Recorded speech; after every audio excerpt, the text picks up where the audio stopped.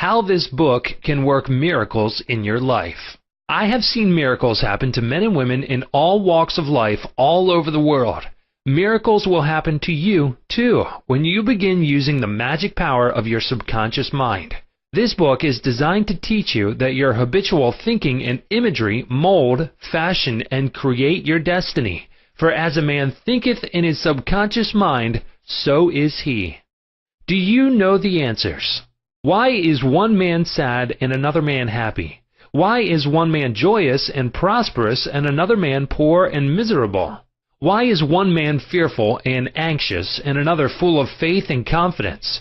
Why does one man have a beautiful, luxurious home while another man lives out a meager existence in a slum? Why is one man a great success and another an abject failure? Why is one speaker outstanding and immensely popular and another mediocre and unpopular? Why is one man a genius in his work or profession while the other man toils and moils all his life without doing or accomplishing anything worthwhile? Why is one man healed of a so-called incurable disease and another isn't?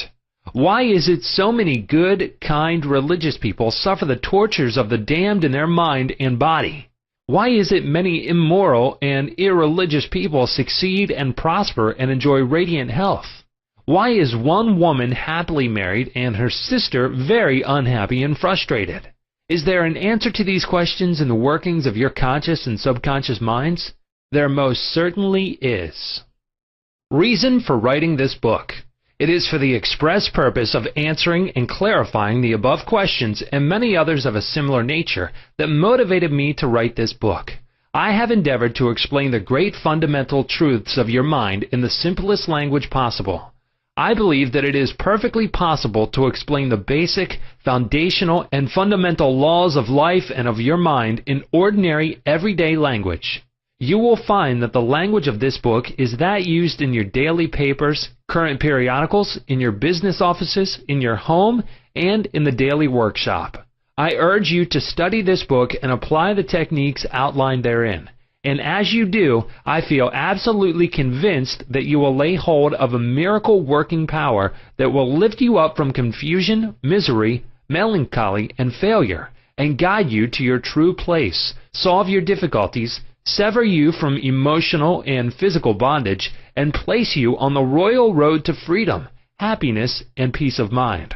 This miracle-working power of your subconscious mind can heal you of your sickness, make you vital and strong again. In learning how to use your inner powers, you will open the prison door of fear and enter into a life described by Paul as the glorious liberty of the sons of God. Releasing the miracle-working power. A personal healing will ever be the most convincing evidence of our subconscious powers. Over 42 years ago, I resolved a malignancy. In medical terminology, it was called sarcoma, by using the healing power of my subconscious mind, which created me and still maintains and governs all my vital functions. The technique I applied is elaborated on in this book, and I feel sure that it will help others to trust the same infinite healing presence lodged in the subconscious depths of all men. Through the kindly offices of my doctor friend, I suddenly realized that it was natural to assume that the creative intelligence which made all my organs, fashioned my body, and started my heart could heal its own handiwork. The ancient proverb says, "The doctor dresses the wound and God heals it." Wonders happen when you pray effectively. Scientific prayer is the harmonious interaction of the conscious and subconscious levels of mind scientifically directed for a specific purpose. This book will teach you the scientific way to tap the realm of infinite power within you, enabling you to get what you really want in life. You desire a happier, fuller, and richer life. Begin to use this miracle-working power and smooth your way in daily affairs, solve business problems, and bring harmony in family relationships. Be sure that you read this book several times. The many chapters will show you how this wonderful power works, and how you can draw out the hidden inspiration and wisdom that is within you. Learn the simple techniques of impressing the subconscious mind. Follow the new scientific way in tapping the infinite storehouse. Read this book carefully, earnestly, and lovingly. Prove to yourself the amazing way it can help you. It could be, and I believe it will be, the turning point of your life. Everybody prays. Do you know how to pray effectively? How long is it since you prayed as part of your everyday activities? In an emergency, in time of danger or trouble, in illness, and when death lurks, prayers pour forth, your own and friends. Just read any daily newspaper. It is reported that prayers are being offered up all over the nation for a child stricken with a so-called incurable ailment, for peace among nations, for a group of miners trapped in a flooded mine. Later, it is reported that when rescued, the miners said that they prayed while waiting for rescue. An airplane pilot says that he prayed as he made a successful emergency landing. Certainly, prayer is an ever-present help in time of trouble. But you do not have to wait for trouble to make prayer an integral and constructive part of your life. The dramatic answers to prayer make headlines and are the subject of testimonies to the effectiveness of prayer. What of the many humble prayers of children, the simple thanksgiving of grace at the table daily, the faithful devotions wherein the individual seeks only communion with God? My work with people has made it necessary for me to study the various approaches to prayer. I have experienced the power of prayer in my own life, and I have talked and worked with many people who also have enjoyed the help of prayer. The problem usually is how to tell others how to pray. People who are in trouble have difficulty in thinking and acting reasonably. They need an easy formula to follow, an obvious working pattern that is simple and specific. Often they must be led to approach the emergency. Unique feature of this book. The unique feature of this book is its down-to-earth practicality. Here you are presented with simple, usable techniques and formulas which you can easily apply in your workaday world. I have taught these simple processes to men and women all over the world, and recently over 1,000 men and women of all religious affiliations attended a special class in Los Angeles where I presented the highlights of what is offered in the pages of this book. Many came from distances of 200 miles for each class lesson. The special features of this book will appeal to you because they show you why oftentimes you get the opposite of what you prayed for and reveal to you the reasons why. People have asked me in all parts of the world and thousands of times, why is it I have prayed and got no answer? In this book you will find the reasons for this common complaint. The many ways of impressing the subconscious mind and getting the right answers make this an extraordinarily valuable book and an ever-present help in time of trouble. What do you believe? It is not the thing believed in that which brings an answer to man's prayer. The answer to prayer results when the individual's subconscious mind responds to the mental picture or thought in his mind. This law of belief is operating in all religions of the world and is the reason why they are psychologically true. The Buddhist, the Christian, the Muslim, and the Hebrew all may get answers to their prayers, not because of the particular creed, religion, affiliation, ritual, ceremony, formula, liturgy, incantation, sacrifices, or offerings, but solely because of belief or mental acceptance and receptivity about that for which they pray. The law of life is the law of belief, and belief could be summed up briefly as a thought in your mind. As a man thinks, feels, and believes, so is the condition of his mind, body, and circumstances. A technique, a methodology based on an understanding of what you are doing and why you are doing it will help you bring about a subconscious embodiment of all the good things of life. Essentially, answered prayer is the realization of your heart's desire. Desire is prayer. Everyone desires health, happiness, security, peace of mind, true expression, but many fail to achieve clearly defined results. A university professor admitted to me recently, I know that if I changed my mental pattern and redirected my emotional life, my ulcers would not recur. But I do not have any technique, process, or modus operandi. My mind wanders back and forth on my many problems, and I feel frustrated, defeated, and unhappy. This professor had a desire for perfect health. He needed knowledge of the way his mind worked, which would enable him to fulfill his desire. By practicing the healing methods outlined in this book, he became whole and perfect. There is one mind common to all individual men. Emerson. The miracle working powers of your subconscious mind existed before you and I were born. before any church or world existed. The great eternal truths and principles of life antedate all religions. It is with these thoughts in mind that I urge you in the following chapters to lay hold of this wonderful, magical, transforming power, which will bind up mental and physical wounds, proclaim liberty to the fear-ridden mind, and liberate you completely from the limitations of poverty, failure, misery, lack, and frustration. All you have to do is unite mentally and emotionally with the good you wish to embody, and the creative powers of your subconscious mind will respond accordingly. Begin now today. Let wonders happen in your life. Keep on, keeping on until the day breaks and the shadows flee away. Chapter 1. The Treasure House Within You.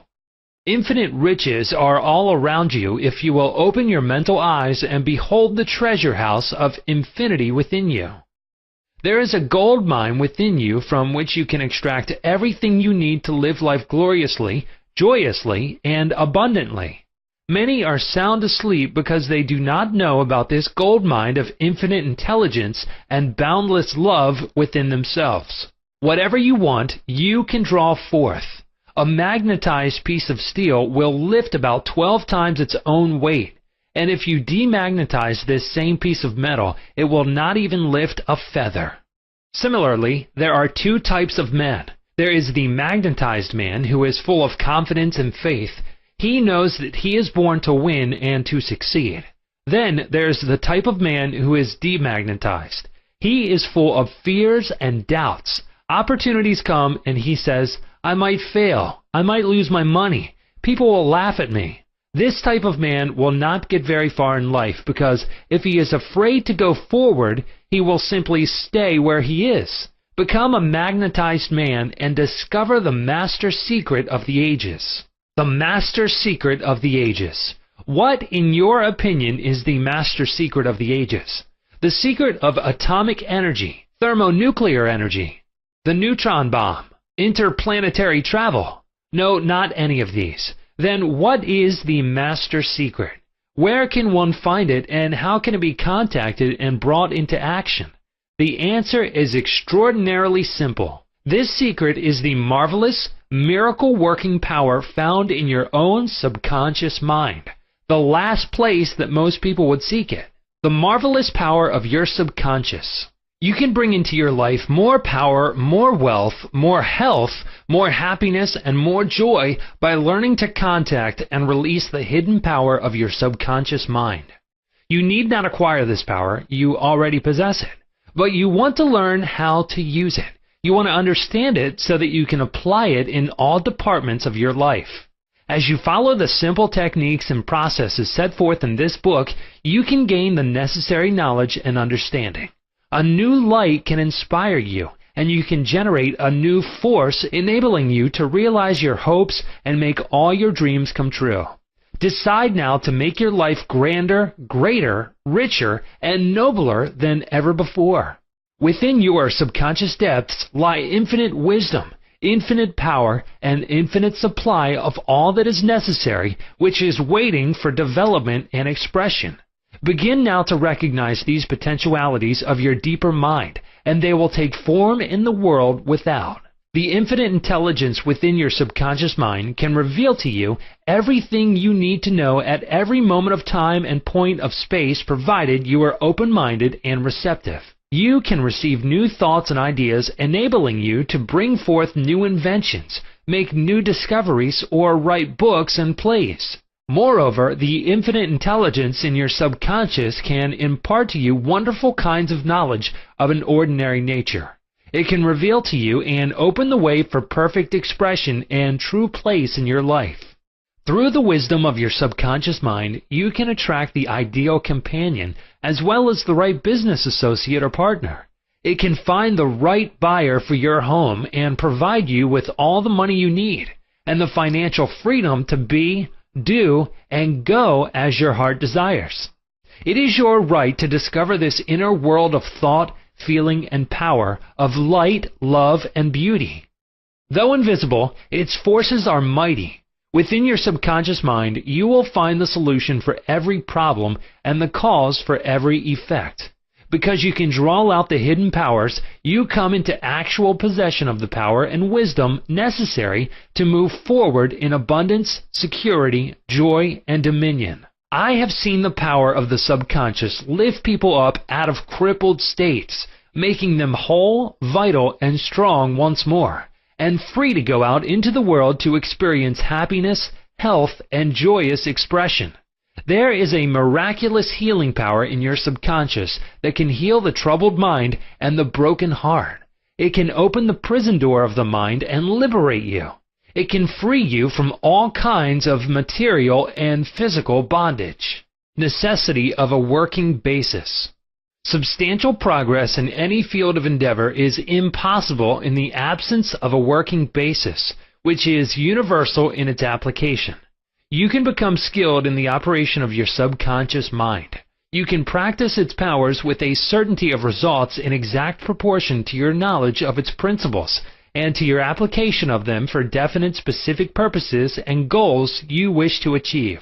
Being a former chemist, I would like to point out that if you combine hydrogen and oxygen in the proportions of 2 atoms of the former to 1 of the latter, water would be the result.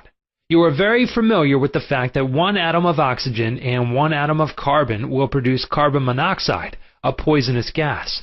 But if you add another atom of oxygen, you will get carbon dioxide, a harmless gas, and so on throughout the vast realm of chemical compounds.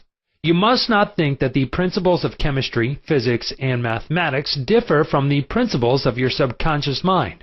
Let us consider a generally accepted principle. Water seeks its own level. This is a universal principle which is applicable to water everywhere. Consider another principle. Matter expands when heated. This is true anywhere at any time and under all circumstances. You can heat a piece of steel and it will expand regardless whether the steel is found in China, England, or India. It is a universal truth that matter expands when heated. It is also a universal truth that whatever you impress on your subconscious mind is expressed on the screen of space as condition, experience, and event. Your prayer is answered because your subconscious mind is principle, and by principle I mean the way a thing works. For example, the principle of electricity is that it works from a higher to a lower potential. If you do not change the principle of electricity when you use it, but by cooperating with nature, you can bring forth marvelous inventions and discoveries which bless humanity in countless ways. Your subconscious mind is principle and works according to the law of belief. You must know what belief is, why it works, and how it works. The law of your mind is the law of belief. This means to believe in the way your mind works, to believe in belief itself. The belief of your mind is the thought of your mind. That is simple, just that and nothing else. All your experiences, events, conditions, and acts are the reactions of your subconscious mind to your thoughts. Remember, it is not the thing believed in, but the belief in your own mind which brings about the result. Cease believing in the false beliefs, opinions, superstitions, and fears of mankind. Begin to believe in the eternal verities and truths of life, which never change. Then you will move onward, upward, and Godward. Whoever reads this book and applies the principles of the subconscious mind herein set forth will be able to pray scientifically and effectively for himself and for others. Your prayer is answered according to the universal law of action and reaction. Thought is incipient action. The reaction is the response from your subconscious mind which corresponds with the nature of your thought. Busy your mind with the concepts of harmony, health, peace, and goodwill, and wonders will happen in your life. The duality of mind. You have only one mind, but your mind possesses 2 distinctive characteristics. The line of demarcation between the two is well known to all thinking men and women today. The 2 functions of your mind are essentially unlike.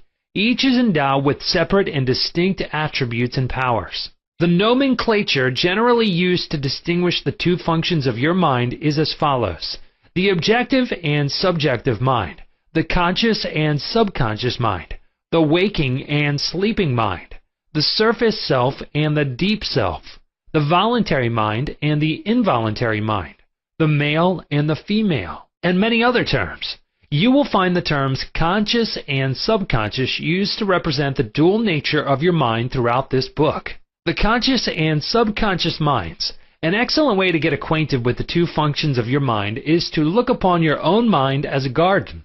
You are a gardener and you are planting seeds, thoughts in your subconscious mind all day long, based on your habitual thinking. As you sow in your subconscious mind, so shall you reap in your body and environment. Begin now to sow thoughts of peace, happiness, right action, goodwill, and prosperity. Think quietly and with interest on these qualities and accept them fully in your conscious, reasoning mind. Continue to plant these wonderful seeds, thoughts, in your garden of your mind, and you will reap a glorious harvest. Your subconscious mind may be likened to the soil, which will grow all kinds of seeds, good or bad. Do men gather grapes of thorns or figs of thistles? Every thought is, therefore, a cause, and every condition is an effect. For this reason, it is essential that you take charge of your thoughts so as to bring forth only desirable conditions. When your mind thinks correctly, when you understand the truth, when the thoughts deposited in your subconscious mind are constructive, harmonious, and peaceful, the magic working power of your subconscious will respond and bring about harmonious conditions, agreeable surroundings, and the best of everything. When you begin to control your thought processes, you can apply the powers of your subconscious to any problem or difficulty. In other words, you will actually be consciously cooperating with the infinite power and omnipotent law which governs all things. Look around you wherever you live, and you will notice that the vast majority of mankind lives in the world without. The more enlightened men are intensely interested in the world within. Remember, it is the world within, namely your thoughts, feelings, and imagery, that makes your world without. It is, therefore, the only creative power, and everything which you find in your world of expression has been created by you in the inner world of your mind, consciously or unconsciously. Knowledge of the interaction of your conscious and subconscious minds will enable you to transform your whole life. In order to change external conditions, you must change the cause. Most men try to change conditions and circumstances by working with conditions and circumstances. To remove discord, confusion, lack, and limitation, you must remove the cause. And the cause is the way you are using your conscious mind. In other words, the way you are thinking and picturing in your mind. You are living in a fathomless sea of infinite riches. Your subconscious is very sensitive to your thoughts. Your thoughts form the mold or matrix through which the infinite intelligence, wisdom, vital forces, and energies of your subconscious flow. The practical application of the laws of your mind as illustrated in each chapter of this book will cause you to experience abundance for poverty, wisdom for superstition and ignorance, peace for pain, joy for sadness, light for darkness, harmony for discord, faith and confidence for fear, success for failure, and freedom from the law of averages. Certainly there can be no more wonderful blessing than these from a mental, emotional, and material standpoint. Most of the great scientists, artists, poets, singers, writers, and inventors have a deep understanding of the workings of the conscious and subconscious minds. One time Caruso, the great operatic tenor, was struck with stage fright. He said his throat was paralyzed due to spasms caused by intense fear, which constricted the muscles of his throat. Perspiration poured copiously down his face. He was ashamed, because in a few minutes he had to go out on the stage, yet he was shaking with fear and trepidation. He said, "They will laugh at me. I can't sing." Then he shouted in the presence of those behind the stage, "The little me wants to strangle the big me within." He said to the little me, "Get out of here. The big me wants to sing through me." By the big me, he meant the limitless power and wisdom of his subconscious mind, and he began to shout, "Get out, get out. The big me is going to sing." His subconscious mind responded, releasing the vital forces within him. When the call came, he walked out on the stage and sang gloriously and majestically, enthralling the audience. It is obvious to you now that Caruso must have understood the two levels of the mind, the conscious or rational and the subconscious or irrational level. Your subconscious mind is reactive and responds to the nature of your thoughts. When your conscious mind, the little me, is full of fear, worry, and anxiety, the negative emotions engendered in your subconscious mind, the big me, are released and flood the conscious mind with a sense of panic, foreboding, and despair. When this happens, you can, like Caruso, speak affirmatively and with a deep sense of authority to the irrational emotions generated in your deeper mind as follows. Be still. Be quiet. I am in control. You must obey me. You are subject to my command. You cannot intrude where you do not belong. It is fascinating and intensely interesting to observe how you can speak authoritatively and with conviction to the irrational movement of your deeper self, bringing silence, harmony, and peace to your mind. The subconscious is subject to the conscious mind, and that is why it is called subconscious or subjective. Outstanding differences and modes of operation. You will perceive the main differences by the following illustrations. The conscious mind is like the navigator or a captain at the bridge of a ship. He directs the ship and signals orders to men in the engine room, who in turn control all the boilers, instruments, gauges, etc. The men in the engine room do not know where they are going. They follow orders. They would go on the rocks if the man on the bridge issued faulty or wrong instructions based on his findings with the compass, sextant, or other instruments. The men in the engine room obey him because he is in charge and issues orders, which are automatically obeyed. Members of the crew do not talk back to the captain. They simply carry out orders. The captain is the master of his ship, and his decrees are carried out. Likewise, your conscious mind is the captain and the master of your ship, which represents your body, environment, and all your affairs. Your subconscious mind takes the orders you give it based upon what your conscious mind believes and accepts as true. When you repeatedly say to people, "I can't afford it," then your subconscious mind takes you at your word and sees to it that you will not be in a position to purchase what you want. As long as you persist in saying, "I can't afford that car, that trip to Europe, that home, that fur coat or ermine wrap," you can rest assured that your subconscious mind will follow your orders, and you will go through life experiencing the lack of all these things. Last Christmas Eve, a beautiful young university student looked at an attractive and rather expensive traveling bag in a store window. She was going home to Buffalo, New York for the holidays. She was about to say, "I can't afford that bag," when she recalled something she had heard at one of my lectures, which was, never finish a negative statement.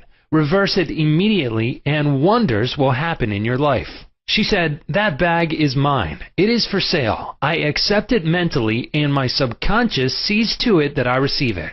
At 8 o'clock Christmas Eve, her fiancé presented her with a bag exactly the same as the one she had looked at and mentally identified herself with at 10 o'clock the same morning. She had filled her mind with the thought of expectancy and released the whole thing to her deeper mind, which has the know-how of accomplishment. This young girl, a student of the University of Southern California, said to me, "I didn't have the money to buy that bag, but now I know where to find money and all the things I need, and that is in the treasure house of eternity within me." Another simple illustration is this. When you say, "I do not like mushrooms," and the occasion subsequently comes that you are served mushrooms in sauces or salads, you will get indigestion because your subconscious mind says to you, the boss, your conscious mind, does not like mushrooms. This is an amusing example of the outstanding differences and modes of operation of your conscious and subconscious minds. A woman may say, "I wake up at 3 o'clock if I drink coffee at night." Whenever she drinks coffee, her subconscious mind nudges her as if to say, "The boss wants you to stay awake tonight." Your subconscious mind works 24 hours a day and makes provisions for your benefit, pouring all the fruit of your habitual thinking into your lap. How her subconscious mind responded. A woman wrote me a few months ago as follows. "I am 75 years old, a widow with a grown family. I was living alone and on a pension.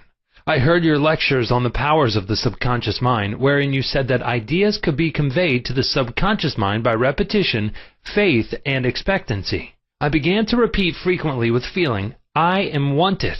I am happily married to a kind, loving, and spiritual-minded man. I am secure.'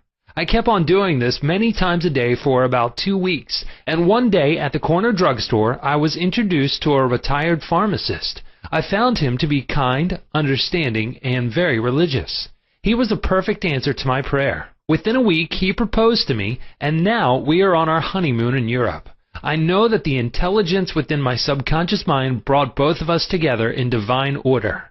This woman discovered that the treasure house was within her. Her prayer was felt as true in her heart, and her affirmation sank down by osmosis into her subconscious mind, which is the creative medium.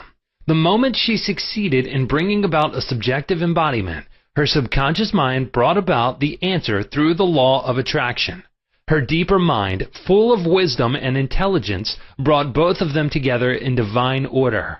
Be sure that you think on whatsoever things are true, whatsoever things are honest, whatsoever things are just, whatsoever things are pure, whatsoever things are lovely, whatsoever things are of good report. If there be any virtue, and if there be any praise, think on these things. Chapter 2. How your own mind works. You have a mind, and you should learn how to use it. There are two levels of your mind, the conscious or rational level, and the subconscious or irrational level. You think with your conscious mind, and whatever you habitually think sinks down into your subconscious mind, which creates according to the nature of your thoughts. Your subconscious mind is the seat of your emotions, and is the creative mind. If you think good, good will follow. If you think evil, evil will follow. This is the way your mind works. The main point to remember is once the subconscious mind accepts an idea, it begins to execute it. It is an interesting and subtle truth that the law of the subconscious mind works for good and bad ideas alike. This law, when applied in a negative way, is the cause of failure, frustration, and unhappiness. However, when your habitual thinking is harmonious and constructive, you experience perfect health, success, and prosperity. Peace of mind and a healthy body are inevitable when you begin to think and feel in the right way. Whatever you claim mentally and feel as true, your subconscious mind will accept and bring forth into your experience. The only thing necessary for you to do is to get your subconscious mind to accept your idea, and the law of your own subconscious mind will bring forth the health, peace, or the position you desire. You give the command or decree, and your subconscious will faithfully reproduce the idea impressed upon it. The law of your mind is this. You will get a reaction or response from your subconscious mind according to the nature of the thought or idea you hold in your conscious mind. Psychologists and psychiatrists point out that when thoughts are conveyed to your subconscious mind, impressions are made in the brain cells. As soon as your subconscious accepts any idea, it proceeds to put it into effect immediately. It works by association of ideas and uses every bit of knowledge that you have gathered in your lifetime to bring about its purpose. It draws on the infinite power, energy, and wisdom within you. It lines up all the laws of nature to get its way. Sometimes it seems to bring about an immediate solution to your difficulties, but at other times it takes days, weeks, or longer. Its ways are past finding out. Conscious and subconscious terms differentiated. You must remember that these are not two minds. They are merely two spheres of activity within one mind. Your conscious mind is the reasoning mind.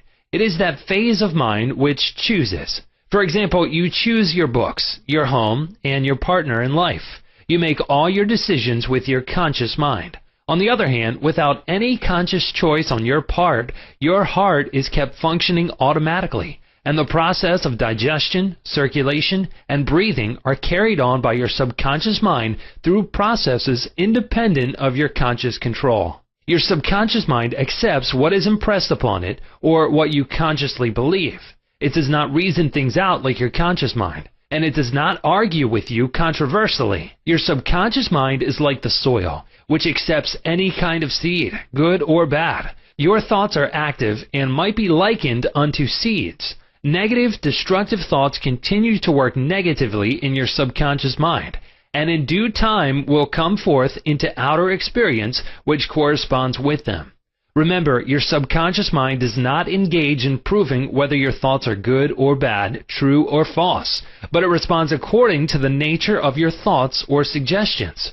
For example, if you consciously assume something is true, even though it may be false, your subconscious mind will accept it as true and proceed to bring about results, which must necessarily follow, because you consciously assumed it to be true. Experiments by psychologists. Innumerable experiments by psychologists and others on persons in the hypnotic state have shown that the subconscious mind is incapable of making selections and comparisons which are necessary for a reasoning process. They have shown repeatedly that your subconscious mind will accept any suggestions, however false. Having once accepted any suggestion, it responds according to the nature of the suggestion given. To illustrate the amenability of your subconscious mind to suggestion, if a practiced hypnotist suggests to one of his subjects that he is Napoleon Bonaparte, or even a cat or a dog, he will act out the part with imitable accuracy. His personality becomes changed for the time being. He believes himself to be whatever the operator tells him he is. A skilled hypnotist may suggest to one of his students in the hypnotic state that his back itches, to another that his nose is bleeding, to another that he is a marble statue, to another that he is freezing and the temperature is below zero. Each one will follow out the line of his particular suggestion, totally obvious to all his surroundings, which do not pertain to his idea. These simple illustrations portray clearly the difference between your conscious reasoning mind and your subconscious mind, which is impersonal, non-selective, and accepts as true whatever your conscious mind believes to be true. Hence, the importance of selecting thoughts, ideas, and premises which bless, heal, inspire, and fill your soul with joy. The terms objective and subjective mind clarified. Your conscious mind is sometimes referred to as your objective mind because it deals with outward objects. The objective mind takes cognizance of the objective world. Its media of observation are your 5 physical senses. Your objective mind is your guide and director in your contact with your environment. You gain knowledge through your 5 senses. Your objective mind learns through observation, experience, and education. As previously pointed out, the greatest function of the objective mind is that of reasoning. Suppose you are one of the thousands of tourists who come to Los Angeles annually. You would come to the conclusion that it is a beautiful city based upon your observation of the parks, pretty gardens, majestic buildings, and lovely homes. This is the working of your objective mind. Your subconscious mind is oftentimes referred to as your subjective mind. Your subjective mind takes cognizance of its environment by means independent of the 5 senses. Your subjective mind perceives by intuition. It is the seat of your emotion and the storehouse of memory. Your subjective mind performs its highest functions when your objective senses are in abeyance. In a word, it is that intelligence which makes itself manifest when the objective mind is suspended or in a sleepy, drowsy state. Your subjective mind sees without the use of the natural organs of vision. It has the capacity of clairvoyance and clairaudience. Your subjective mind can leave your body, travel to distant lands, and bring back information oftentimes of the most exact and truthful character. Through your subjective mind, you can read the thoughts of others, read the contents of sealed envelopes, and close safes. Your subjective mind has the ability to apprehend the thoughts of others without the use of the ordinary objective means of communication. It is of the greatest importance that we understand the interaction of the objective and subjective mind in order to learn the true art of prayer. The subconscious cannot reason like your conscious mind. Your conscious mind cannot argue controversially. Hence, if you give it wrong suggestions, it will accept them as true and will proceed to bring them to pass as conditions, experiences, and events. All things that have happened to you are based on thoughts impressed on your subconscious mind through belief. If you have conveyed erroneous concepts to your subconscious mind, the sure method of overcoming them is by the repetition of constructive, harmonious thoughts frequently repeated which your subconscious mind accepts, thus forming new and healthy habits of thought and life, for your subconscious mind is the seat of habit. The habitual thinking of your conscious mind establishes deep grooves in your subconscious mind. This is very favorable for you if your habitual thoughts are harmonious, peaceful, and constructive. If you have indulged in fear, worry, and other destructive forms of thinking, the remedy is to recognize the omnipotence of your subconscious mind and to decree freedom, happiness, and perfect health. Your subconscious mind, being creative and one with your divine source, will proceed to create the freedom and happiness which you have earnestly decreed. The tremendous power of suggestion. You must realize by now that your conscious mind is the watchman at the gate, and its chief function is to protect your subconscious mind from false impressions. You are now aware of one of the basic laws of mind. Your subconscious mind is amenable to suggestion. As you know, your subconscious mind does not make comparisons or contrasts, neither does it reason and think things out for itself. This latter function belongs to your conscious mind. It simply reacts to the impressions given to it by your conscious mind. It does not show a preference for one course of action over another. The following is a classic example of the tremendous power of suggestion. Suppose you approach a timid-looking passenger on board ship and say to him something like this: "You look very ill. How pale you are. I feel certain you are going to be seasick. Let me help you to your cabin." This passenger turns pale. Your suggestion of seasickness associates itself with his own fears and forebodings. He accepts your aid down to the berth, and there your negative suggestion, which was accepted by him, is realized. Different reactions to the same suggestion. It is true that different people will react in different ways to the same suggestion because of their subconscious conditioning or belief. For example, if you go to a sailor on the ship and say to him sympathetically, "My dear fellow, you are looking very ill. Aren't you feeling sick? You look to me as if you were going to be seasick." According to his temperament, he either laughs at your joke or expresses a mild irritation. Your suggestion fell on deaf ears in this instance, because your suggestion of seasickness was associated in his mind with his own immunity from it.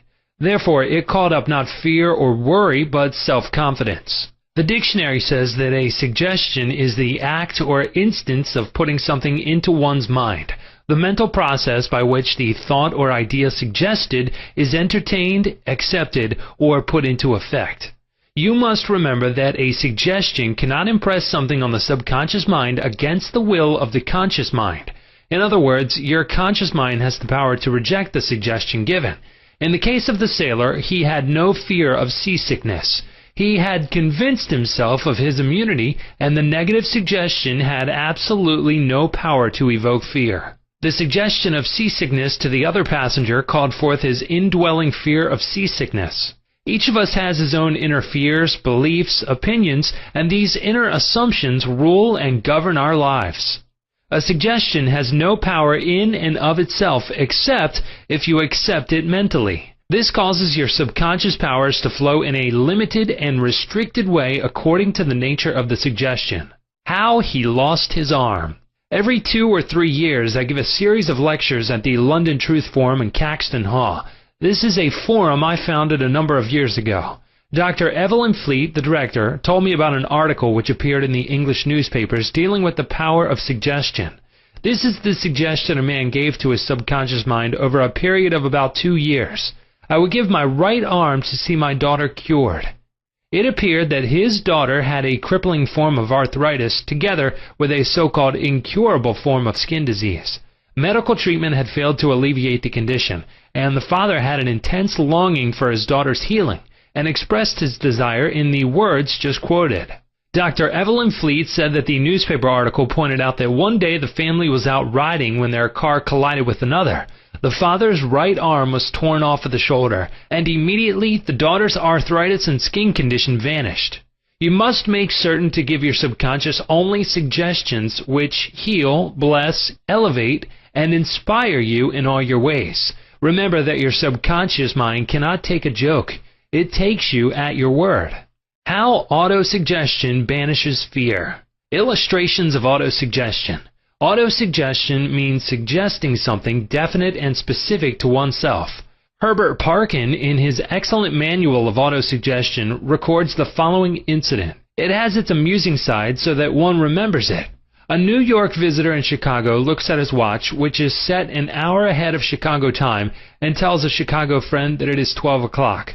The Chicago friend, not considering the difference in time between Chicago and New York, tells the New Yorker that he is hungry and that he must go to lunch. Autosuggestion may be used to banish various fears and other negative conditions. A young singer was invited to give an audition. She had been looking forward to the interview, but on 3 previous occasions she had failed miserably due to fear of failure. This young lady had a very good voice, but she had been saying to herself, when the time comes for me to sing, maybe they won't like me. I will try, but I'm full of fear and anxiety. Her subconscious mind accepted these negative autosuggestions as a request and proceeded to manifest them and bring them into her experience. The cause was an involuntary autosuggestion. Example, silent fear thoughts emotionalized and subjectified.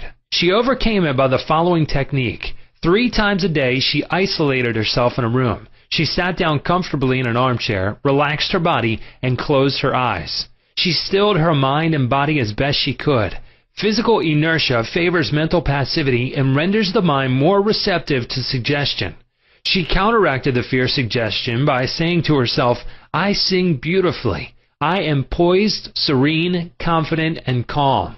She repeated this statement slowly, quietly, and with feeling from 5 to 10 times at each sitting. She had 3 such sittings every day and 1 immediately prior to sleep. At the end of a week, she was completely poised and confident. When the invitation to audition came, she gave a remarkable, wonderful audition. How she restored her memory.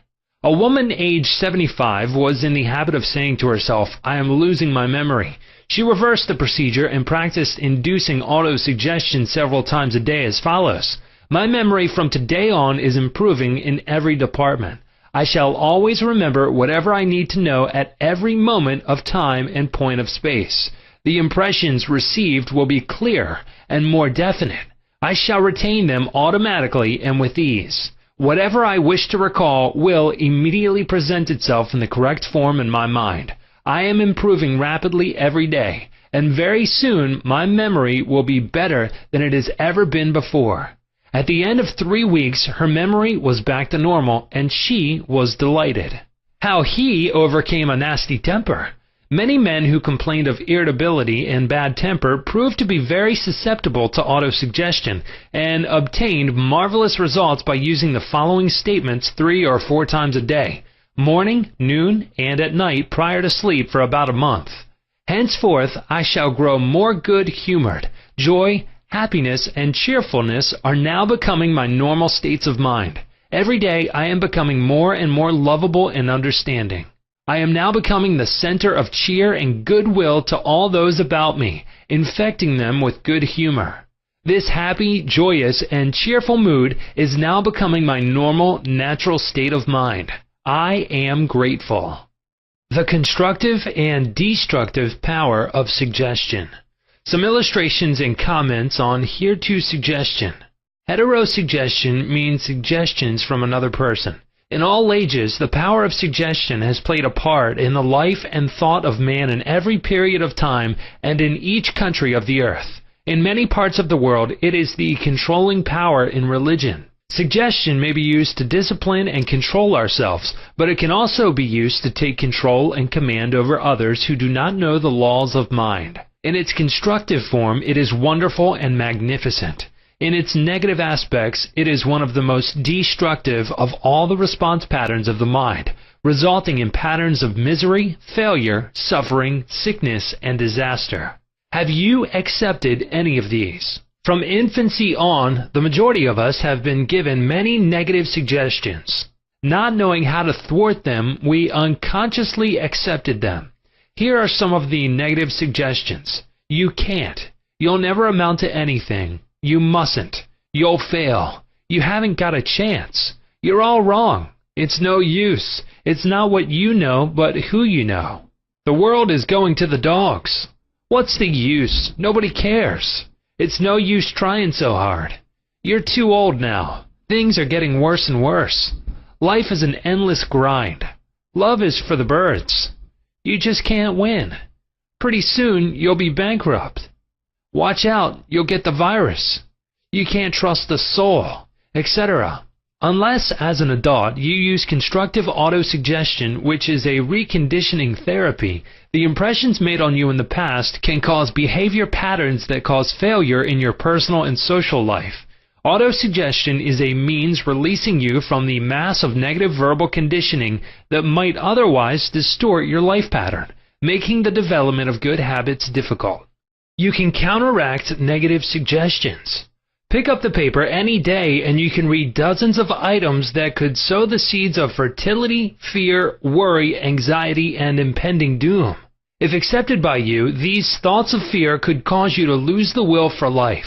Knowing that you can reject all these negative suggestions by giving your subconscious mind constructive auto-suggestions, you counteract all these destructive ideas. Check regularly on the negative suggestions that people make to you. You do not have to be influenced by destructive heterosuggestion. All of us have suffered from it in our childhood and in our teens. If you look back, you can easily recall how parents, friends, relatives, teachers, and associates contributed in a campaign of negative suggestions. Study the things said to you, and you will discover much of it was in the form of propaganda. The purpose of much of what was said was to control you or instill fear into you. This heterosuggestion process goes on in every home, office, factory, and club. You will find that many of these suggestions are for the purpose of making you think, feel, and act as others want you to, and in ways that are to their advantage. How suggestion killed a man. Here's an illustration of heterosuggestion. A relative of mine went to a crystal gazer in India who told him that he had a bad heart and predicted that he would die at the next new moon. He began to tell all members of his family about this prediction, and he arranged his will. This powerful suggestion entered into his subconscious mind because he accepted it completely. My relative also told me that this crystal gazer was believed to have some strange occult powers, and he could do harm or good to a person. He died as predicted, not knowing that he was the cause of his own death. I suppose many of us have heard similar stupid, ridiculous, superstitious stories. Let us look at what happened in the light of our knowledge of the way the subconscious mind works. Whatever the conscious, reasoning mind of man believes, the subconscious mind will accept and act upon. My relative was happy, healthy, vigorous, and robust when he went to see the fortune teller. She gave him a very negative suggestion, which he accepted. He became terrified and constantly dwelt upon the fact that he was going to die at the next new moon. He proceeded to tell everyone about it, and he prepared for the end. The activity took place in his own mind, and his own thought was the cause. He brought about his own so-called death, or rather destruction of the physical body, by his fear and expectation of the end. The woman who predicted his death had no more power than the stones and sticks in the field. Her suggestion had no power to create or bring about the end she suggested. If he had known the laws of his mind, he would have completely rejected the negative suggestion and refused to give her words any attention, knowing in his heart that he was governed and controlled by his own thought and feeling. Like tin arrows aimed at the battleship, her prophecy could have been completely neutralized and dissipated without hurting him. The suggestions of others in themselves have absolutely no power whatever over you except the power that you give them through your own thoughts. You have to give your mental consent. You have to entertain the thought. Then it becomes your thought, and you do the thinking. Remember, you have the capacity to choose. Choose life. Choose love. Choose health. The power of an assumed major premise. Your mind works like a syllogism. This means that whatever major premise your conscious mind assumes to be true determines the conclusion your subconscious mind comes to in regard to any particular question or problem in your mind. If your premise is true, the conclusion must be true, as in the following example. Every virtue is laudable. Kindness is a virtue. Therefore, kindness is laudable. Another example is as follows. All formed things change and pass away. The pyramids of Egypt are formed things. Therefore, someday the pyramids will pass away. The first statement is referred to as the major premise, and the right conclusion must necessarily follow the right premise. A college professor who attended some of my Science of Mind lectures in May of 1962 at Town Hall, New York, said to me, "Everything in my life is topsy-turvy, and I have lost health, wealth, and friends. Everything I touch turns out wrong." I explained to him that he should establish a major premise in his thinking, that the infinite intelligence of his subconscious mind was guiding, directing, and prospering him spiritually, mentally, and materially. Then his subconscious mind would automatically direct him wisely in his investments, decisions, and also heal his body and restore his mind to peace and tranquility. This professor formulated an overall picture of the way he wanted his life to be, and this was his major premise. Infinite intelligence leads and guides me in all my ways. Perfect health is mine, and the law of harmony operates in my mind and body. Beauty, love, peace, and abundance are mine. The principle of right action and divine order govern my entire life. I know my major premise is based on the eternal truths of life, and I know, feel, and believe that my subconscious mind responds according to the nature of my conscious mind thinking. He wrote me as follows. I repeated the above statements slowly, quietly, and lovingly several times a day, knowing that they were sinking deep down into my subconscious mind and that results must follow. I am deeply grateful for the interview you gave me, and I would like to add that all my departments of my life are changing for the better. It works. The subconscious does not argue controversially. Your subconscious mind is all-wise and knows the answers to all questions. It does not argue with you or talk back to you. It does not say, you must not impress me with that. For example, when you say, I can't do this, I am too old now, I can't meet this obligation, I was born on the wrong side of the tracks, I don't know the right politician, you are impregnating your subconscious with these negative thoughts, and it responds accordingly. You are actually blocking your own good, thereby bringing lack, limitation, and frustration into your life. When you set up obstacles, impediments, and delays in your conscious mind, you are denying the wisdom and intelligence resident in your subconscious mind. You are actually saying, in effect, that your subconscious mind cannot solve your problem. This leads to mental and emotional congestion, followed by sickness and neurotic tendencies. To realize your desire and overcome your frustration, affirm boldly several times a day, the infinite intelligence which gave me this desire leads, guides, and reveals to me the perfect plan for the unfolding of my desire. I know the deeper wisdom of my subconscious is now responding, and what I feel and claim within is expressed in the without. There is a balance, equilibrium, and equanimity. If you say, there is no way out, I am lost, there is no way out of this dilemma, I am stymied and blocked, you will get no answer or response from your subconscious mind. If you want the subconscious to work for you, give it the right request and attain its cooperation. It is always working for you. It is controlling your heartbeat this minute and also your breathing. It heals a cut on your finger, and its tendency is lifeward, forever seeking to take care of you and preserve you. Your subconscious has a mind of its own, but it accepts your patterns of thought and imagery. When you are seeking an answer to a problem, your subconscious will respond, but it expects you to come to a decision and to a true judgment in your conscious mind. You must acknowledge the answer is in your subconscious mind.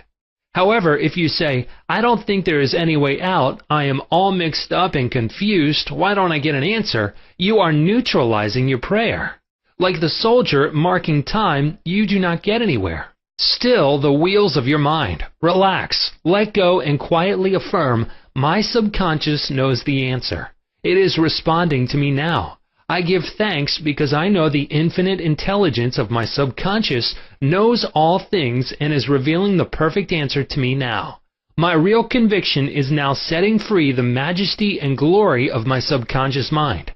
I rejoice that it is so.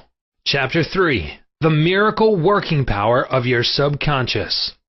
The power of your subconscious is enormous. It inspires you, it guides you, and it reveals to you names, facts, and scenes from the storehouse of memory. Your subconscious started your heartbeat, controls the circulation of your blood, and regulates your digestion, assimilation, and elimination. When you eat a piece of bread, your subconscious mind transmutes it into tissue, muscle, bone, and blood.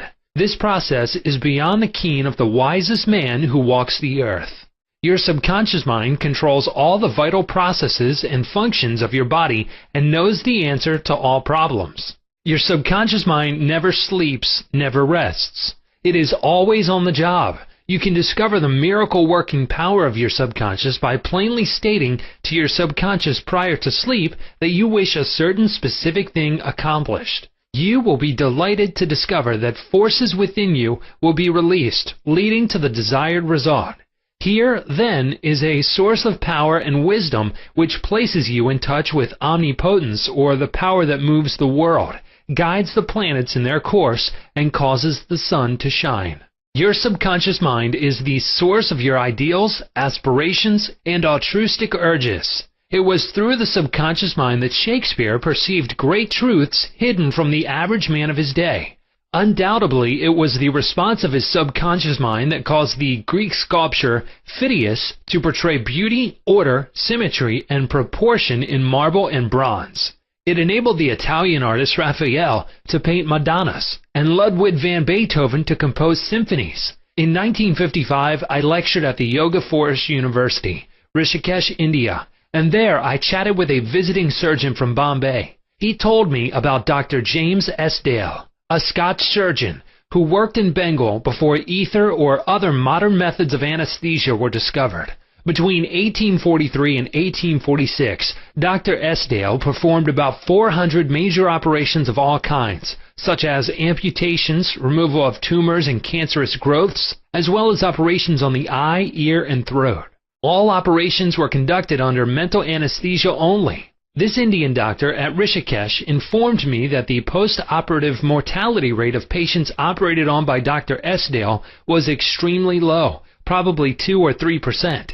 Patients felt no pain, and there were no deaths during the operations. Dr. S. Dale suggested to the subconscious minds of all his patients who were in a hypnotic state that no infection or septic condition would develop. You must remember that this was before Louis Pasteur, Joseph Lister, and others who pointed out the bacterial origin of disease and causes of infection due to unsterilized instruments and virulent organisms. This Indian surgeon said that the reason for the low mortality rate and the general absence of infection, which was reduced to a minimum, was undoubtedly due to the suggestions of Dr. Isdale to the subconscious minds of his patients. They responded according to the nature of his suggestion. It is simply wonderful when you conceive how a surgeon over 120 years ago discovered the miraculous wonder-working powers of the subconscious mind. Doesn't it cause you to be seized with a sort of mystic awe when you stop and think of the transcendental powers of your subconscious mind?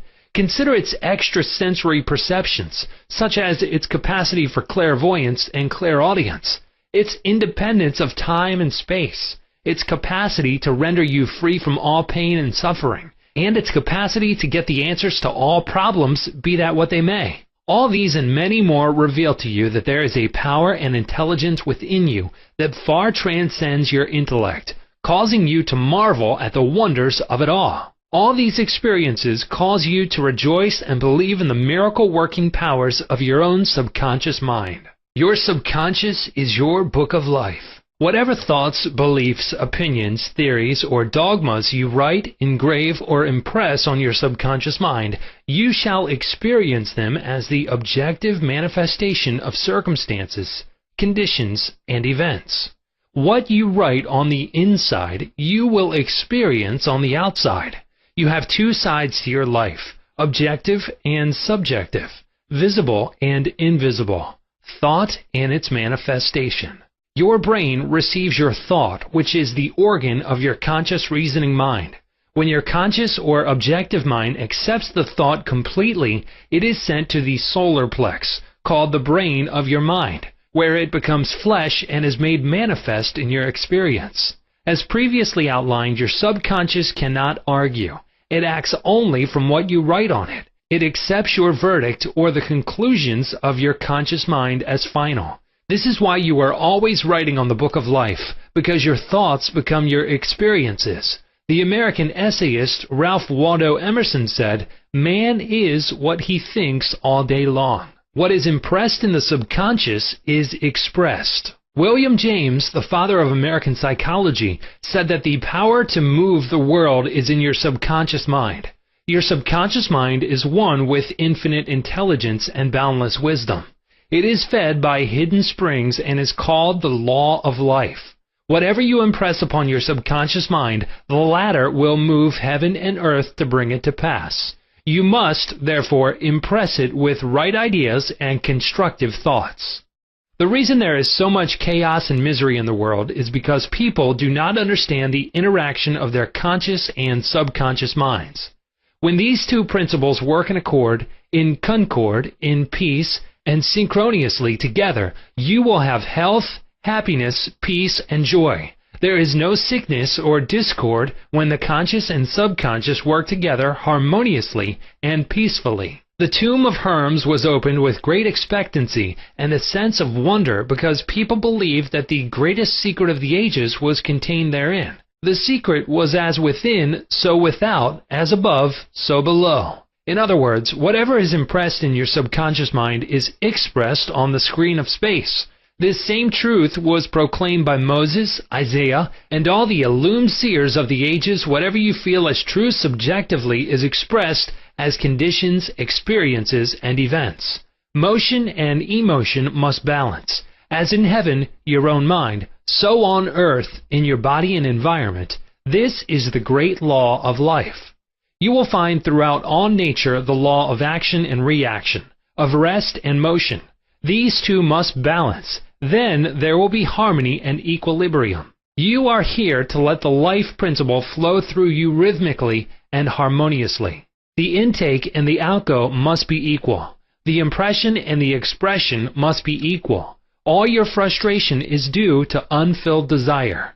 If you think negatively, destructively, and viciously, these thoughts generate destructive emotions which must be expressed and find an outlet. These emotions, being of a negative nature, are frequently expressed as ulcers, heart trouble, tensions, and anxieties. What is your idea or feeling about yourself now? Every part of your being expresses that idea. Your vitality, body, financial status, friends, and social status represent a perfect reflection of the idea you have of yourself. This is the real meaning of what is impressed in your subconscious mind, and which is expressed in all phases of your life. We injure ourselves by the negative ideas which we entertain. How often have you wounded yourself by getting angry, fearful, jealous, or vengeful? These are the poisons that enter your subconscious mind. You were not born with these negative attitudes. Feed your subconscious mind life-giving thoughts and you will wipe out all the negative patterns lodged therein. As you continue to do this, all the past will be wiped out and remembered no more. The subconscious heals a malignancy of the skin. A person healing will ever be the most convincing evidence of the healing power of the subconscious mind. Over 40 years ago, I resolved a malignancy of skin through prayer. Medical therapy had failed to check the growth, and it was getting progressively worse. A clergyman with a deep psychological knowledge explained to me the inner meaning of the 139th Psalm, wherein it says, "In thy book all my members were written, which in continuance were fashioned, when as yet there was none of them." He explained that the term book meant my subconscious mind, which fashioned and molded all my organs from an invisible cell. He also pointed out that inasmuch as my subconscious mind made my body, it could also recreate it and heal it according to the perfect pattern within it. This clergyman showed me his watch and said, "This had a maker, and the watchmaker had to have the idea first in mind before the watch became an objective reality. And if this watch was out of order, the watchmaker could fix it." My friend reminded me that the subconscious intelligence which created my body was like a watchmaker, and it also knew exactly how to heal, restore, and direct all the vital functions and processes of my body, but that I had to give it the perfect idea of health. This would act as cause, and the effect would be a healing. I prayed in a very simple way as follows. My body and all its organs were created by the infinite intelligence in my subconscious mind. It knows how to heal me. Its wisdom fashioned all my organs, tissues, muscles, and bones. This infinite healing presence within me is now transforming every atom of my being, making me whole and perfect now. I give thanks for my healing I know is taking place now. Wonderful are the works of the creative intelligence within me. I prayed aloud for about 5 minutes 2 or 3 times a day, repeating the above simple prayer. In about 3 months, my skin was whole and perfect. As you can see, all I did was give life-giving patterns of wholeness, beauty, and perfection to my subconscious mind. thereby obliterating the negative images and patterns of thought lodged in my subconscious mind, which were the cause of all my trouble. Nothing appears on your body except when the mental equivalent is first in your mind, and as you change your mind by drenching it with incandescent affirmatives, you change your body. This is the basis of all healing. Marvelous are thy works, and that my soul, subconscious mind, knoweth right well. Psalm 139:14. How the subconscious controls all functions of the body. While you are awake or sound asleep upon your bed, the ceaseless, tireless action of your subconscious mind controls all the vital functions of your body without the help of your conscious mind. For example, while you are asleep, your heart continues to beat rhythmically. Your lungs do not rest, and the process of inhalation and exhalation, whereby your blood absorbs fresh air, goes on just the same as when you are awake. Your subconscious controls your digestive processes and your glandular secretions, as well as all the other mysterious operations of your body. The hair on your face continues to grow whether you are asleep or awake. Scientists tell us that the skin secretes much more perspiration during sleep than during the waking hours. Your eyes, ears, and other senses are active during sleep. For instance, many of our great scientists have received answers to perplexing problems while they were asleep. They saw the answers in a dream. Oftentimes, your conscious mind interferes with the normal rhythm of the heart, lungs, and functioning of the stomach and intestines by worry, anxiety, fear, and depression. These patterns of thought interfere with the harmonious functioning of your subconscious mind. When mentally disturbed, the best procedure is to let go, relax, and still the wheels of your thought processes. Speak to your subconscious mind, telling it to take over in peace, harmony, and divine order. You will find that all the functions of your body will become normal again. Be sure to speak to your subconscious mind with authority and conviction, and it will conform to your command. Your subconscious seeks to preserve your life and restore you to health at all costs. It causes you to love your children, which also illustrates an instinctive desire to preserve all life. Let us suppose you accidentally ate some bad food. Your subconscious mind would cause you to regurgitate it. If you inadvertently took some poison, your subconscious powers would proceed to neutralize it. If you completely entrusted yourself to its wonder-working power, you would be entirely restored to health. How to get the subconscious to work for you? The first thing to realize is that your subconscious mind is always working. It is active night and day, whether you act upon it or not. Your subconscious is the builder of your body, but you cannot consciously perceive or hear that inner silent process. Your business is with your conscious mind and not your subconscious mind. Just keep your conscious mind busy with the expectation of the best, and make sure the thoughts you habitually think are based on whatever things are lovely, true, just, and of good report. Begin now to take care of your conscious mind, knowing in your heart and soul that your subconscious mind is always expressing, reproducing, and manifesting according to your habitual thinking. Remember, just as water takes the shape of the pipe it flows through, the life principle in you flows through you according to the nature of your thoughts. Claim that the healing presence in your subconscious is flowing through you as harmony, health, peace, joy, and abundance. Think of it as a living intelligence, a lovely companion on the way. Firmly believe it is continually flowing through you, vivifying, inspiring, and prospering you. It will respond exactly this way. It is done unto you as you believe. Healing principle of the subconscious restores atrophied optic nerves. There is the well-known, duly authenticated case of Madame Bayer of France, recorded in the archives of the Medical Department of Lourdes, France. She was blind. The optic nerves were atrophied and useless. She visited Lourdes and had what she termed a miraculous healing. Ruth Cranston, a Protestant young lady who investigated and wrote about healings at Lourdes in McCall's magazine, November 1955, writes about Madame Bayer as follows. At Lourdes, she regained her sight incredibly, with the optic nerves still lifeless and useless, as several doctors could testify after repeated examinations.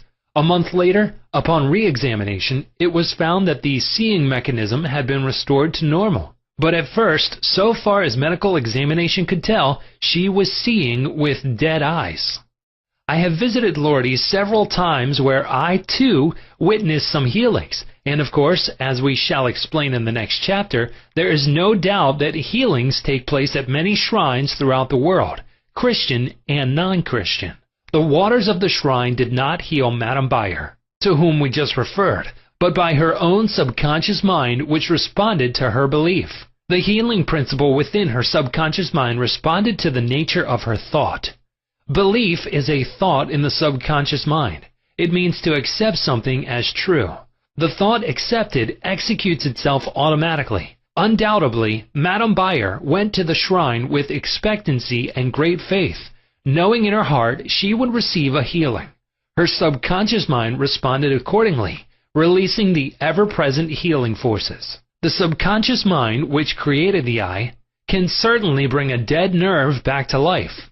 What the creative principle created, it can recreate. According to your belief is it done unto you. How to convey the idea of perfect health to your subconscious mind. A Protestant minister I knew in Johannesburg, South Africa, told me the method he used to convey the idea of perfect health to his subconscious mind. He had cancer of the lung. His technique, as given to me in his own handwriting, is exactly as follows. Several times a day, I would make certain that I was completely relaxed mentally and physically. I relaxed my body by speaking to it as follows. My feet are relaxed. My ankles are relaxed. My legs are relaxed. My abdominal muscles are relaxed. My heart and lungs are relaxed. My head is relaxed. My whole being is completely relaxed. After about 5 minutes, I would be in a sleepy, drowsy state, and then I affirm the following truth. The perfection of God is now being expressed through me. The idea of perfect health is now filling my subconscious mind. The image God has of me is a perfect image, and my subconscious mind recreates my body in perfect accordance with the perfect image held in the mind of God. This minister had a remarkable healing. This is a simple, easy way of conveying the idea of perfect health to your subconscious mind. Another wonderful way to convey the idea of health to your subconscious is through disciplined or scientific imagination. I told a man who was suffering from functional paralysis to make a vivid picture of himself walking around in his office, touching the desk, answering the telephone, and doing all the things he ordinarily would do if he were healed. I explained to him that this idea and mental picture of perfect health would be accepted by his subconscious mind. He lived the role and actually felt himself back in the office. He knew that he was giving his subconscious mind something definite to work upon. His subconscious mind was the film upon which the picture was impressed. One day, after several weeks of frequent conditioning of the mind with this mental picture, the telephone rang by prearrangement and kept ringing while his wife and nurse were out. The telephone was about 12 feet away, but nevertheless he managed to answer it. He was healed at that hour. The healing power of his subconscious mind responded to his mental imagery, and a healing followed. This man had a mental block, which prevented impulses from the brain reaching his legs. Therefore, he said he could not walk. When he shifted his attention to the healing power within him, the power flowed through, his focused attention enabling him to walk. Whatsoever ye shall ask in prayer, believing, ye shall receive. Chapter 4. Mental Healings in Ancient Times. Down through the ages, men of all nations have somehow instinctively believed that somewhere there resided a healing power which could restore to normal the functions and sensations of man's body. They believed that this strange power could be invoked under certain conditions, and that the alleviation of human suffering would follow. The history of all nations presents testimony in support of this belief.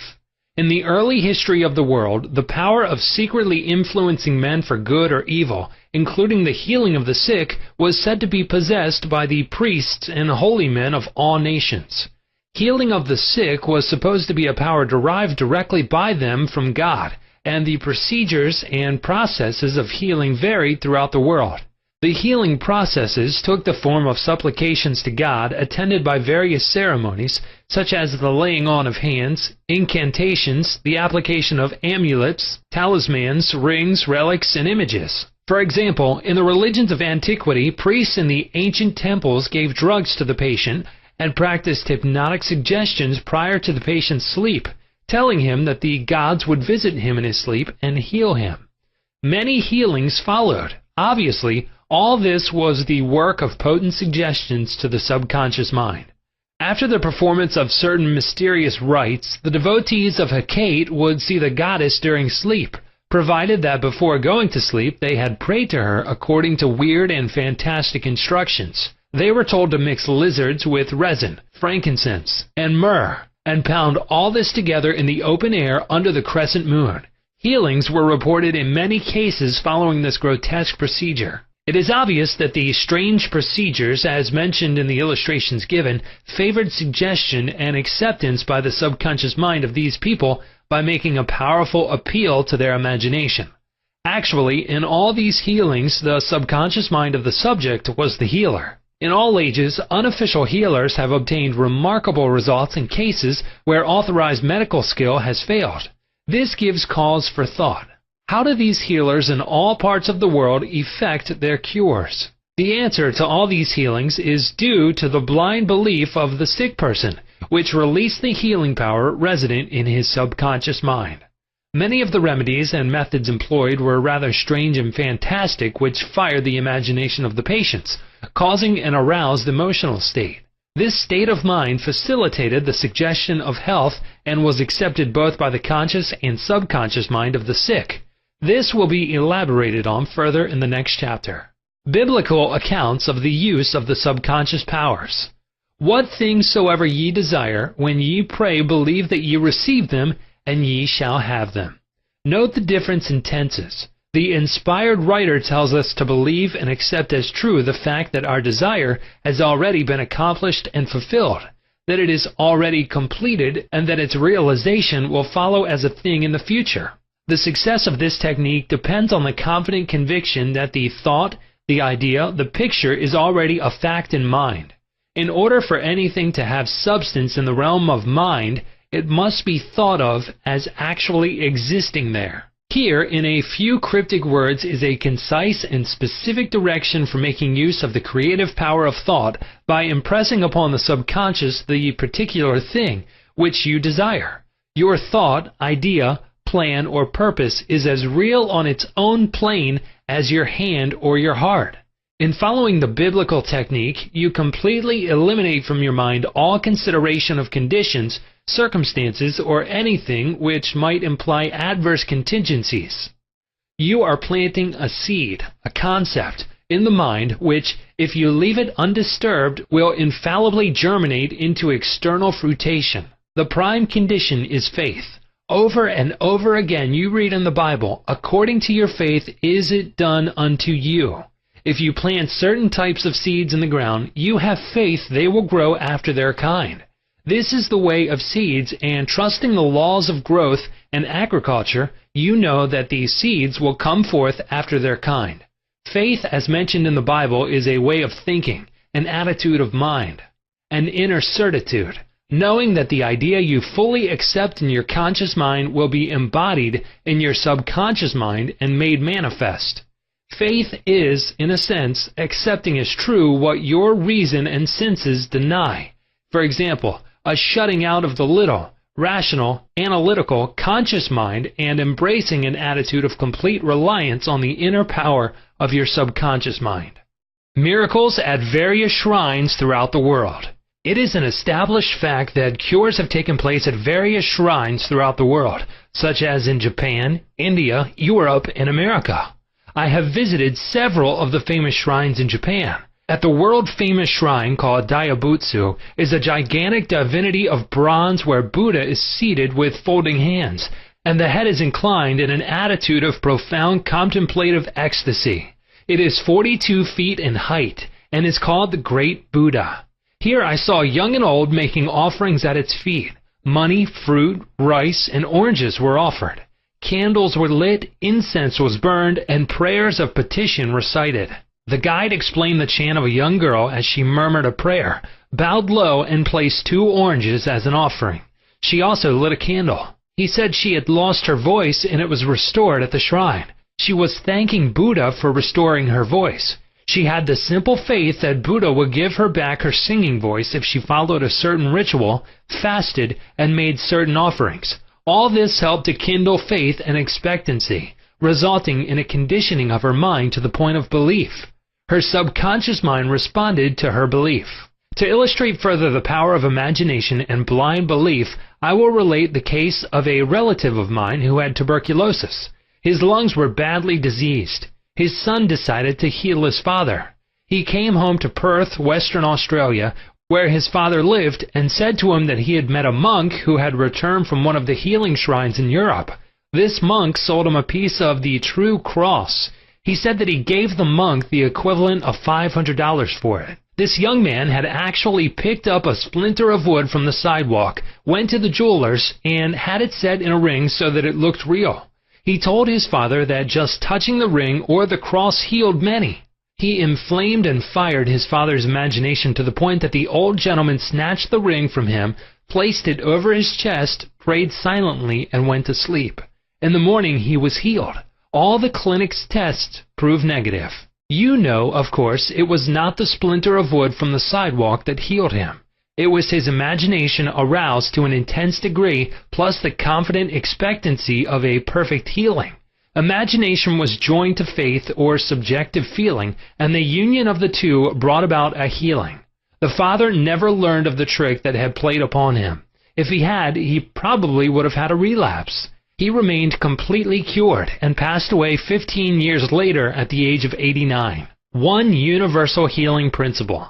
It is a well-known fact that all of the various schools of healing effect cures of the most wonderful character.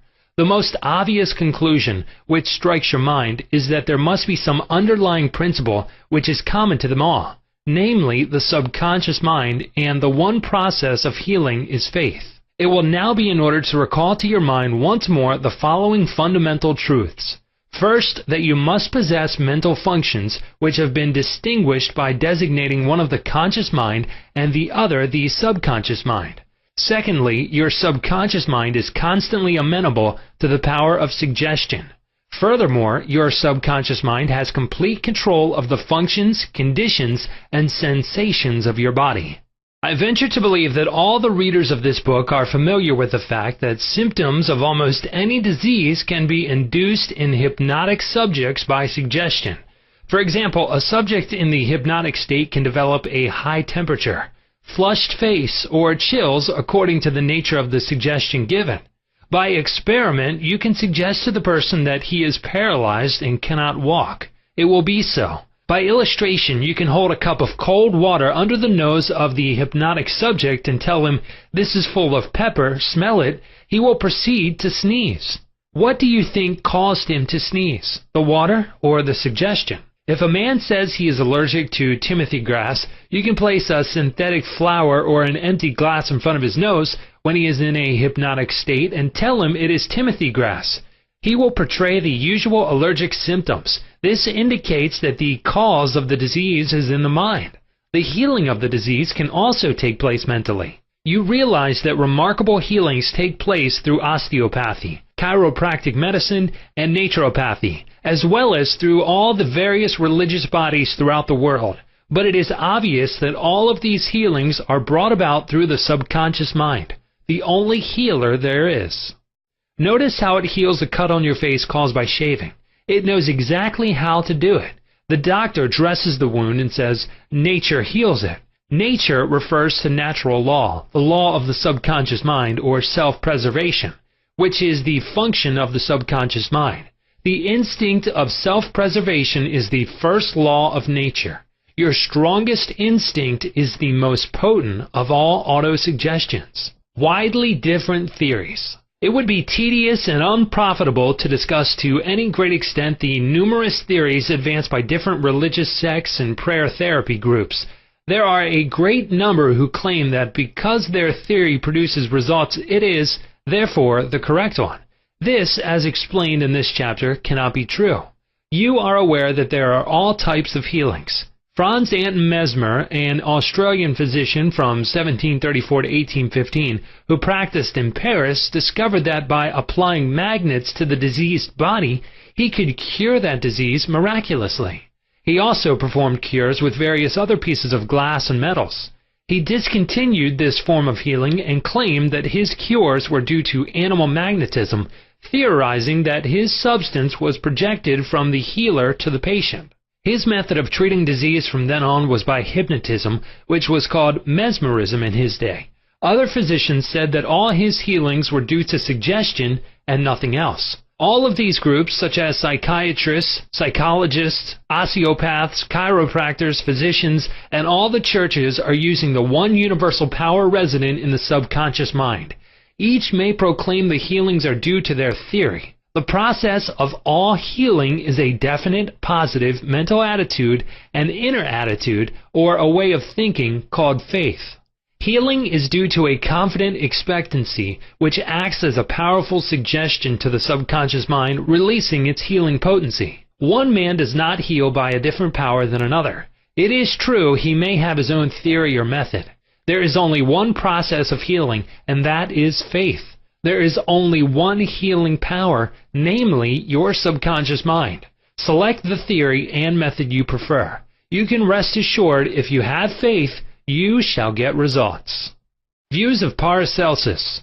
Philippus Paracelsus, a famous Swiss alchemist and physician who lived from 1493 to 1541, was a great healer in his day. He stated what is now an obvious scientific fact when he uttered these words: "Whether the object of your faith be real or false, you will nevertheless obtain the same effects." Thus, if I believed in St. Peter's statue as I should have believed in St. Peter himself, I shall obtain the same effects that I should have obtained from St. Peter.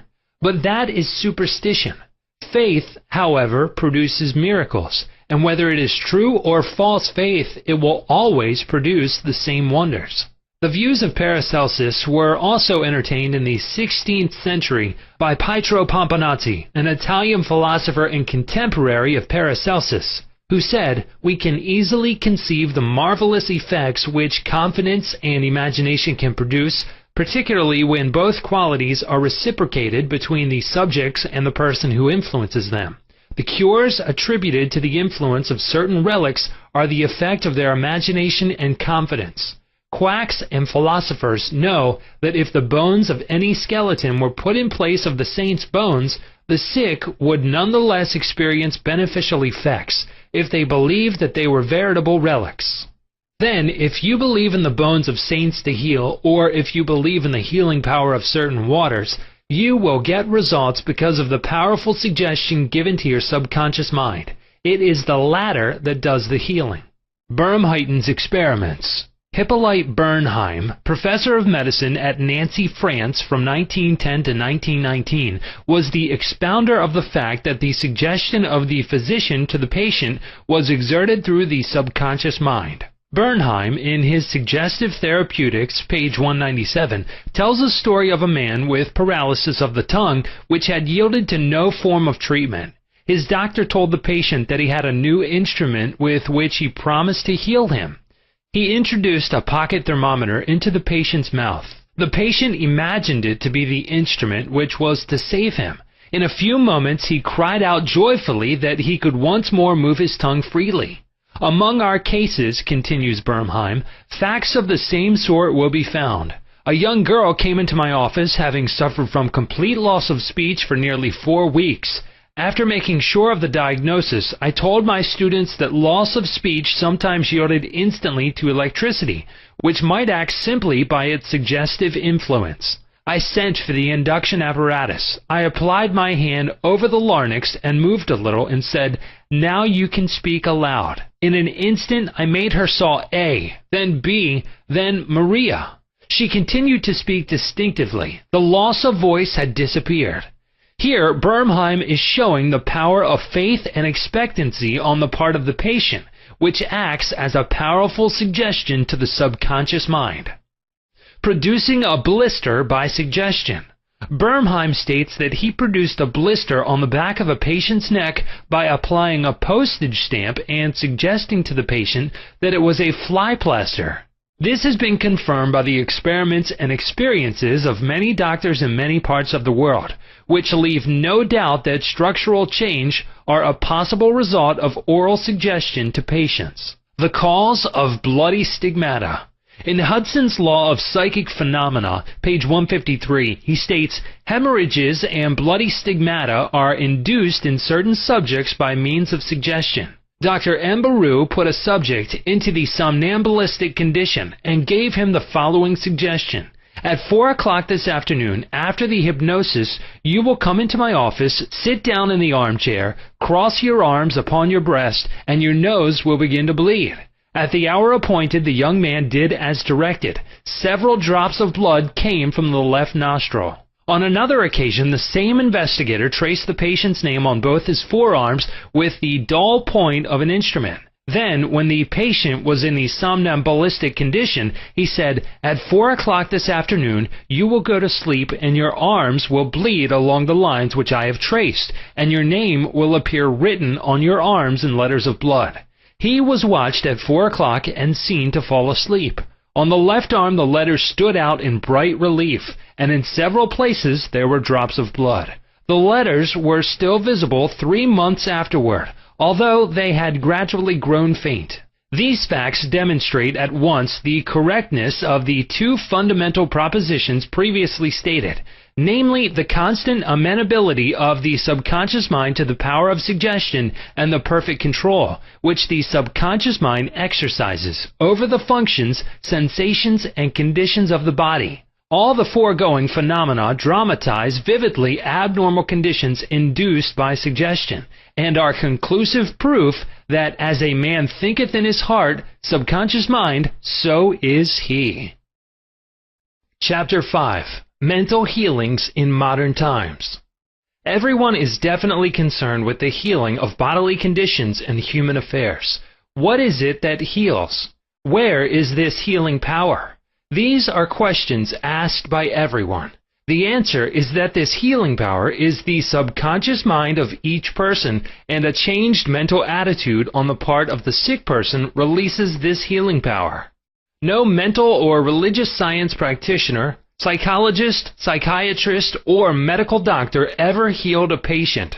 There is an old saying, the doctor dresses the wound, but God heals it. The psychologist or psychiatrist proceeds to remove the mental blocks in the patient so that the healing principle may be released, restoring the patient to health. Likewise, the surgeon removes the physical block, enabling the healing currents to function normally. No physician, surgeon, or mental science practitioner claims he healed the patient. The one healing power is called by many names: nature, life, God, creative intelligence, and subconscious power. As previously outlined, there are many different methods used to remove the mental, emotional, and physical blocks which inhibit the flow of the healing life principle animating all of us. The healing principle resident in your subconscious mind can and will, if properly directed by you or some other person, heal your mind and body of all disease. This healing principle is operative in all men regardless of creed, color, or race. You do not have to belong to some particular church in order to use and participate in this healing process. Your subconscious will heal the burn or cut on your hand, even though you profess to be an atheist or agnostic. The modern mental therapeutic procedure is based on the truth that the infinite intelligence and power of your subconscious mind responds according to your faith. The mental science practitioner or minister follows the injunction of the Bible. For example, he goes into his closet and shuts the door, which means he stills his mind, relaxes, lets go, and thinks of the infinite healing presence within him. He closes the door of his mind to all outside distractions as well as appearances, and then he quietly and knowingly turns over his request or desire to his subconscious mind, realizing that the intelligence of his mind will answer him according to his specific needs. The most wonderful thing to know is this: imagine the end desired and feel its reality. Then the infinite life principle will respond to your conscious choice and your conscious request. This is the meaning of believe you have received and you shall receive. This is what the modern mental scientist does when he practices prayer therapy. One process of healing. There is only one universal healing principle operating through everything. The cat, the dog, the tree, the grass, the wind, the earth. For everything is alive. This life principle operates through the animal, vegetable, or mineral kingdoms as instinct and the law of growth. Man is consciously aware of this life principle, and he can consciously direct it to bless himself in countless ways. There are many different approaches, techniques, and methods in using the universal power, but there is only one process of healing, which is faith. For according to your faith is it done unto you. The law of belief. All religions of the world represent forms of belief, and these beliefs are explained in many ways. The law of life is belief. What do you believe about yourself, life, and the universe? It is done unto you as you believe. Belief is a thought in your mind which causes the power of your subconscious to be distributed into all phases of your life according to your thinking habits. You must realize the Bible is not talking about your belief in some ritual, ceremony, form, institution, man, or formula. It is talking about belief itself. The belief of your mind is simply the thought of your mind. If thou canst believe, all things are possible to him that believeth. It is foolish to believe in something to hurt or harm you. Remember, it is not the thing believed in that hurts or harms you, but the belief or thought in your mind, which creates the result. All your experiences, all your actions, and all the events and circumstances of your life are but the reflections and reactions to your own thought. Prayer therapy is the combined function of the conscious and subconscious mind scientifically directed. Prayer therapy is the synchronized, harmonious, and intelligent function of the conscious and subconscious levels of mind specifically directed for a definite purpose. In scientific prayer or prayer therapy, you must know what you are doing and why you are doing it. You trust the law of healing. Prayer therapy is sometimes referred to as mental treatment, and another term is scientific prayer. In prayer therapy, you consciously choose a certain idea, mental picture, or plan which you desire to experience. You realize your capacity to convey this idea or mental image to your subconscious by feeling the reality of the state assumed. As you remain faithful in your mental attitude, your prayer will be answered. Prayer therapy is a definite mental action for a definite specific purpose. Let us suppose that you decide to heal a certain difficulty by prayer therapy. You are aware that your problem or sickness, whatever it may be, must be caused by negative thoughts charged with fear and lodged in your subconscious mind, and that if you can succeed in cleansing your mind of these thoughts, you will get a healing. You therefore turn to the healing power within your own subconscious mind and remind yourself of its infinite power and intelligence and its capacity to heal all conditions. As you dwell on these truths, your fear will begin to dissolve, and your recollection of these truths also corrects the erroneous beliefs. You give thanks for the healing that you know will come, and then you keep your mind off the difficulty until you feel guided, after an interval, to pray again.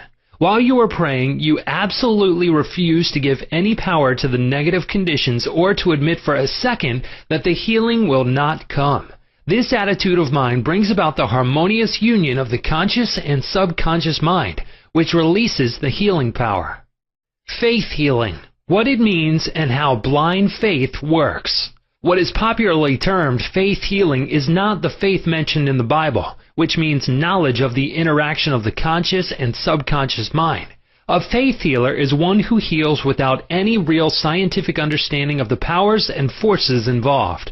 He may claim that he has a special gift of healing, and the sick person's blind belief in him or his powers may bring results. The voodoo doctor in South Africa and other parts of the world may heal by incantations, or touching the so-called bones of saints, or anything else may heal a person, which causes the patients to honestly believe in the method or process. Any method which causes you to move from fear and worry to faith and expectancy will heal. There are many persons, each of whom claims that because his personal theory produces results, it is, therefore, the correct one. This, as already explained in this chapter, cannot be true. To illustrate how blind faith works, you will recall our discussion of the Swiss physician, Franz Anton Mesmer. In 1776, he claimed many cures when he stroked diseased bodies with artificial magnets. Later on, he threw away his magnets and evolved the theory of animal magnetism. This he held to be a fluid, which pervades the universe, but is most active in the human organism. He claimed that this magnetic fluid which was going forth from him to his patients healed them. People flocked to him, and many wonderful cures were effected. Mesmer moved to Paris, and while there, the government appointed a commission composed of physicians and members of the Academy of Science, of which Benjamin Franklin was a member, to investigate his cures. The report admitted the leading facts claimed by Mesmer, but held that there was no evidence to prove the correctness of his magnetic fluid theory, and said the effects were due to the imagination of the patients. Soon after this, Mesmer was driven into exile and died in 1815. Shortly afterwards, Dr. Braid of Manchester undertook to show that magnetic fluid had nothing to do with the production of the healings of Dr. Mesmer. Dr. Braid discovered that patients could be thrown into hypnotic sleep by suggestion, during which many of the well-known phenomena ascribed to magnetism by Mesmer could be produced. You can readily see that all these cures were undoubtedly brought about by the active imagination of the patients, together with a powerful suggestion of health to their subconscious minds. All this could be termed blind faith, as there was no understanding in those days as to how the cures were brought about. Subjective faith and what it means. You will recall the proposition, which needs not be repeated at length, that the subjective or subconscious mind of an individual is as amenable to the control of his own conscious or objective mind as it is by the suggestions of another. It follows that whatever may be your objective belief, if you will assume to have faith actively or passively, your subconscious mind will be controlled by the suggestion, and your desire will be fulfilled. The faith required in mental healings is a purely subjective faith, and it is attainable upon the cessation of active opposition on the part of the objective or conscious mind. In the healing of the body, it is, of course, desirable to secure the concurrent faith of both the conscious and subconscious mind. However, it is not always essential if you will enter into a state of passivity or receptivity by relaxing the mind and the body and getting into a sleepy state. In this drowsy state, your passivity becomes receptive to subjective impression. Recently, I was asked by a man, "How is it that I got a healing through a minister? I did not believe what he said when he told me that there is no such thing as disease and that matter does not exist." This man at first thought his intelligence was being insulted, and he protested against such a palpable absurdity. The explanation is simple. He was quieted by soothing words and told to get into a perfectly passive condition, to say nothing and think of nothing for the time being. His minister also became passive and affirmed quietly, peacefully, and constantly for about 1/2 hour that this man would have perfect health, peace, harmony, and wholeness. He felt immense relief and was restored to health. It is easy to see that his subjective faith had been made manifest by his passivity under treatment, and the suggestions of perfect healthfulness by the minister were conveyed to his subconscious mind. The two subjective minds were then in rapport. The minister was not handicapped by antagonistic autosuggestions of the patient arising from objective doubt of the power of the healer or the correctness of the theory. In this sleepy, drowsy state, the conscious mind resistance is reduced to a minimum, and results followed. The subconscious mind of the patient, being necessarily controlled by such suggestion, exercised its functions in accordance therewith, and a healing followed. The meaning of absent treatment. Suppose you learned that your mother was sick in New York City and you lived in Los Angeles. Your mother would not be physically present where you are, but you could pray for her. It is the Father within which doeth the work. The creative law of mind, subconscious mind, serves you and will do the work. Its response to you is automatic. Your treatment is for the purpose of inducing an inner realization of health and harmony in your mentality. This inner realization acting through the subconscious mind operates through your mother's subconscious mind, as there is but one creative mind. Your thoughts of health, vitality, and perfection operate through the one universal subjective mind, and set a law in motion on the subjective side of life, which manifests through her body as a healing. In the mind principle, there is no time or space. It is the same mind that operates through your mother no matter where she may be. In reality, there is no absent treatment as opposed to present treatment, for the universal mind is omnipresent. You do not try to send out thoughts or hold a thought. Your treatment is a conscious movement of thought, and as you become conscious of the qualities of health, well-being, and relaxation, these qualities will be resurrected in the experience of your mother, and results will follow. The following is a perfect example of what is called absent treatment. Recently, a listener of our radio program in Los Angeles prayed as follows for her mother in New York, who had a coronary thrombosis. The healing presence is right where my mother is. Her bodily condition is but a reflection of her thought life, like shadows cast on the screen. I know that in order to change the images on the screen, I must change the projection reel. My mind is the projection reel. And now I project in my own mind the image of wholeness, harmony, and perfect health for my mother. This infinite healing presence which created my mother's body and all her organs is now saturating every atom of her being, and a river of peace flows through every cell of her body. The doctors are divinely guided and directed, and whoever touches my mother is guided to do the right thing. I know that disease has no ultimate reality. If it had, no one could be healed. I now align myself with the infinite principle of love and life, and I know and agree that harmony, health, and peace are now being expressed in my mother's body. She prayed in the above manner several times daily, and her mother had a most remarkable recovery after a few days, much to the amazement of her specialist. He complimented her on her great faith in the power of God. The conclusion arrived at in the daughter's mind set the creative law of mind in motion on the subjective side of life, which manifested itself through her mother's body as perfect health and harmony. What the daughter felt as true about her mother was simultaneously resurrected in the experience of her mother, releasing the kinetic action of the subconscious mind. A psychologist friend of mine told me that one of his lungs was infected. X-rays and analysis showed the presence of tuberculosis. At night, before going to sleep, he would quietly affirm, "Every cell, nerve, tissue, and muscle of my lungs are now being made whole, pure, and perfect. My whole body is being restored to health and harmony." These are not his exact words, but they represent the essence of what he affirmed. A complete healing followed in about a month's time. Subsequent X-rays showed a perfect healing. I wanted to know his method, so I asked him why he repeated the words prior to sleep. Here is his reply. The kinetic action of the subconscious mind continues throughout your sleep time period. Hence, give the subconscious mind something good to work on as you drop off into slumber. This was a very wise answer. In thinking of harmony and perfect health, he never mentioned his trouble by name. I strongly suggest that you cease talking about your ailments or giving them a name. The only sap from which they draw life is your attention and fear of them. Like the above-mentioned psychologist, become a mental surgeon. Then your troubles will be cut off like dead branches are pruned from a tree.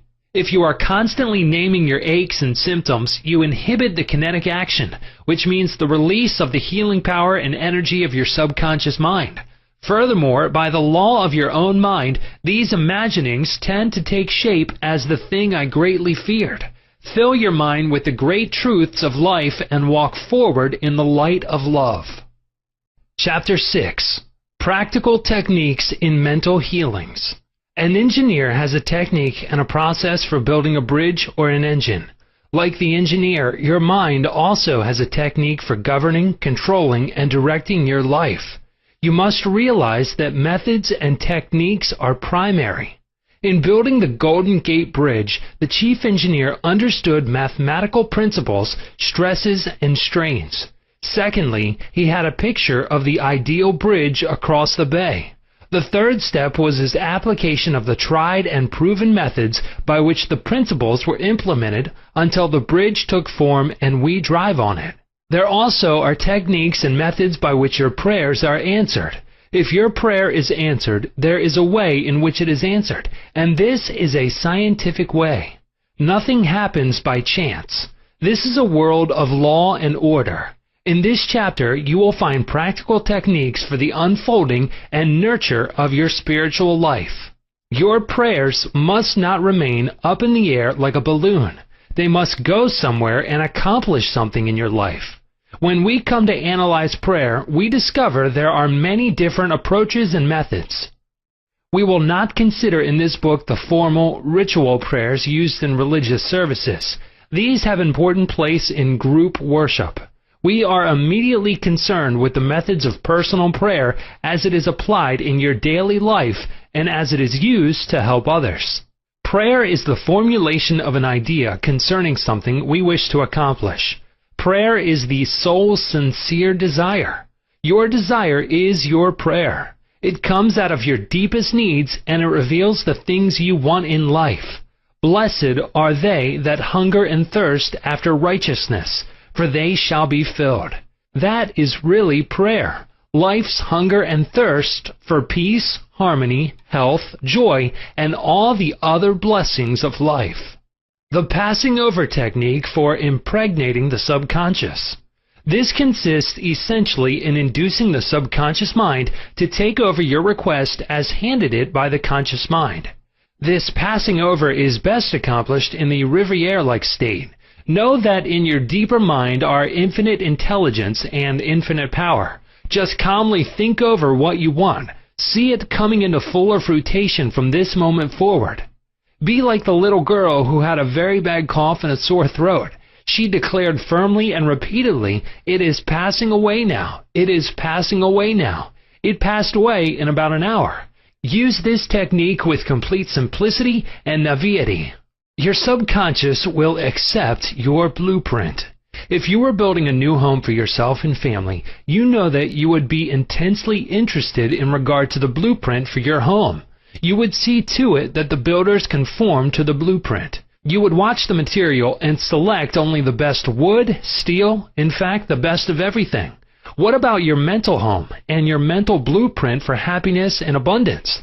All your experiences and everything that enters into your life depend upon the nature of the mental building blocks which you use in the construction of your mental home. If your blueprint is full of mental patterns of fear, worry, anxiety, or lack, and if you are despondent, doubtful, and cynical, then the texture of the mental material you are weaving into your mind will come forth as more toil, care, tension, anxiety, and limitation of all kinds. The most fundamental and the most far-reaching activity in life is that which you build into your mentality every waking hour. Your word is silent and invisible. Nevertheless, it is real. You are building your mental home all the time, and your thought and mental imagery represent your blueprint. Hour by hour, moment by moment, you can build radiant health, success, and happiness by the thoughts you think, the ideas which you harbor, the beliefs that you accept, and the scenes that you rehearse in the hidden studio of your mind.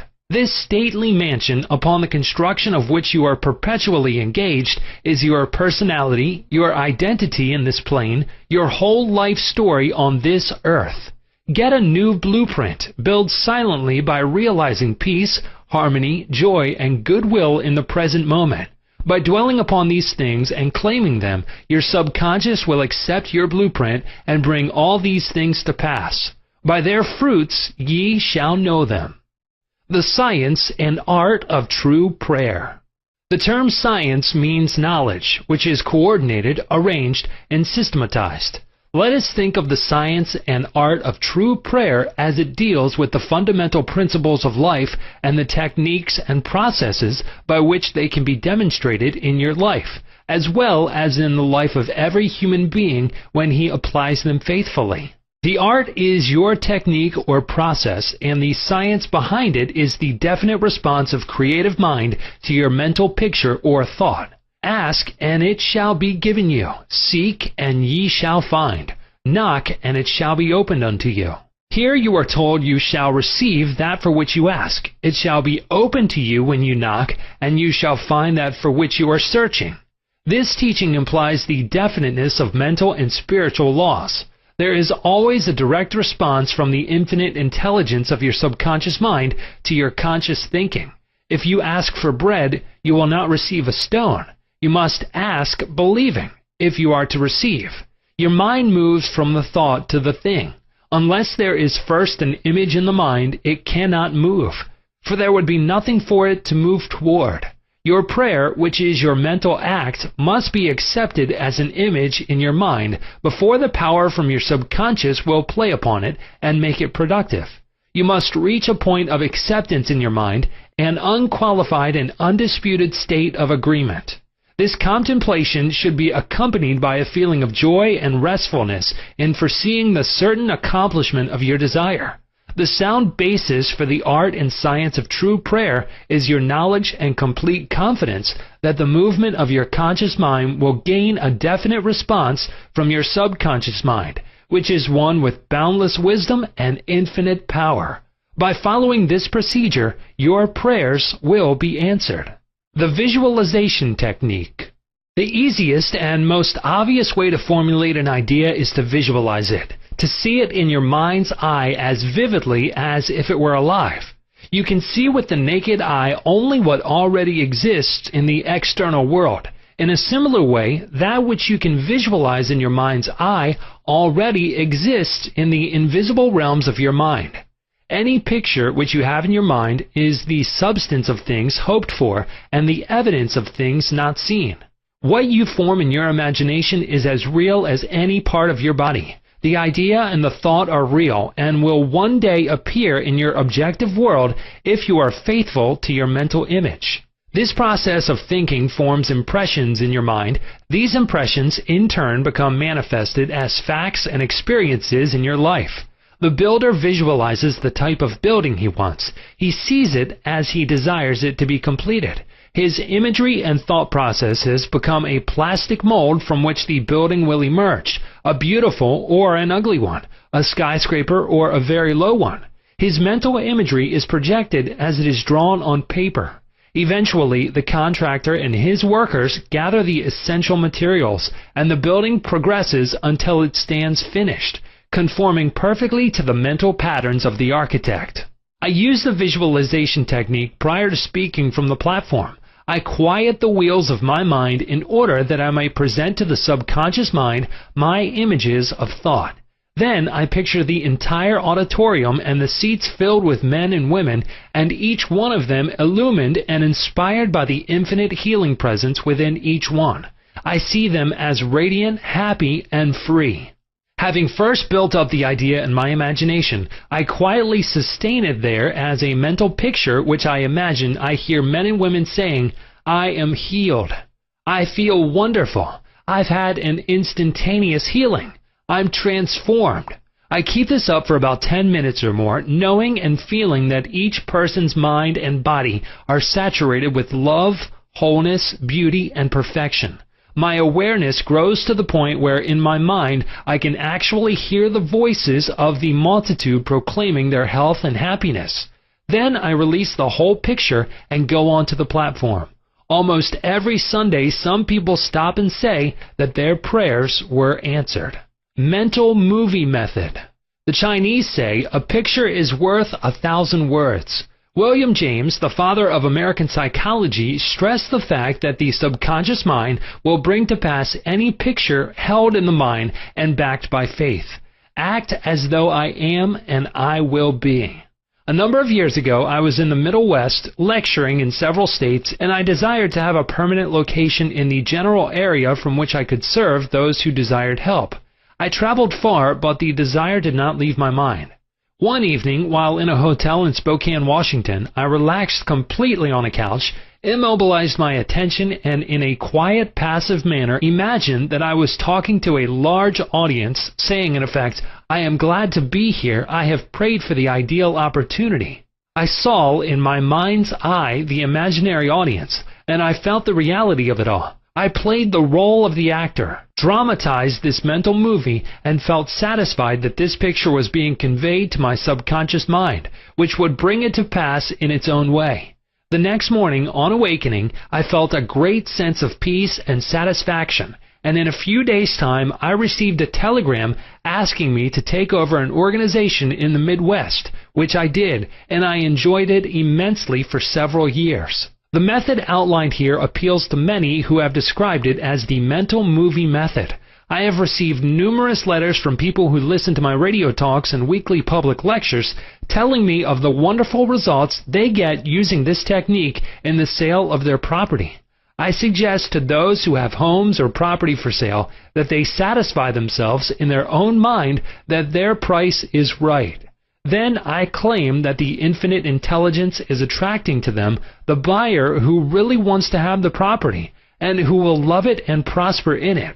After having done this, I suggest that they quiet their mind, relax, let go, and get into a drowsy, sleepy state, which reduces all mental effort to a minimum. Then they are to picture the check in their hands, rejoice in the check, give thanks for the check, and go off to sleep feeling the natureness of the whole mental movie created in their own mind.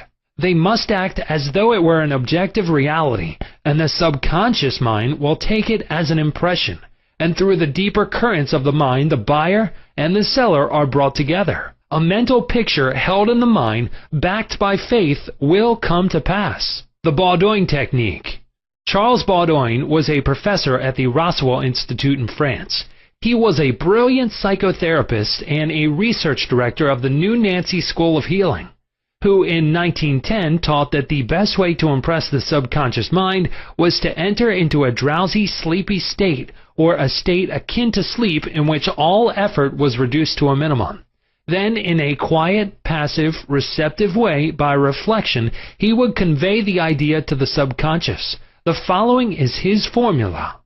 A very simple way of securing this impregnation of the subconscious mind is to condense the idea which is to be the object of suggestion, to sum it up in a brief phrase which can be readily graven on the memory, and to repeat it over and over again as a lullaby.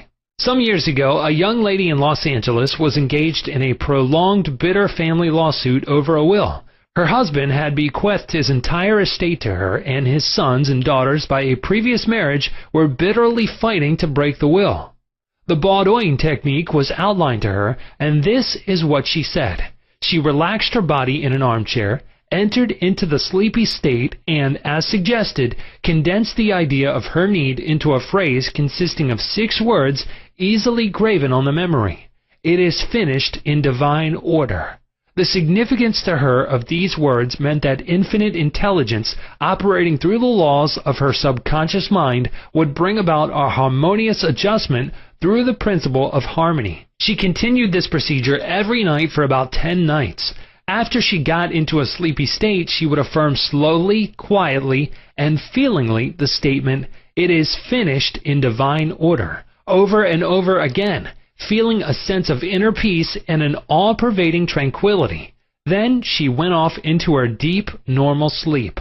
On the morning of the 11th day following the use of the above technique, she awakened with a sense of well-being, a conviction that it was finished. Her attorney called her the same day, saying that the opposing attorney and his clients were willing to settle. A harmonious agreement was reached and litigation was discontinued. The sleeping technique. By entering into a sleepy, drowsy state, effort is reduced to a minimum. The conscious mind is submerged to a great extent when in a sleepy state. The reason for this is that the highest degree of outcropping of the subconscious occurs prior to sleep and just after we awaken.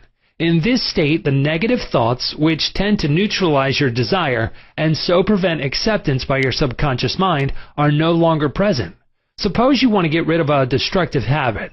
Assume a comfortable posture, relax your body, and be still. Get into a sleepy state, and in that sleepy state, say quietly over and over again as a lullaby, "I am completely free from this habit.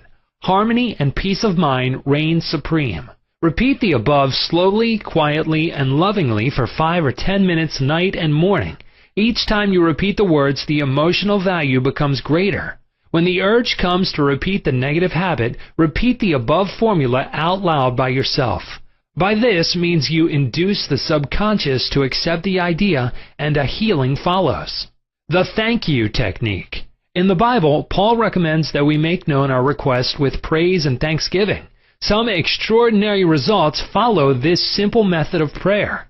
The thankful heart is always close to the creative forces of the universe, causing countless blessings to flow toward it by the law of reciprocal relationship based on a cosmic law of action and reaction. For instance, a father promises his son a car for graduation. The boy has not yet received the car, but he is very thankful and happy, and is as joyous as though he had actually received the car. He knows his father will fulfill his promise, and he is full of gratitude and joy even though he has not received the car, objectively speaking. He has, however, received it with joy and thankfulness in his mind. I shall illustrate how Mr. Broke applied this technique with excellent results. He said, "Bills are piling up. I am out of work. I have 3 children and no money. What shall I do?" Regularly, every night and morning for a period of about 3 weeks, he repeated the words, "Thank you, Father, for my wealth," in a relaxed, peaceful manner until the feeling or mood of thankfulness dominated his mind. He imagined he was addressing the infinite power and intelligence within him, knowing, of course, that he could not see the creative intelligence or infinite mind. He was seeing with the inner eye of spiritual perception, realizing that his thought image of wealth was the first cause relative to the money, position, and food he needed. His thought feeling was the substance of wealth, untrammeled by antecedent conditions of any kind. By repeating "Thank you, Father," over and over again, his mind and heart were lifted up to the point of acceptance, and when fear, thoughts of lack, poverty, and distress came into his mind, he would say, "Thank you, Father," as often as necessary. He knew that as he kept up the thankful attitude, he would recondition his mind to the idea of wealth, which is what happened. The sequel to his prayer is very interesting. After praying in the above-mentioned manner, he met a former employer of his on the street whom had not seen him for 20 years. The man offered him a very lucrative position and advanced him $500 on a temporary loan. Today, Mr. Broke is vice president of the company for which he works. His recent remark to me was, "I shall never forget the wonders of 'Thank you, Father.' It has worked wonders for me." The affirmative method. The effectiveness of an affirmation is determined largely by your understanding of the truth and the meaning back of the words. In praying, use not vain repetition. Therefore, the power of your affirmation lies in the intelligent application of definite and specific positives. For example, a boy adds 3 and 3 and puts down 7 on the blackboard. The teacher affirms with mathematical certainty that 3 and 3 are 6. Therefore, the boy changes his figures accordingly. The teacher's statement did not make 3 and 3 equal 6 because the latter was already a mathematical truth. The mathematical truth caused the boy to rearrange the figures on the blackboard. It is abnormal to be sick. It is normal to be healthy. Health is the truth of your being. When you affirm health, harmony, and peace for yourself or another, and when you realize these are universal principles of your own being, you will rearrange the negative patterns of your subconscious mind based on your faith and understanding of that which you affirm. The result of the affirmative process of prayer depends on your conforming to the principles of life, regardless of appearances. Consider for a moment that there is a principle of mathematics and none of error. There is a principle of truth, but none of dishonesty. There is a principle of intelligence, but none of ignorance. There is a principle of harmony and none of discord. There is a principle of health, but none of disease. And there is a principle of abundance, but none of poverty. The affirmative method was chosen by the author for use on his sister who was to be operated on for the removal of gallstones in a hospital in England. The condition described was based on the diagnosis of hospital tests and the usual X-ray procedures. She asked me to pray for her. We were separated geographically about 6,500 miles, but there is no time or space in the mind principle. Infinite mind or intelligence is present in its entirety at every point simultaneously. I withdrew all thought from the contemplation of symptoms and from the corporeal personality altogether. I affirmed as follows: this prayer is for my sister Catherine. She is relaxed and at peace, poised, balanced, serene, and calm. The healing intelligence of her subconscious mind, which created her body, is now transforming every cell, nerve, tissue, muscle, and bone of her being according to the perfect pattern of all organs lodged in her subconscious mind.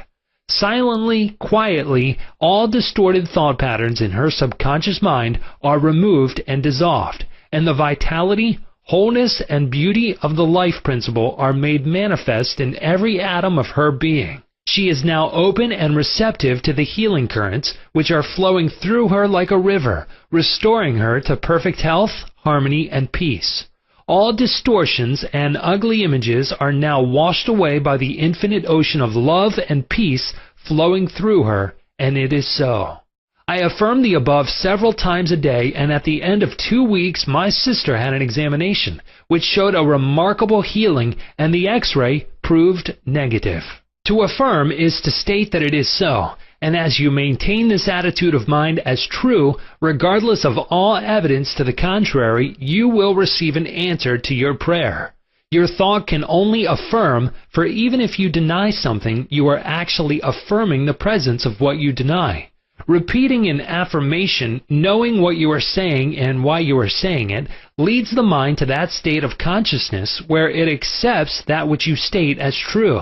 Keep on affirming the truths of life until you get the subconscious reaction which satisfies.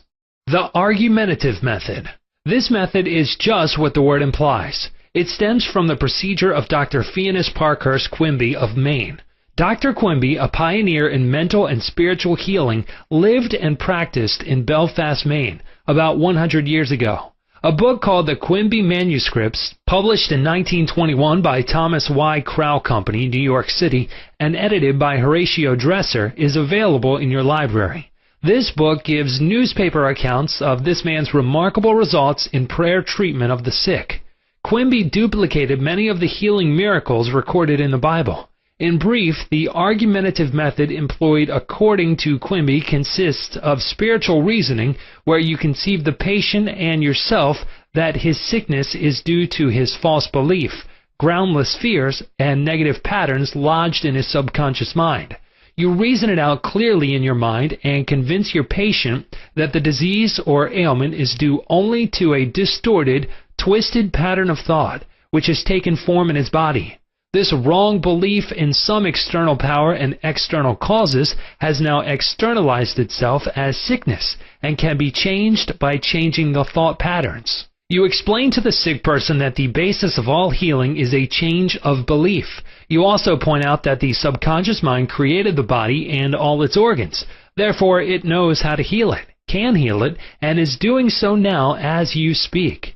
You argue in the courtroom of your mind that the disease is a shadow of the mind based on disease-soaked, morbid thought imagery. You continue to build up all the evidence you can muster on behalf of the healing power within, which created all the organs in the first place, and which has a perfect pattern of every cell, nerve, and tissue within it. Then you render a verdict in the courthouse of your mind in favor of yourself or your patient. You liberate the sick one by faith and spiritual understanding. Your mental and spiritual evidence is overwhelming. There being but one mind, what you feel as true will be resurrected in the experience of the patient. This procedure is essentially the argumentative method used by Dr. Quimby of Maine from 1849 to 1869. The absolute method is like modern sound wave therapy.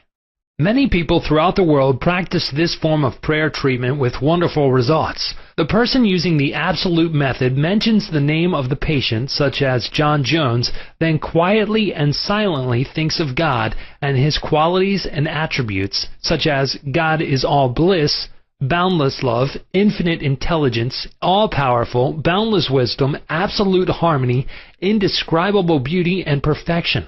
As he quietly thinks along these lines, he is lifted up in consciousness into a new spiritual wavelength, at which time he feels the infinite ocean of God's love is now dissolving everything unlike itself in the mind and body of John Jones, for whom he is praying.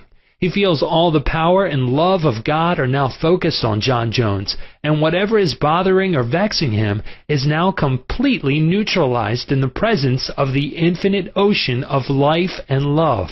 The absolute method of prayer might be likened to the sound wave or sonic therapy recently shown me by a distinguished physician in Los Angeles.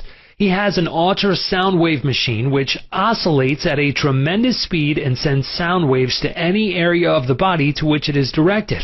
These sound waves can be controlled, and he told me of achieving remarkable results in dissolving arthritic calcareous deposits, as well as the healing and removal of other disturbing conditions. To the degree that we rise in consciousness by contemplating qualities and attributes of God, do we generate spiritual electronic waves of harmony, health, and peace.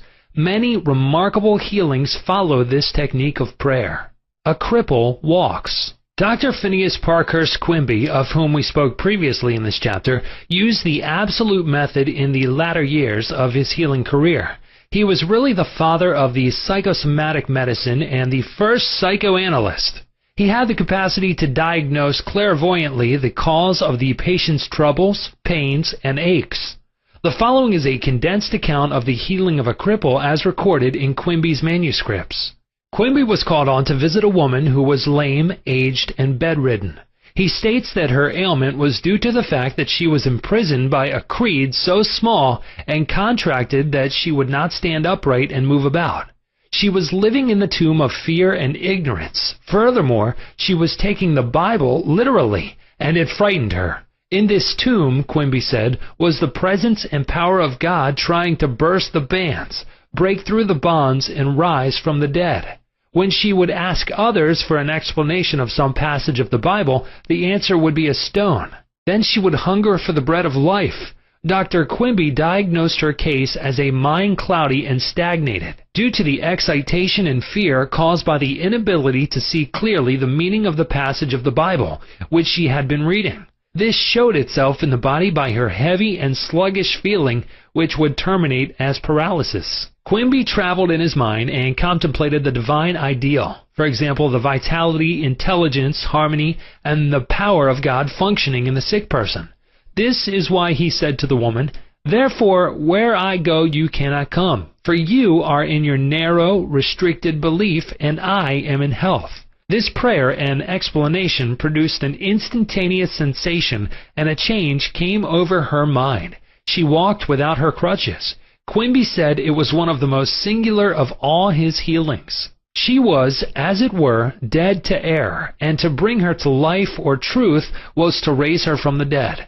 He also explained to her that the truth which she accepted was the angel or idea which rolled away the stone of fear, ignorance, and superstition, thereby releasing the healing power of God which made her whole. The decree method. Power goes into our word according to the feeling and faith behind it.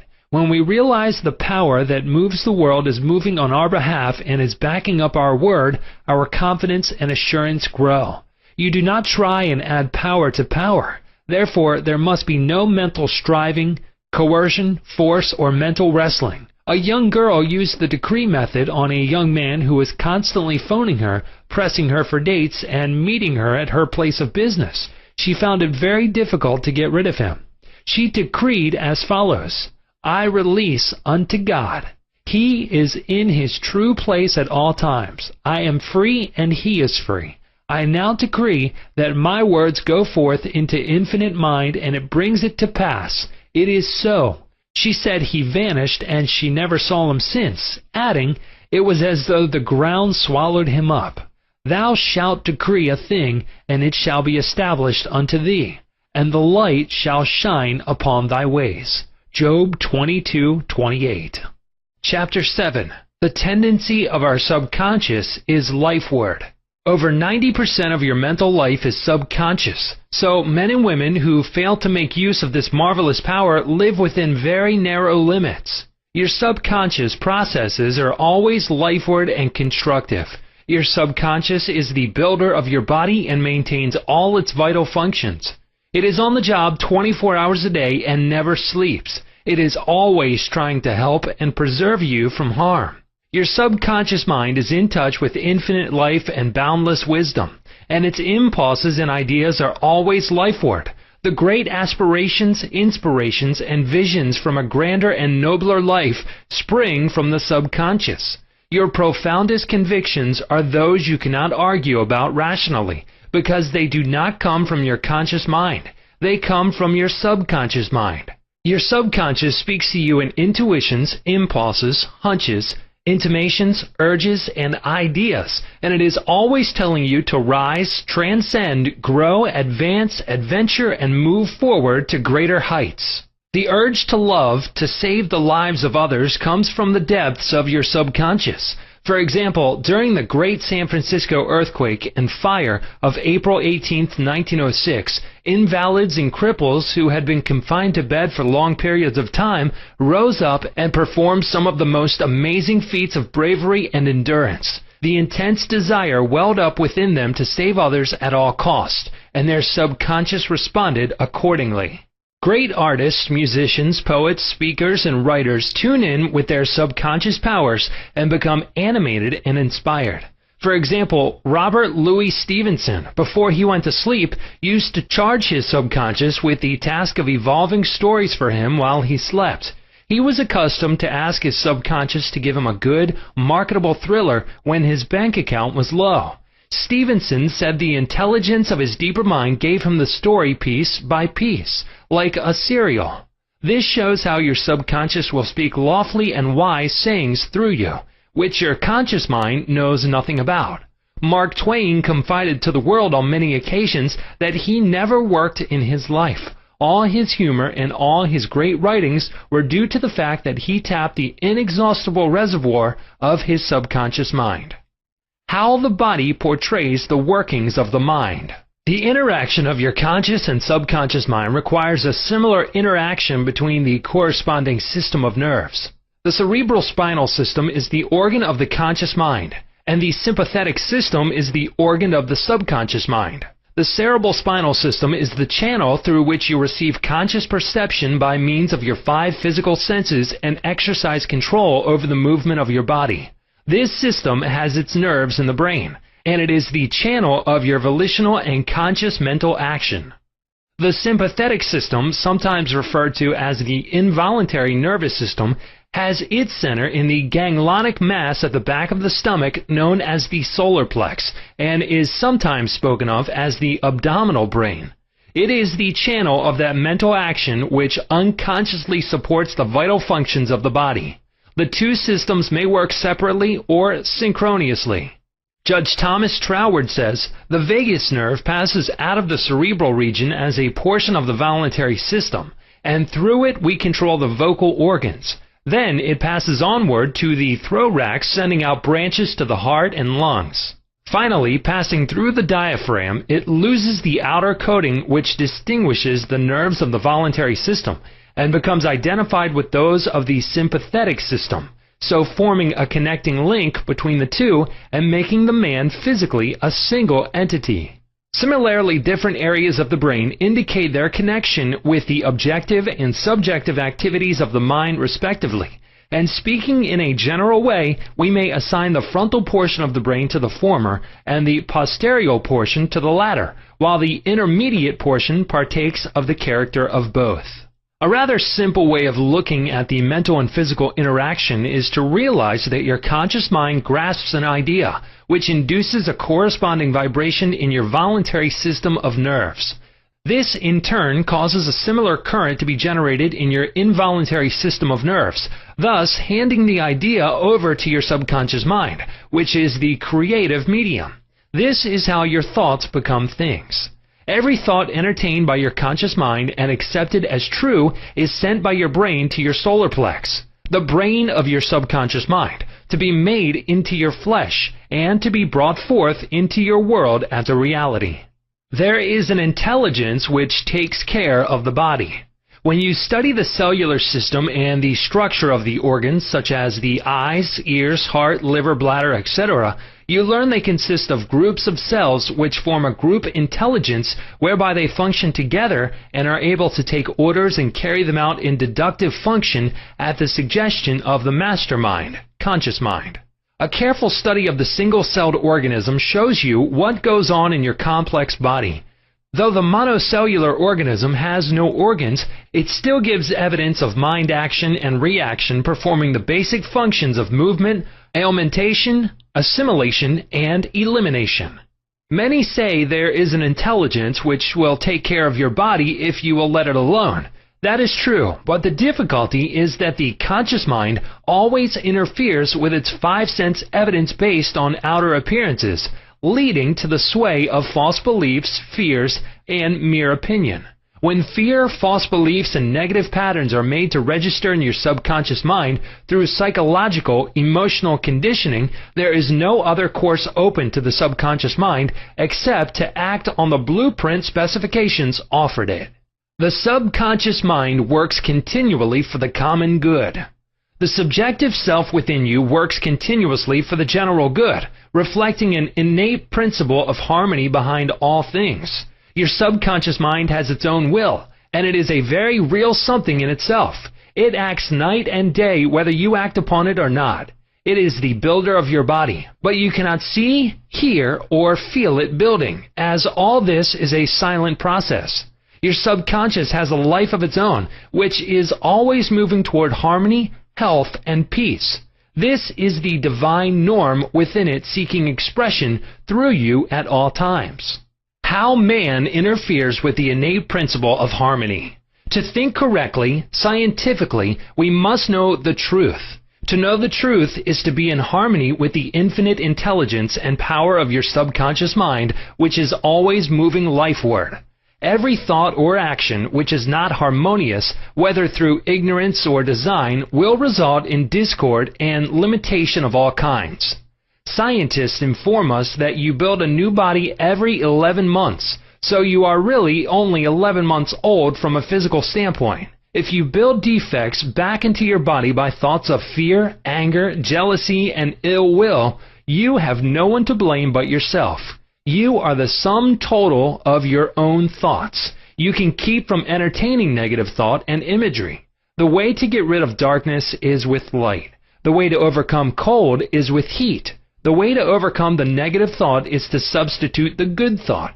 Affirm the good and the bad will vanish. Why it's normal to be healthy, vital, and strong. It's abnormal to be sick. The average child born into the world is perfectly healthy with all its organs functioning perfectly. This is the normal state, and we should remain healthy, vital, and strong. The instinct of self-preservation is the strongest instinct of our nature, and it constitutes a most potent, ever-present, and constantly operative truth inherent in your nature. It is, therefore, obvious that all your thoughts, ideas, and beliefs must operate with greater potentiality when they are in harmony with the innate life principle in you, which is forever seeking to preserve and protect you along all lines. It follows from this that normal conditions can be restored with greater ease and certainty than abnormal conditions can be induced. It is abnormal to be sick. It simply means you are going against the stream of life and thinking negatively. The law of life is the law of growth. All nature testifies to the operation of this law by silently, constantly expressing itself in the law of growth. When there is growth and expression, there must be life. Where there is life, there must be harmony. And where there is harmony, there is perfect health. If your thought is in harmony with the creative principle of your subconscious mind, you are in tune with the innate principle of harmony. If you entertain thoughts which are not in accordance with the principle of harmony, these thoughts cling to you, harass you, worry you, and finally bring about disease, and if persisted in, possibly death. In the healing of disease, you must increase the inflow and distribution of the vital forces of your subconscious mind throughout your system. This can be done by eliminating thoughts of fear, worry, anxiety, jealousy, hatred, and every other destructive thought which tends to tear down and destroy your nerves and glands, body tissue which controls the elimination of all waste material. Pott's disease cured. In the Nautilus magazine of March 1917, there appears an article about a boy suffering from Pott's disease, or tuberculosis of the spine, who had a remarkable healing. His name was Frederick Elias Andrews of Indianapolis, now minister of Unity School of Christianity, Kansas City, Missouri. His physician pronounced him incurable. He began to pray, and from a crooked, twisted cripple going about on hands and knees, he became a strong, straight, well-formed man. He created his own affirmation, mentally absorbing the qualities he needed. He affirmed over and over again many times a day, "I am whole, perfect, strong, powerful, loving, harmonious, and happy." He persevered and said that this prayer was the last utterance on his lips at night and the first in the morning. He prayed for others also by sending out thoughts of love and health. This attitude of mind and way of prayer returned to him multiplied many times. His faith and perseverance paid off with big dividends. When thoughts of fear, anger, jealousy, and envy drew his attention, he would immediately start his counteracting force of affirmation going in his mind. His subconscious mind responded according to the nature of his habitual thinking. How faith in your subconscious powers makes you whole. A young man who came to my lectures on the healing power of the subconscious mind had severe eye trouble, which his doctor said necessitated an operation. He said to himself, "My subconscious made my eyes, and it can heal me." Each night as he went to sleep, he entered into a drowsy, meditative state, the condition akin to sleep. His attention was immobilized and focused on the eye doctor. He imagined the doctor was in front of him, and he plainly heard, or imagined he heard, the doctor saying to him, "A miracle has happened." He heard this over and over again every night for perhaps 5 minutes or so before going to sleep. At the end of 3 weeks, he again went to the ophthalmologist who had previously examined his eyes, and the physician said to this man, "This is a miracle. What happened?" This man impressed his subconscious mind using the doctor as the instrument or a means of convincing it or conveying the idea. Through repetition, faith, and expectancy, he impregnated his subconscious mind. His subconscious mind made his eye. Within it was the perfect pattern, and immediately it proceeded to heal the eye. This is another example of how faith in the healing power of your subconscious can make you whole. Chapter 8. How to get the results you want. The principal reasons for failure are lack of confidence and too much effort. Many people block answers to their prayers by failing to fully comprehend the workings of their subconscious mind. When you know how your mind functions, you gain a measure of confidence. You must remember, whenever your subconscious mind accepts an idea, it immediately begins to execute it. It uses all its mighty resources to that end and mobilizes all the mental and spiritual laws of your deeper mind. This law is true for good or bad ideas. Consequently, if you use it negatively, it brings trouble, failure, and confusion. When you use it constructively, it brings guidance, freedom, and peace of mind. The right answer is inevitable when your thoughts are positive, constructive, and loving. From this, it is perfectly obvious that the only thing you have to do in order to overcome failure is to get your subconscious to accept your idea or request by feeling its reality now, and the law of your mind will do the rest. Turn over your request with faith and confidence, and your subconscious will take over and answer for you. You will always fail to get results by trying to use mental coercion. Your subconscious mind does not respond to coercion. It responds to your faith or conscious mind acceptance. Your failure to get results may also arise from such statements as, "Things are getting worse. I will never get an answer. I see no way out. It is hopeless. I don't know what to do. I'm all mixed up." When you use such statements, you get no response or cooperation from your subconscious mind. Like a soldier marking time, you neither go forward nor backward. In other words, you don't get anywhere. If you get into a taxi and give half-dozen different directions to the driver, in 5 minutes he would become hopelessly confused and probably would refuse to take you anywhere. It is the same when working with your subconscious mind. There must be a clear-cut idea in your mind. You must arrive at the definite decision that there is a way out, a solution to the vexing problem in sickness. Only the infinite intelligence within your subconscious knows the answer. When you come to that clear-cut conclusion in your conscious mind, your mind is then made up, and according to your belief is it done unto you. Easy does it. A house owner once remonstrated with a furnace repairman for charging $200 for fixing the boiler. The mechanic said, "I charged 5 cents for the missing bolt and $199.95 for knowing what was wrong."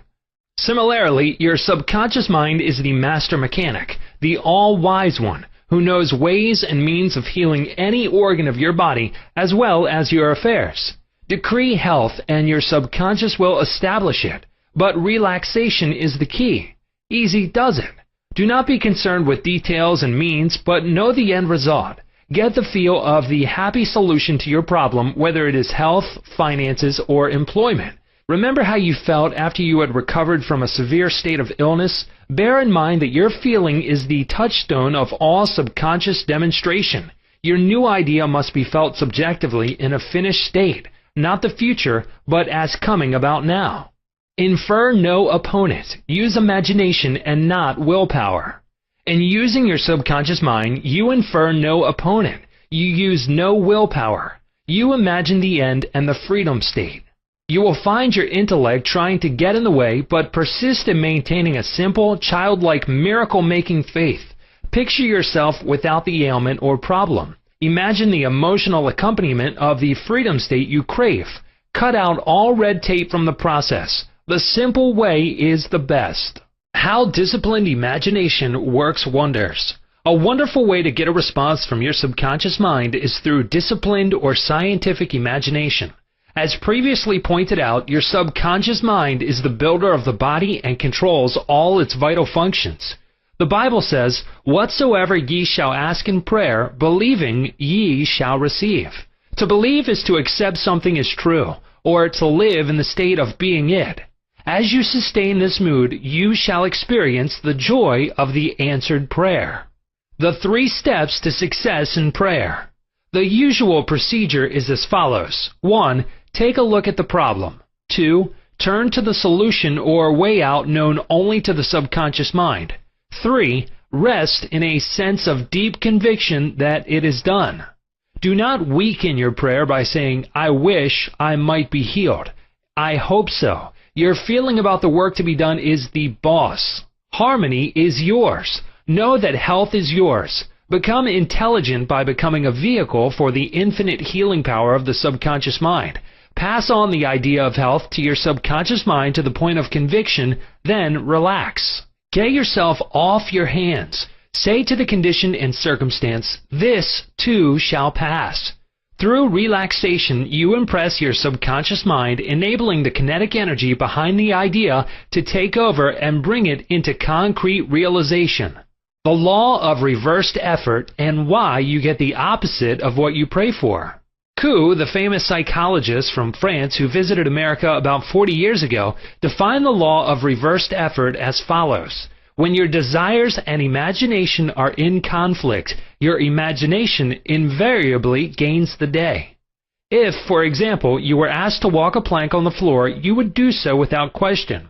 Now suppose the same plank were placed 20 feet up in the air between 2 walls. Would you walk it? Your desire to walk it would be counteracted by your imagination or fear of falling. Your dominant idea, which would be the picture of falling, would conquer. Your desire, will, or effort to walk on the plank would be reversed, and the dominant idea of failure would be reinforced. Mental effort is invariably self-defeated, eventuating always in the opposite of what is desired. The suggestions of powerlessness to overcome the condition dominate the mind. Your subconscious is always controlled by the dominant idea. Your subconscious will accept the stronger of 2 contradictory propositions. The effortless way is the better. If you say, "I want a healing, but I can't get it. I try so hard. I force myself to pray. I use all the willpower I have," you must realize that your error lies in your effort. Never try to compel the subconscious mind to accept your idea by exercising willpower. Such attempts are doomed to failure, and you get the opposite of what you prayed for. The following is a rather common experience. Students, when taking examinations and reading through their papers, find that all their knowledge has suddenly deserted them. Their minds become appalling blanks, and they are unable to recall one relevant thought. The more they grit their teeth and summon the powers of the will, the further the answers seem to flee. But when they have left the examination room and the mental pressure relaxes, the answers they were seeking float tantalizingly back into their minds. Trying to force themselves to remember was the cause of their failure. This is an example of the law of reversed effort, whereby you get the opposite of what you asked or prayed for. The conflict of desire and imagination must be reconciled. To use mental force is to presuppose that there is opposition. When your mind is concentrated on the means to overcome a problem, it is no longer concerned with the obstacle. The harmonious union or agreement between your conscious and subconscious on any idea, desire, or mental image. When there is no longer any quarrel in either part of your mind, your prayer will be answered. The two agreeing may also be represented as you and your desire, your thought and feeling, your idea and emotion, your desire and imagination. You avoid all conflict between your desires and imagination by entering into a drowsy, sleepy state which brings all effort to a minimum. The conscious mind is submerged to a great extent when in a sleepy state. The best time to impregnate your subconscious is prior to sleep. The reason for this is that the highest degree of outcropping of the subconscious occurs prior to sleep and just after we awaken. In this state, the negative thoughts and imagery which tend to neutralize your desire and so prevent acceptance by your subconscious mind no longer present themselves. When you imagine the reality of the fulfilled desire and feel the thrill of accomplishment, your subconscious brings about the realization of your desire. A great many people solve all their dilemmas and problems by the play of their controlled, directed, and disciplined imagination, knowing that whatever they imagine and feel as true will and must come to pass. The following will clearly illustrate how a young girl overcame the conflict between her desire and her imagination. She desired a harmonious solution to her legal problem, yet her mental imagery was constantly on failure, loss, bankruptcy, and poverty. It was a complicated lawsuit, and there was one postponement after another with no solution in sight. At my suggestion, she got into a sleepy, drowsy state each night prior to sleep, and she began to imagine the happy ending, feeling it to the best of her ability. She knew that the image in her mind had to agree with her heart's desire. Prior to sleep, she began to dramatize as vividly as possible, her lawyer having an animated discussion with her regarding the outcome. She would ask him questions, and he would answer her appropriately. He would say to her over and over again, "There has been a perfect, harmonious solution. The case has been settled out of court." During the day when fear thoughts came into her mind, she would run her mental movie with gestures, voice, and sound equipment. She could easily imagine the sound of his voice, smile, and mannerism. She ran this mental picture so often it became a subjective pattern, a regular train track. At the end of a few weeks, her attorney called her and confirmed objectively what she had been imagining and feeling as true subjectively. This is really what the psalmist meant when he wrote, "Let the words of my mouth, your thoughts, mental images, good, and the meditations of my heart, your feeling, nature, emotion, be acceptable in thy sight. O Lord, the law of your subconscious mind, my strength and my Redeemer, the power and wisdom of your subconscious mind can redeem you from sickness, bondage, and misery." Psalm 19:14. Chapter 9. How to use the power of your subconscious for wealth. If you're having financial difficulties, if you're trying to make ends meet, it means you have not convinced your subconscious mind that you will always have plenty and some to spare. You know men and women who work a few hours a week and make fabulous sums of money. They do not strive or slave hard. Do not believe the story that the only way you can become wealthy is by the sweat of your brow and hard labor. It is not so. The effortless way of life is the best. Do the thing you love to do, and do it for the joy and thrill of it. I know an executive in Los Angeles who receives a salary of $75,000 yearly. Last year, he went out on a 9-month cruise seeing the world and its beauty spots. He said to me that he had succeeded in convincing his subconscious mind that he is worth that much money. He told me that many men in his organization, getting about $100 a week, knew more about the business than he did and could manage it better. But they had no ambition, no creative ideas, and were not interested in the wonders of their subconscious mind. Wealth is of the mind. Wealth is simply a subconscious conviction on the part of the individual. You will not become a millionaire by saying, "I am a millionaire, I am a millionaire." You will grow into a wealth consciousness by building into your mentality the idea of wealth and abundance. Your invisible means of support. The trouble with most people is that they have no invisible means of support. When business falls away, the stock market drops, or they lose their investments, they seem helpless. The reason for such insecurity is that they do not know how to tap the subconscious mind. They are unacquainted with the inexhaustible storehouse within. A man with a poverty-type mind finds himself in poverty-stricken conditions. Another man with a mind filled with ideas of wealth is surrounded with everything he needs. It is never intended that man should lead a life of indigence. You can have wealth, everything you need, and plenty to spare. Your words have power to cleanse your mind of wrong ideas and to instill right ideas in their place. The ideal method for building a wealth consciousness. Perhaps you are saying as you read this chapter, "I need wealth and success." This is what you do. Repeat for about 5 minutes to yourself 3 or 4 times a day, wealth, success. These words have tremendous power. They represent the inner power of the subconscious mind. Anchor your mind on this substantial power within you. Then conditions and circumstances corresponding to their nature and quality will be manifested in your life. You are not saying, "I am wealthy." You are dwelling on real powers within you. There is no conflict in the mind when you say wealth. Furthermore, the feeling of wealth will well up within you as you dwell on the idea of wealth.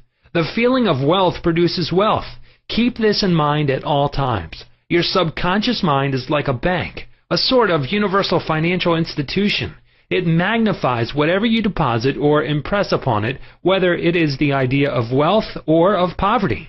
Choose wealth. Why your affirmations for wealth fail. I have talked to many people during the past 35 years whose usual complaint is, "I have said for weeks and months, I am wealthy, I am prosperous, and nothing has happened." I discovered that when they said, "I am prosperous, I am wealthy," they felt within that they were lying to themselves. One man told me, "I have affirmed that I am prosperous until I am tired. Things are now worse." I knew when I made the statement that it was obviously not true. His statements were rejected by the conscious mind, and the very opposite of what he outwardly affirmed and claimed was made manifest. Your affirmation succeeds best when it is specific and when it does not produce a mental conflict or argument. Hence, the statements made by this man made matters worse because they suggested his lack. Your subconscious accepts what you really feel to be true, not just idle words or statements. The dominant idea or belief is always accepted by the subconscious mind. How to avoid mental conflict. The following is the ideal way to overcome this conflict for those who have this difficulty. Make this practical statement frequently, particularly prior to sleep. By day and by night, I am being prospered in all my interests. This affirmation will not arouse any argument because it does not contradict your subconscious mind's impression of financial lack. I suggested to one businessman whose sales and finances were very low and who was greatly worried that he sit down in his office, become quiet, and repeat this statement over and over again. My sales are improving every day. This statement engaged the cooperation of the conscious and subconscious mind. Results followed. Don't sign blank checks.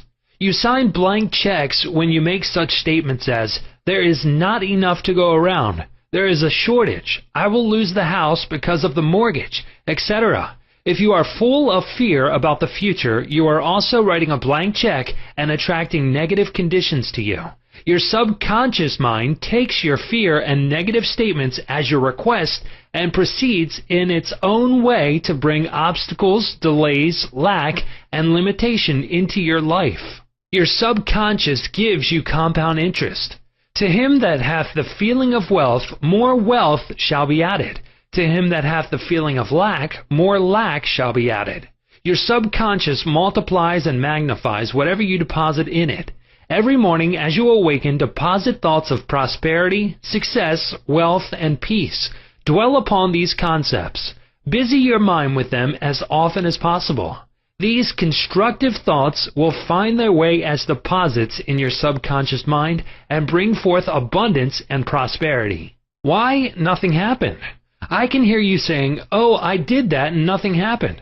You did not get results because you indulged in fear thoughts perhaps 10 minutes later and neutralized the good you had affirmed.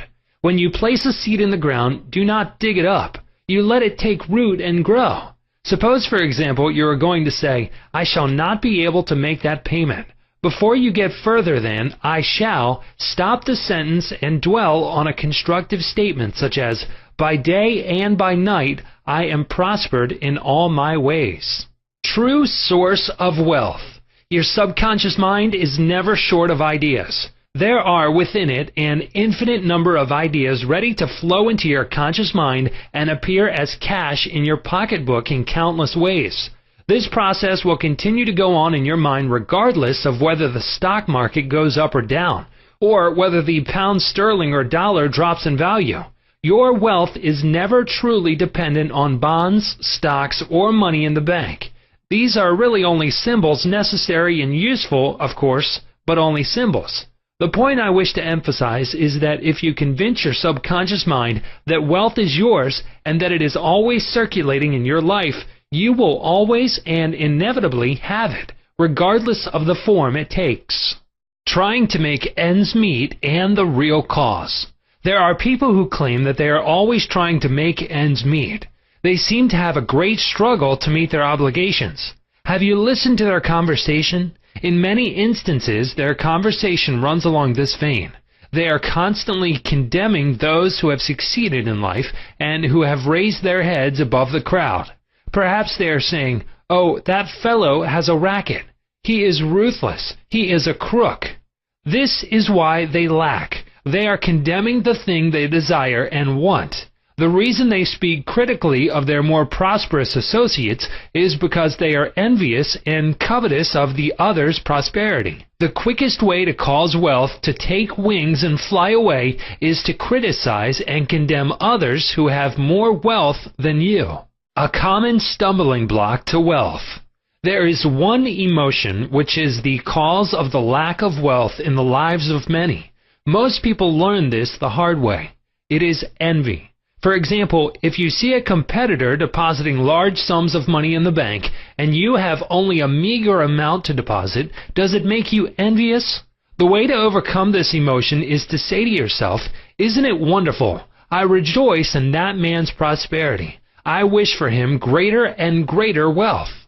To entertain envious thoughts is devastating because it places you in a very negative position. Therefore, wealth flows from you instead of to you. If you are ever annoyed or irritated by the prosperity or great wealth of another, claim immediately that you truly wish for him greater wealth in every possible way. This will neutralize the negative thoughts in your mind and cause an ever greater measure of wealth to flow to you by the law of your own subconscious mind. Rubbing out a great mental block to wealth. If you are worried and critical about someone who you claim is making money dishonestly, cease worrying about him. You know such a person is using the law of mind negatively. The law of mind takes care of him. Be careful not to criticize him for the reasons previously indicated. Remember, the block or obstacle to wealth is in your own mind. You can now destroy that mental block. This you may do by getting on mental good terms with everyone. Sleep and grow rich. As you go to sleep at night, practice the following technique. Repeat the word wealth, quietly, easily, and feelingly. Do this over and over again, just like a lullaby. Lull yourself to sleep with the one word wealth. You should be amazed at the result. Wealth should flow to you in avalanches of abundance. This is another example of the magic power of your subconscious mind. Chapter 10. Your right to be rich. It is your right to be rich. You are here to lead the abundant life and be happy, radiant, and free. You should, therefore, have all the money you need to lead a full, happy, and prosperous life. You are here to grow, expand, and unfold spiritually, mentally, and materially. You have the inalienable right to fully develop and express yourself along all lines. You should surround yourself with beauty and luxury. Why be satisfied with just enough to go around when you can enjoy the riches of your subconscious mind? In this chapter, you can learn to make friends with money, and you should always have a surplus. Your desire to be rich is a desire for a fuller, happier, more wonderful life. It is a cosmic urge. It is not only good, but also very good. Money is a symbol. Money is a symbol of exchange. It means to you not only freedom from want, but beauty, luxury, abundance, and refinement. It is merely a symbol of the economic health of the nation. When your blood is circulating freely in your body, you are healthy. When money is circulating freely in your life, you are economically healthy. When people begin to hoard money to put it away in tin boxes and become charged with fear, there is economic illness. Money has taken many forms as a medium of exchange down through the centuries, such as salt, beads, and trinkets of various kinds. In early times, a man's wealth was determined by the number of sheep and oxen he had. Now we use currency and other negotiable instruments, as it is much more convenient to write a check than carry some sheep around with you to pay bills. How to walk the royal road to riches. Knowledge of the powers of your subconscious mind is the means to the royal road to riches of all kinds, spiritual, mental, or financial. The student of the laws of mind believes and knows definitely that regardless of economic situations, stock market fluctuation, depression, strikes, war, other conditions or circumstances, he will always be amply supplied regardless of what form money takes. The reason for this is that he has conveyed the idea of wealth to his subconscious mind, and it keeps him supplied wherever he may be.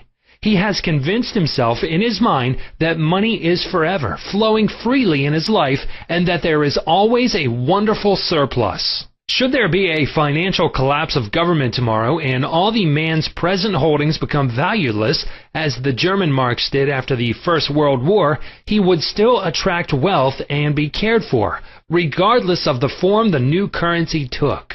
Why you do not have more money. As you read this chapter, you are probably saying, I am worthy of a higher salary than I am receiving. I believe most people are inadequately compensated. One of the causes many people do not have more money is that they are silently or openly condemning it.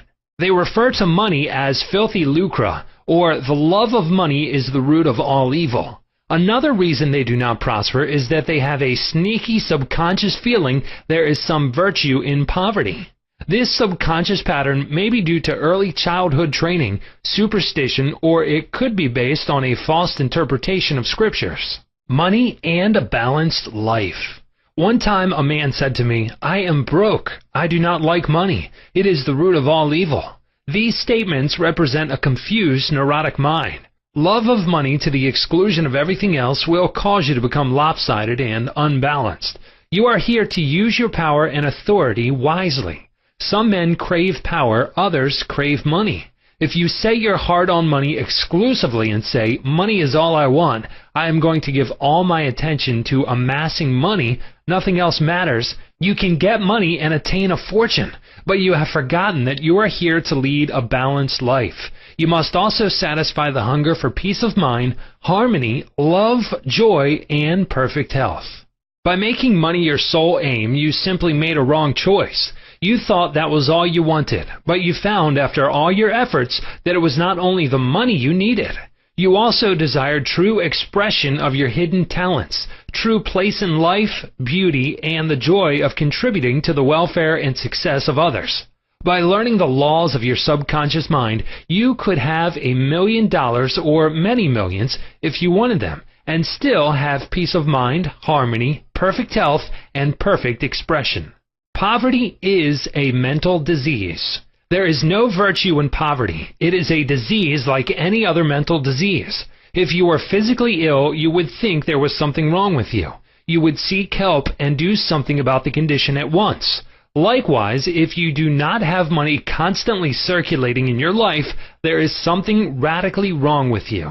The urge of the life principle in you is toward growth, expansion, and the life more abundant. You are not here to live in a hovel, dress in rags, and go hungry. You should be happy, prosperous, and successful. Why you must never criticize money. Cleanse your mind of all weird and superstitious beliefs about money. Do not ever regard money as evil or filthy. If you do, you cause it to take wings and fly away from you. Remember that you lose what you condemn. You cannot attract what you criticize. Getting the right attitude toward money. Here is a simple technique you may use to multiply money in your experience. Use the following statements several times a day. I like money. I love it. I use it wisely, constructively, and judiciously. Money is constantly circulating in my life. I release it with joy, and it returns to me multiplied in a wonderful way. It is good and very good. Money flows to me in avalanches of abundance. I use it for good only, and I am grateful for my good and for the riches of my mind. How the scientific thinker looks at money. Suppose, for example, you found gold, silver, lead, copper, or iron in the ground. Would you pronounce these things evil? All evil comes from man's darkened understanding, from his ignorance, from his false interpretation of life, and from his misuse of his subconscious mind. Uranium, lead, or some other metal could have been used as a medium of exchange. We use paper bills, checks, nickel, and silver. Surely these are not evil. Physicists and chemists know today that the only difference between one metal and another is the number and rate of motion of electrons revolving around the central nucleus. They can now change one metal into another through a bombardment of atoms in the powerful cyclotron. Gold, under certain conditions, becomes mercury. I believe that our modern scientists in the near future will be able to make gold, silver, and other metals synthetically in the chemical laboratory. The cost may be prohibitive now, but it can be done. I cannot imagine any intelligent person seeing anything evil in electrons, neutrons, protons, and isotopes. The piece of paper in your pocket is composed of atoms and molecules with their electrons and protons arranged differently. Their number and rates of motion are different. That is the only way the paper differs from the silver in your pocket. How to attract the money you need. Many years ago, I met a young boy in Australia who wanted to become a physician and surgeon, but he had no money. I explained to him how a seed deposited in the soil attracts to itself everything necessary for its unfolding, and all that he had to do was take a lesson from the seed and deposit the required idea in his subconscious mind. For expenses, this young, brilliant boy used to clean out doctors' offices, wash windows, and do odd repair jobs. He told me that every night as he went to sleep, he used to picture in his mind's eye a medical diploma on a wall with his name on it in big, bold letters. He used to clean and shine the framed diplomas in the medical building where he worked. It was not hard for him to engrave the image of a diploma in his mind and develop it there. Definite results followed as he persisted with his mental picture every night for about 4 months. The sequel of this story was very interesting. One of the doctors took a great liking to this young boy, and after training him in the art of sterilizing instruments, giving hypodermic injections and other miscellaneous first aid work, he employed him as a technical assistant in his office. The doctor later sent him to medical school at his own expense. Today, this young man is a prominent medical doctor in Montreal, Canada. He discovered the law of attraction by using his subconscious mind the right way. He operated an age-old law which says, having seen the end, you have willed the means to the realization of the end. The end in this case was to become a medical doctor. This young man was able to imagine, see, and feel the reality of being a doctor. He lived with that idea, sustained it, nourished it, and loved it until, through his imagination, it penetrated the layers of his subconscious mind and became a conviction, thereby attracting to him everything necessary for the fulfillment of his dream. Why some men do not get a raise in pay. If you are working in a large organization and you are silently thinking of and resenting the fact you are underpaid, that you are not appreciated, and that you deserve more money and greater recognition, you are subconsciously severing your ties with that organization. You are setting a law in motion, and the superintendent or manager will say to you, "We have to let you go." Actually, you dismissed yourself. The manager was simply the instrument through which your own negative mental state was confirmed. It was an example of the law of action and reaction. The action was your thought, and the reaction was the response of your subconscious mind. Obstacles and impediments on the pathway to riches. I am sure you have heard men say, "That fellow has a racket. He is a racketeer. He is getting money dishonestly. He is a faker. I knew him when he had nothing. He is a crook, a thief, and a swindler." If you analyze the man who talks like that, you discover he is usually in want or suffering from some financial or physical illness. Perhaps his former college friends went up the ladder of success and excelled him. Now he is bitter and envious of their progress. In many instances, this is the cause of his downfall. Thinking negatively of these classmates and condemning their wealth causes the wealth and prosperity he is praying for to vanish and flee away. He is condemning the thing he is praying for. He is praying two ways. On the one hand, he is saying, "Wealth is flowing to me now." And in the next breath, silently and audibly, he is saying, "I resent that fellow's wealth." Always make it a special point to rejoice in the wealth of the other person. Protect your investments. If you are seeking wisdom regarding investments, or if you are worried about your stocks or bonds, quietly claim, "Infinite intelligence governs and watches over all my financial transactions, and whatsoever I do shall prosper." Do this frequently, and you will find that your investments will be wise. Moreover, you will be protected from loss, as you will be prompted to sell your securities or holdings before any loss accrues to you. You cannot get something for nothing. In large stores, the management employs store detectives to prevent people from stealing. They catch a number of people every day trying to get something for nothing.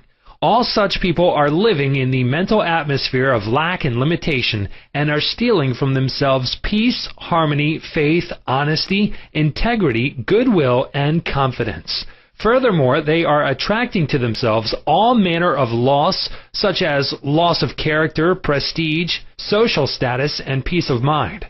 These people lack faith in the source of supply and the understanding of how their minds work.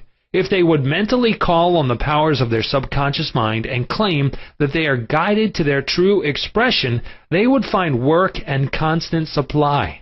Then, by honesty, integrity, and perseverance, they would become a credit to themselves and to society at large.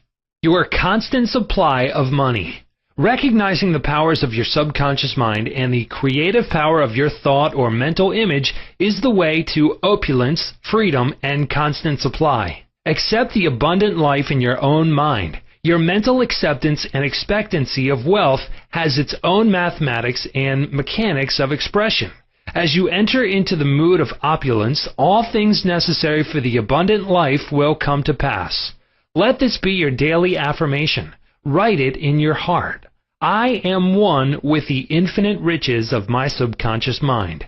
It is my right to be rich, happy, and successful. Money flows to me freely, copiously, and endlessly. I am forever conscious of my true worth. I give of my talents freely, and I am wonderfully blessed financially. It is wonderful. Chapter 11. Your subconscious mind as a partner in success. Success means successful living. A long period of peace, joy, and happiness on this plane may be termed success. The real things of life, such as peace, harmony, integrity, security, and happiness, are intangible. They come from the deep self of man. Meditating on these qualities builds these treasures of heaven in our subconscious. The 3 steps to success. Let us discuss 3 steps to success. The first step to success is to find out the thing you love to do, then do it.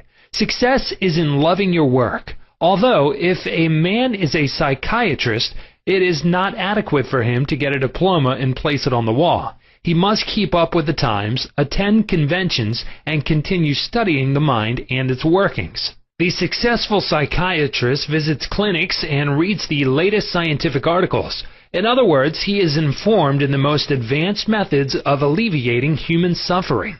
The most successful psychiatrist or doctor must have the interest of his patients at heart. Someone may say, "How can I put the first step into operation? I do not know what I should do." In such a case, pray for guidance as follows. The infinite intelligence of my subconscious mind reveals to me my true place in life. Repeat this prayer quietly, positively, and lovingly to your deeper mind. As you persist with faith and confidence, the answer will come to you as a feeling, a hunch, or a tendency in a certain direction. It will come to you clearly and in peace, and as an inner silent awareness. The second step to success is to specialize in some particular branch of work and know more about it than anyone else. For example, if a young man chooses chemistry as his profession, he should concentrate on one of the many branches in this field. He should give all of his time and attention to this chosen specialty. He should become sufficiently enthusiastic to try to know all there is available about his field. If possible, he should know more than anyone else. The young man should become ardently interested in his work and should desire to serve the world. He that is greatest among you, let him become your servant. There is a great contrast in this attitude of mind in comparison to that of the man who only wants to make a living or just get by. Getting by is not true success. Man's motive must be greater, nobler, and more altruistic. He must serve others, thereby casting his bread upon the waters. The third step is the most important one. You must be sure that the thing you want to do does not redound to your success only. Your desire must not be selfish. It must benefit humanity. The path of a complete circuit must be formed. In other words, your idea must go forth with the purpose of blessing or serving the world. It will then come back to you pressed down, shaken together, and running over. If it is to benefit yourself exclusively, the circle or complete circuit is not formed, and you may experience a short circuit in your life, which may consist of limitation or sickness. The measure of true success. Some people may say, "But Mr. James made a fortune in selling fraudulent oil stock." A man may seem to succeed for a while, but the money he obtained by fraud usually takes wings and flies away. When we rob from another, we rob from ourselves, because we are in a mood of lack and limitation which may manifest itself in our body, home life, and affairs. What we think and feel, we create. We create what we believe. Even though a man may have accumulated a fortune fraudulently, he is not successful. There is no success without peace of mind. What good is man's accumulated wealth if he cannot sleep nights, is sick, or has a guilt complex? I knew a man in London who told me of his exploits. He had been a professional pickpocket and had amassed a large amount of money. He had a summer home in France and lived in royal fashion in England. His story was that he was in constant dread of being arrested by Scotland Yard. He had many inner disorders, which were undoubtedly caused by his constant fear and deep-seated guilt complex. He knew he had done wrong. This deep sense of guilt attracted all kinds of trouble to him. Subsequently, he voluntarily surrendered to the police and served a prison sentence. After his release from prison, he sought psychological and spiritual counsel and became transformed. He went to work and became an honest, law-abiding citizen. He found what he loved to do and was happy. A successful person loves his work and expresses himself fully. Success is contingent upon a higher ideal than the mere accumulation of riches. The man of success is the man who possesses great psychological and spiritual understanding.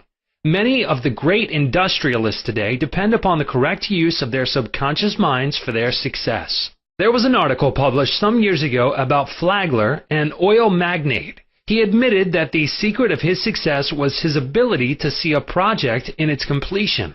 For instance, in his case, he closed his eyes, imagined a big oil industry, saw trains running on tracks, heard whistles blowing, and saw smoke. Having seen and felt the fulfillment of his prayer, his subconscious mind brought about its realization. If you imagine an objective clearly, you will be provided with the necessities. in ways you know not of through the wonder-working power of your subconscious mind. In considering the 3 steps to success, you must never forget the underlying power of the creative forces of your subconscious mind.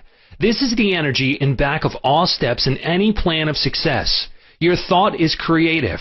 Thought fused with feeling becomes a subjective faith or belief, and according to your belief is it done unto you. Knowledge of a mighty force in you which is capable of bringing to pass all your desires gives you confidence and a sense of peace. Whatever your field of action may be, you should learn the laws of your subconscious mind. When you know how to apply the powers of your mind, and when you are expressing yourself fully and giving of your talents to others, you are on the sure path to true success. If you are about God's business or any part of it, God, by His very nature, is for you. So who can be against you? With this understanding, there is no power in heaven or on earth to withhold success from you. How he made his dream come true. A movie actor told me that he had very little education, but he had a dream as a boy of becoming a successful movie actor. Out in the field mowing hay, driving the cows home, or even milking them, he said, I would constantly imagine I saw my name in big lights at a large theater. I kept this up for years until finally I ran away from home. I got extra jobs in the motion picture field, and the day finally came when I saw my name in great big lights as I did when I was a boy. Then he added, I know the power of sustained imagination to bring success. His dream pharmacy became a reality. 30 years ago, I knew a young pharmacist who was receiving $40 a week plus commission on sales. After 25 years, he said to me, I will get a pension and retire. I said to this young man, why don't you own your own store? Get out of this place. Raise your sights. Have a dream for your children. Maybe your son wants to be a doctor. Perhaps your daughter desires to be a great musician. His answer was that he had no money. He began to awaken to the fact that whatever he could conceive as true, he could give conception. The first step toward his goal was his awakening to the powers of his subconscious mind, which I briefly elaborated on for his benefit. His second step was his realization that if he could succeed in conveying an idea to his subconscious mind, the latter would somehow bring it to pass. He began to imagine that he was in his own store. He mentally arranged the bottles, dispensed prescriptions, and imagined several clerks in the store waiting on customers. He also visualized a big bank balance. Mentally, he worked in that imaginary store. Like a good actor, he lived the role. Act as though I am, and I will be. This pharmacist put himself wholeheartedly into the act, living, moving, and acting on the assumption that he owned the store. The sequel was interesting. He was discharged from his position. He found new employment with a large chain store, became manager, and later on district manager. He saved enough money in 4 years to provide a down payment on a drug store of his own. He called it his dream pharmacy. It was, he said, exactly the store I saw in my imagination. He became a recognized success in his chosen field and was happy doing what he loved to do. Using the subconscious mind in business. Some years ago, I gave a lecture to a group of businessmen on the powers of imagination and the subconscious mind. In this lecture, I pointed out how Goethe used his imagination wisely when confronted with difficulties and predicaments. His biographers point out that he was accustomed to fill many hours quietly holding imaginary conversations. It is well known that his custom was to imagine one of his friends before him in a chair answering him in the right way. In other words, if he were concerned over any problems, he imagined his friend giving him the right or appropriate answer, accompanied with the usual gestures and tonal qualities of the voice, and he made the entire imaginary scene as real and as vivid as possible. One of the men present at this lecture was a young stockbroker. He proceeded to adopt the technique of Goethe. He began to have mental, imaginary conversations with a multi-millionaire banker friend of his who used to congratulate him on his wise and sound judgment and compliment him on his purchase of the right stocks. He used to dramatize this imaginary conversation until he had psychologically fixed it as a form of belief in his mind. This broker's inner talking and controlled imagination certainly agreed with his aim, which was to make sound investments for his clients. His main purpose in life was to make money for his clients and to see them prosper financially by his wise counsel. He is still using his subconscious mind in his business, and he is a brilliant success in his field of endeavor. Boy of 16 years turns failure into success. A young boy who was attending high school said to me, "I am getting very poor grades. My memory is failing. I do not know what is the matter." I discovered that the only thing wrong with this boy was his attitude, which was one of indifference and resentment towards some of his teachers and fellow students. I taught him how to use his subconscious mind and how to succeed in his studies. He began to affirm certain truths several times a day, particularly at night prior to sleep, and also in the morning after awakening. These are the best times to impregnate the subconscious mind. He affirmed as follows: "I realize that my subconscious mind is a storehouse of memory. It retains everything I read and hear from my teachers. I have a perfect memory, and the infinite intelligence in my subconscious mind constantly reveals to me everything I need to know at all my examinations, whether written or oral. I radiate love and goodwill to all my teachers and fellow students. I sincerely wish for them success in all good things." This young man is now enjoying a greater freedom than he has ever known. He is now receiving all A's. He constantly imagines the teachers and his mother congratulating him on his success in his studies. How to become successful in buying and selling. In buying and selling, remember that your conscious mind is the starter and your subconscious mind is the motor. You must start the motor to enable it to perform its work. Your conscious mind is the dynamo that awakens the power of your subconscious mind. The first step in conveying your clarified desire, idea, or image to the deeper mind is to relax, immobilize the attention, get still, and be quiet. This quiet, relaxed, and peaceful attitude of mind prevents extraneous matter and false ideas from interfering with your mental absorption of your ideal. Furthermore, in a quiet, passive, and receptive attitude of mind, effort is reduced to a minimum. The second step is to begin to imagine the reality of that which you desire. For example, you may wish to buy a home, and in your relaxed state of mind, affirm as follows: "The infinite intelligence of my subconscious mind is all-wise. It reveals to me now the ideal home, which is central, ideal, is in a lovely environment, meets with all my requirements, and is commensurate with my income. I am now turning this request over to my subconscious mind, and I know it responds according to the nature of my request. I release this request with absolute faith and confidence in the same way that a farmer deposits a seed in the ground, trusting implicitly in the laws of growth." The answer to your prayer may come through an advertisement in the paper, through a friend, or you may be guided directly to a particular home, which is exactly what you are seeking.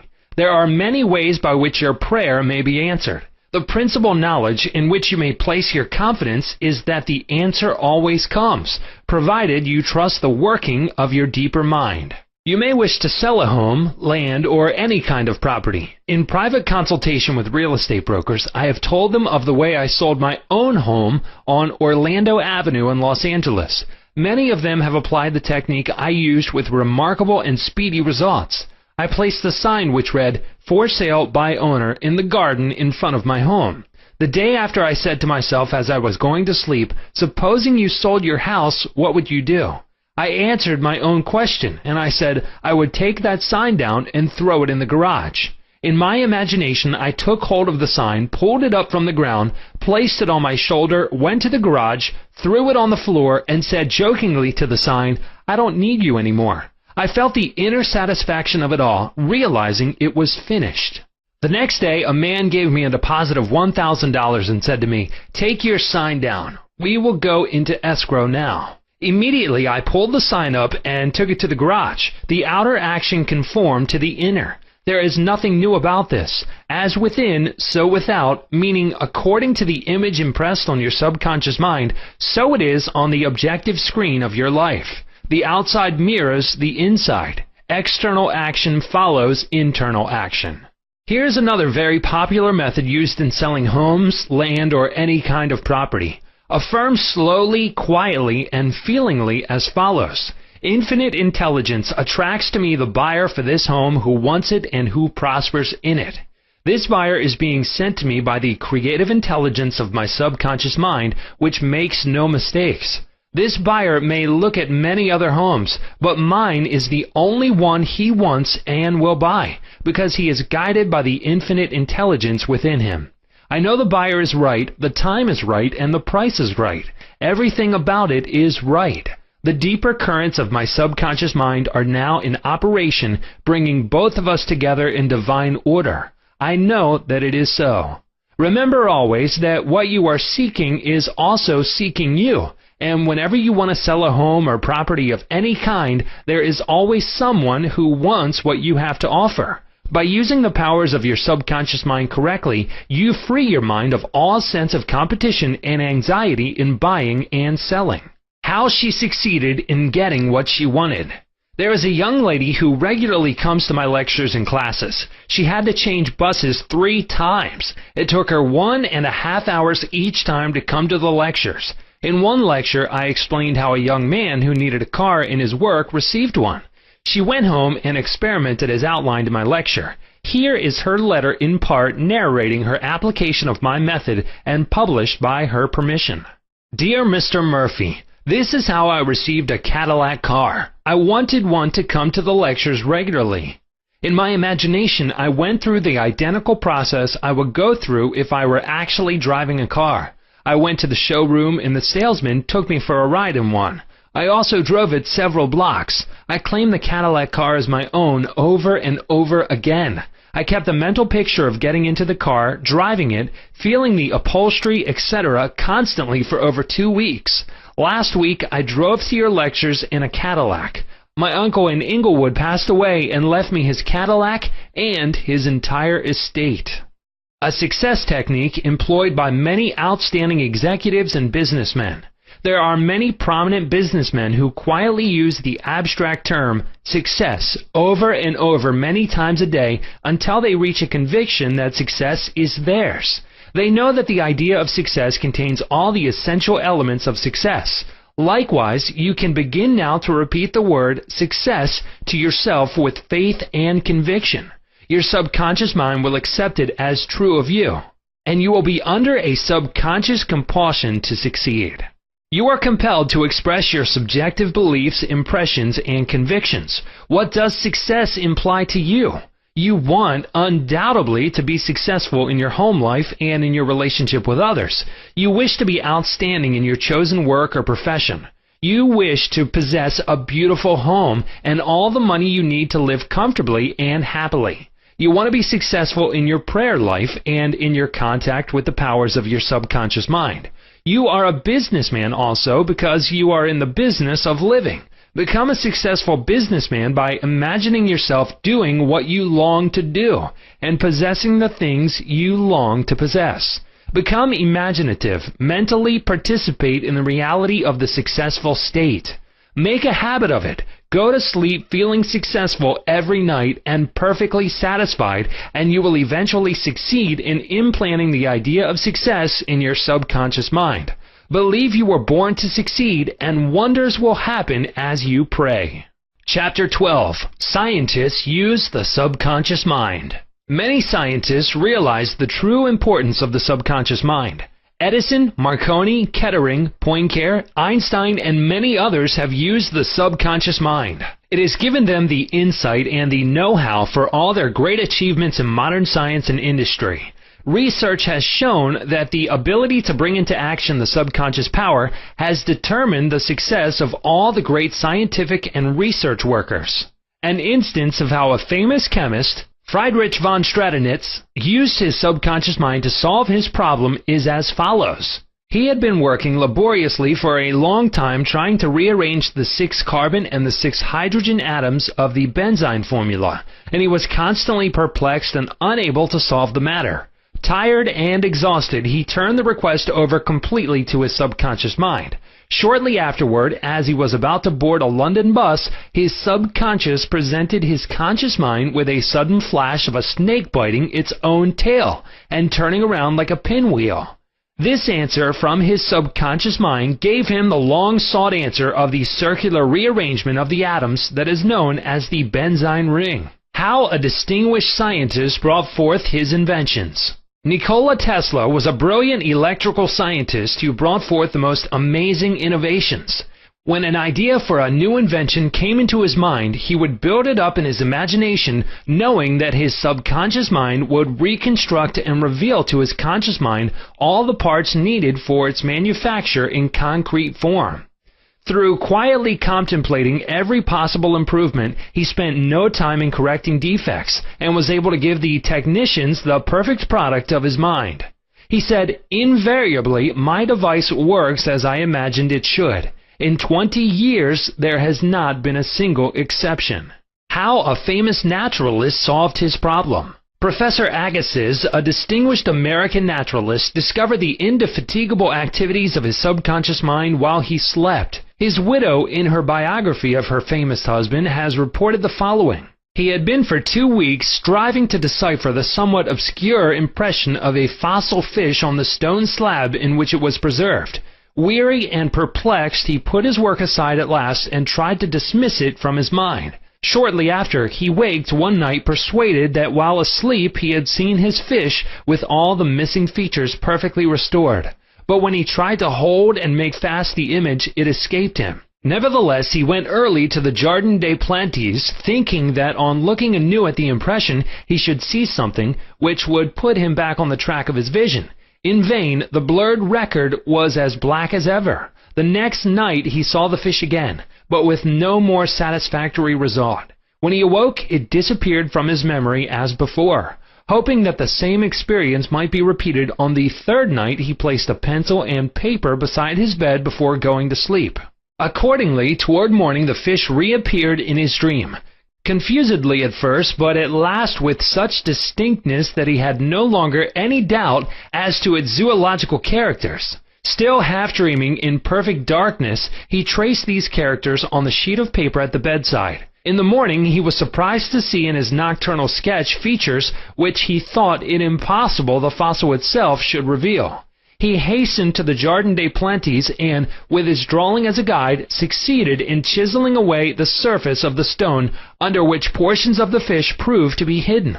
When wholly expressed, it corresponded with his dream and his drawing, and he succeeded in classifying it with ease. An outstanding physician solved the problem of diabetes. Some years ago, I received a clipping from a magazine describing the origin of the discovery of insulin.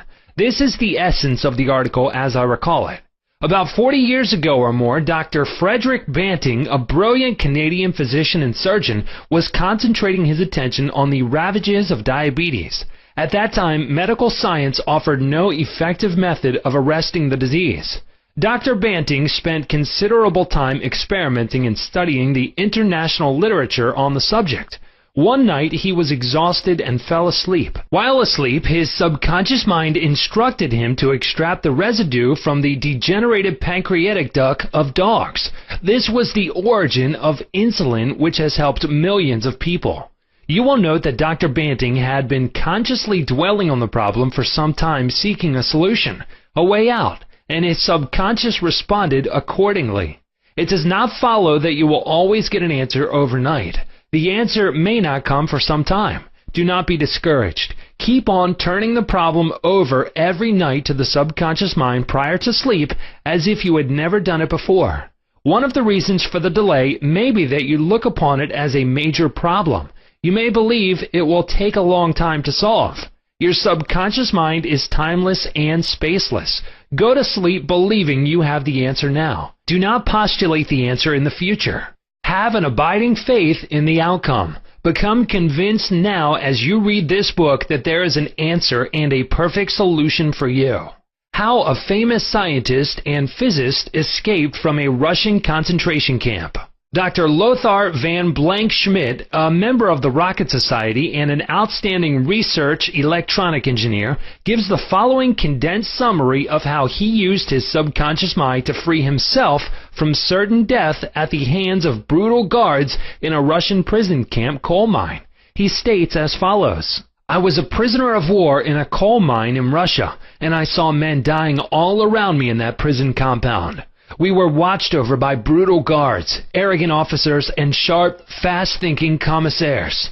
After a short medical checkup, a quota of coal was assigned to each person. My quota was 300 pounds per day. In case any man did not fill his quota, his small food ration was cut down, and in a short time he was resting in the cemetery. I started concentrating on my escape. I knew that my subconscious mind would somehow find a way. My home in Germany was destroyed, my family wiped out. All my friends and former associates were either killed in the war or were in concentration camps. I said to my subconscious mind, I want to go to Los Angeles and you will find the way. I had seen pictures of Los Angeles and I remembered some of the boulevards very well as some of the buildings. Every day and night I would imagine I was walking down Wilshire Boulevard with an American girl whom I met in Berlin prior to the war. She is now my wife. In my imagination, we would visit the stores, ride buses, and eat in the restaurants. Every night I made it a special point to drive my imaginary American automobile up and down the boulevards of Los Angeles. I made all this vivid and real. These pictures in my mind were as real and as natural to me as one of the trees outside the prison camp. Every morning the chief guard would count the prisoners as they were lined up. He would call out 1, 2, 3, etc. And when 17 was called out, which was my number in sequence, I stepped aside. In the meantime, the guard was called away for a minute or so, and on his return, he started by mistake on the next man as number 17. When the crew returned in the evening, the number of men was the same, and I was not missed, and the discovery would take a long time.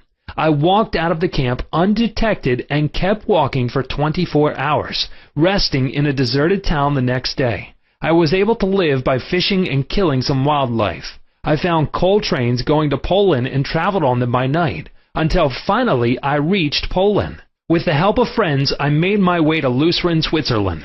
One evening at the Palace Hotel, Lucerne, I had a talk with a man and his wife from the United States of America. This man asked me if I would care to be a guest at his home in Santa Monica, California.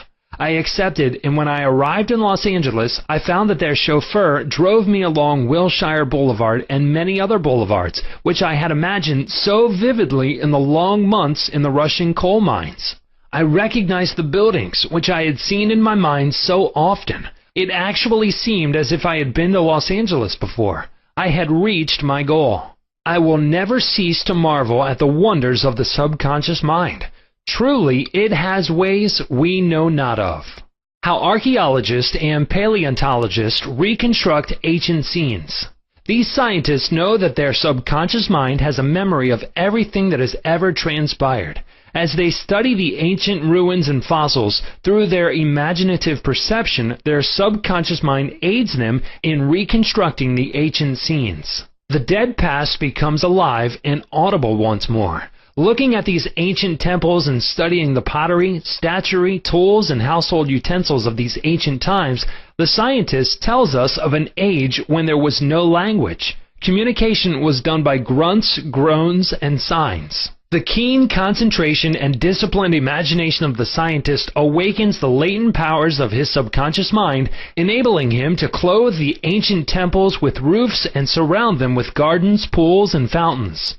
The fossil remains are clothed with eyes, sinews, and muscles, and they again walk and talk. The past becomes the living present, and we find that in mind there is no time or space. Through disciplined, controlled, and directed imagination, you can be a companion of the most scientific and inspired thinkers of all time. How to receive guidance from your subconscious. When you have what you term a difficult decision to make, or when you fail to see the solution to your problem, begin at once to think constructively about it. If you are fearful and worried, you are not really thinking. True thinking is free from fear. Here is a simple technique you can use to receive guidance on any subject. Quiet the mind and still the body. Tell the body to relax. It has to obey you. It has no volition, initiative, or self-conscious intelligence. Your body is an emotional disk which records your beliefs and impressions. Mobilize your attention. Focus your thought on the solution to your problem. Try to solve it with your conscious mind. Think how happy you would be about the perfect solution. Sense the feeling you would have if the perfect answer were yours now. Let your mind play with this mood in a relaxed way. Then drop off to sleep. When you awaken and you do not have the answer, get busy about something else. Probably when you are preoccupied with something else, the answer will come into your mind like toast pops out of the toaster. In receiving guidance from your subconscious mind, the simple way is the best. This is an illustration. I once lost a valuable ring which was an heirloom. I looked everywhere for it and could not locate it. At night, I talked to the subconscious in the same manner that I would talk to anyone. I said to it prior to dropping off to sleep, "You know all things. You know where that ring is, and you now reveal to me where it is." In the morning, I awoke suddenly with the words ringing in my ear, "Ask Robert." I thought it very strange that I should ask Robert, a young boy about 9 years of age. However, I followed the inner voice of intuition. Robert said, "Oh yes, I picked it up in the yard while I was playing with the boys. I placed it on the desk in my room. I did not think it worth anything, so I did not say anything about it." The subconscious mind will always answer you if you trust it. His subconscious revealed the location of his father's will. A young man who attends my lectures had this experience. His father died and apparently left no will. However, this man's sister told him that their father had confided to her that a will had been executed which was fair to all. Every attempt to locate the will failed. Prior to sleep, he talked to his deeper mind as follows. "I now turn this request over to the subconscious mind. It knows just where that will is and reveals it to me." Then he condensed his request down to one word, "Answer," repeating it over and over again as a lullaby. He lulled himself to sleep with the word "answer." The next morning, this young man had an overpowering hunch to go to a certain bank in Los Angeles where he found a safe deposit vault registered in the name of his father, the contents of which solved all his problems. Your thought as you go to sleep arouses the powerful latency which is within you. For example, let us suppose you are wondering whether to sell your home, buy a certain stock, sever partnership, move to New York, or stay in Los Angeles, dissolve the present contract, or take a new one. Do this. Sit quietly in your armchair or at the desk in your office. Remember that there is a universal law of action and reaction. The action is your thought. The reaction is the response from your subconscious mind. The subconscious mind is reactive and reflexive. This is its nature. It rebounds, rewards, and repays. It is the law of correspondence. It responds by corresponding. As you contemplate right action, you will automatically experience a reaction or response in yourself, which represents the guidance or answer of your subconscious mind. In seeking guidance, you simply think quietly about right action, which means that you are using the infinite intelligence residence in your subconscious mind to the point where it begins to use you. From there on, your course of action is directed and controlled by the subjective wisdom within you, which is all-wise and omnipotent. Your decision will be right. There will only be right action because you are under a subjective compulsion to do the right thing. I use the word compulsion because the law of the subconscious is compulsion. The secret of guidance. The secret of guidance or right action is to mentally devote yourself to the right answer until you find its response in you. The response is a feeling, an inner awareness, and an overpowering hunch whereby you know that you know. You have used the power to the point where it begins to use you. You cannot possibly fail or make one false step while operating under the subjective wisdom within you. You will find that all your ways are pleasantness and all your paths are peace. Chapter 13. Your Subconscious and the Wonders of Sleep. You spend about 8 out of every 24 hours, or 1/3 of your entire life, in sleep. This is an inexorable law of life. This also applies to the animal and vegetable kingdoms. Sleep is a divine law, and many answers to our problems come to us when we are sound asleep upon the bed. Many people have advocated the theory that you get tired during the day, that you go to sleep to rest the body, and that a reparative process takes place while you sleep. Nothing rests in sleep. Your heart, your lungs, and all your vital organs function while you're asleep. If you eat prior to sleep, the food is digested and assimilated. Also, your skin secretes perspiration and your nails and hair continue to grow.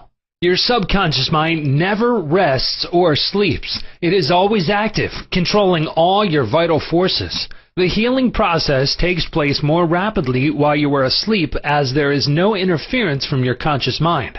Remarkable answers are given to you while you are asleep. Why we sleep. Dr. John Bigelow, a famous research authority on sleep, demonstrated that at night while asleep you receive impressions showing that the nerves of the eyes, ears, nose, and taste buds are active during sleep, and also that the nerves of your brain are quite active.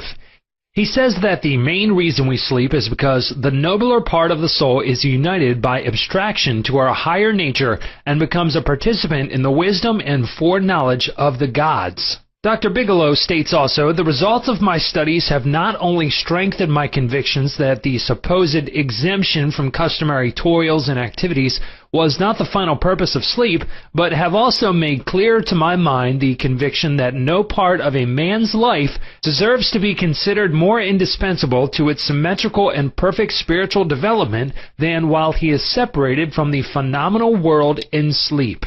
Prayer, a form of sleep. Your conscious mind gets involved with vexations, strife, and contentions of the day, and it is very necessary to withdraw periodically from sense evidence and the objective world and commune silently with the inner wisdom of your subconscious mind. By claiming guidance, strength, and greater intelligence in all phases of your life, you will be enabled to overcome all difficulties and solve your daily problems. This regular withdrawal from sense evidence and the noise and confusion of everyday living is also a form of sleep. For example, you become asleep to the world of the senses and alive to the wisdom and power of your subconscious mind. Startling effects of sleep deprivation. Lack of sleep can cause you to become irritable, moody, and depressed. Dr. George Stevenson of the National Association for Mental Health says, I believe it can be safely said that all human beings need a minimum of 6 hours sleep to be healthy.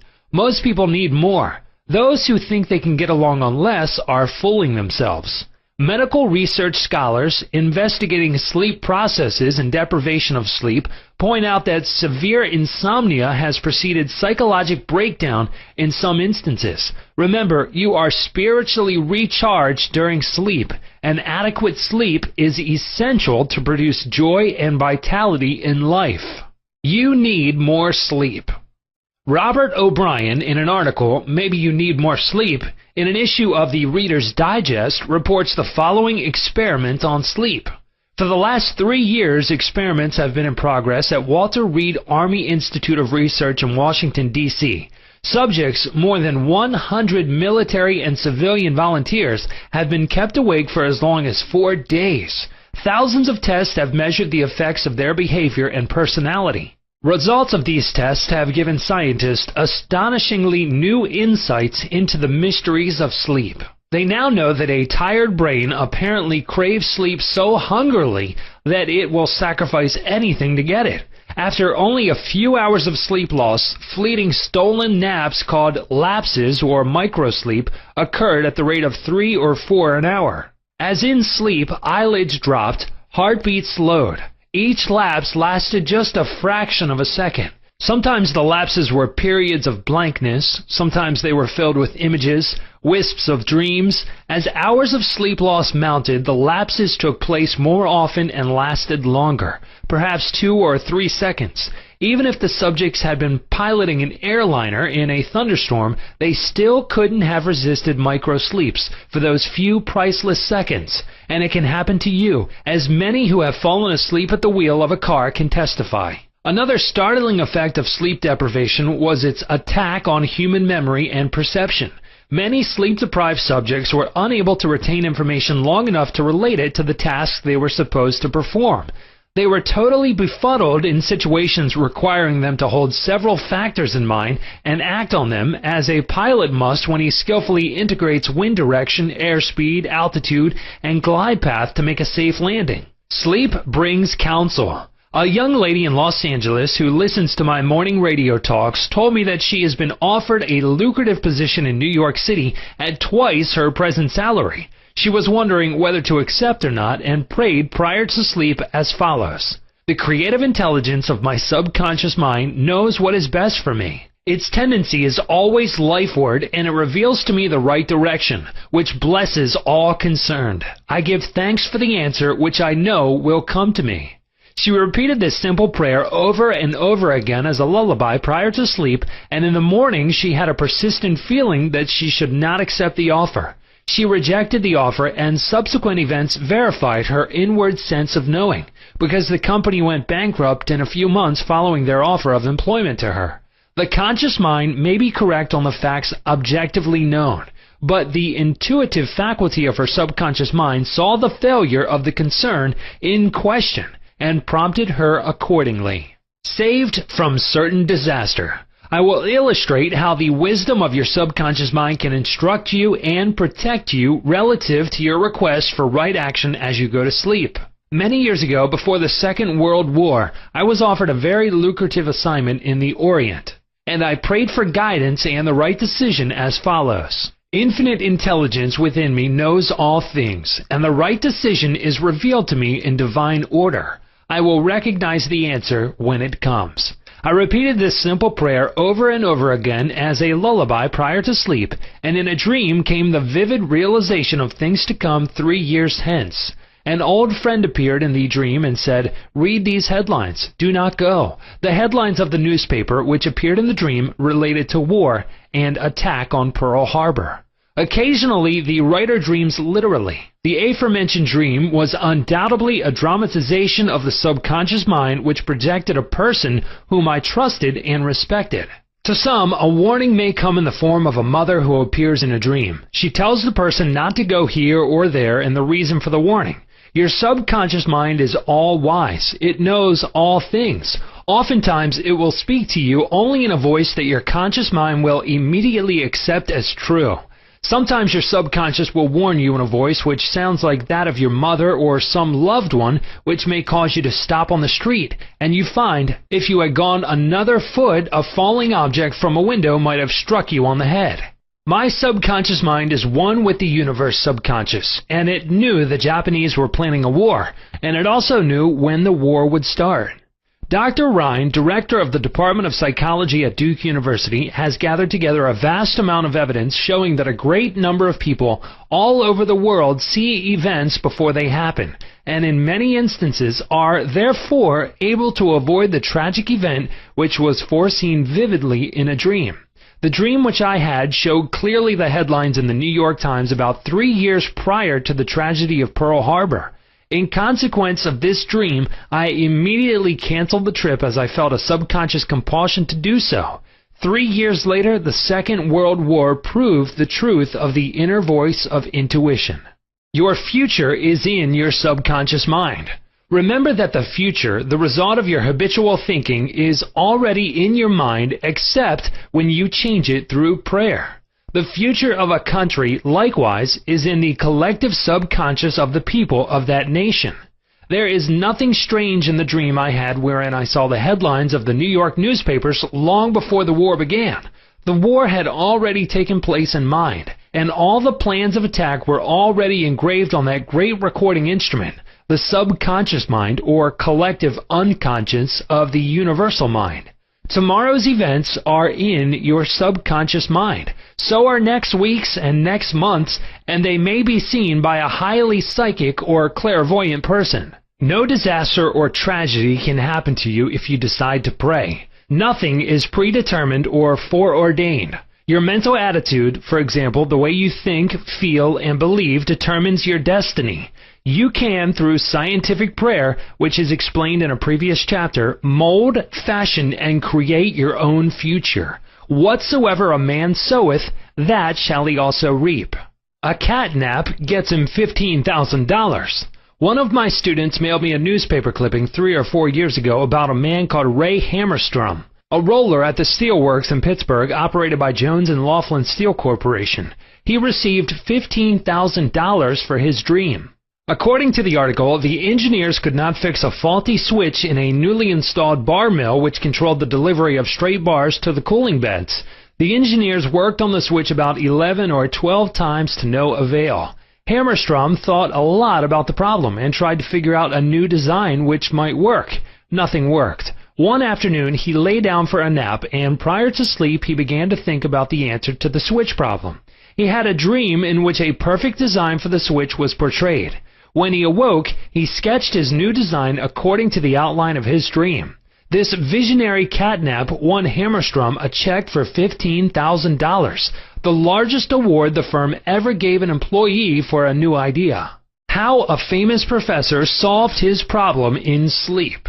Dr. H.V. Helprich, professor of Assyrian at the University of Pennsylvania, wrote as follows: "One Saturday morning I had been wearying myself in the vain attempt to decipher two small fragments of a gate which were supposed to belong to the finger rings of some Babylonians. About midnight, weary and exhausted, I went to bed and dreamed the following remarkable dream.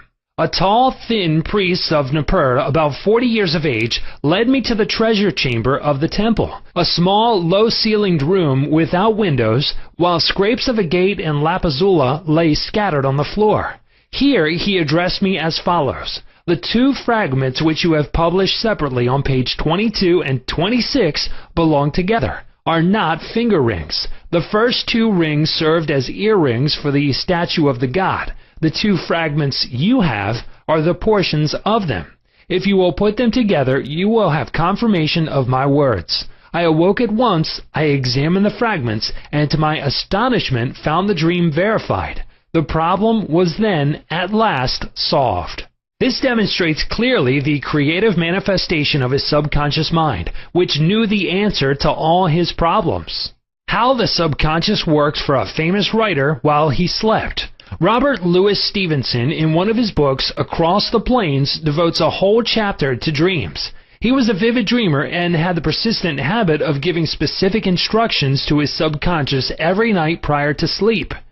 He would request his subconscious to evolve stories for him while he slept. For example, if Stevenson's funds were at low ebb, his command to his subconscious would be something like this: "Give me a good, thrilling novel which will be marketable and profitable." His subconscious responded magnificently.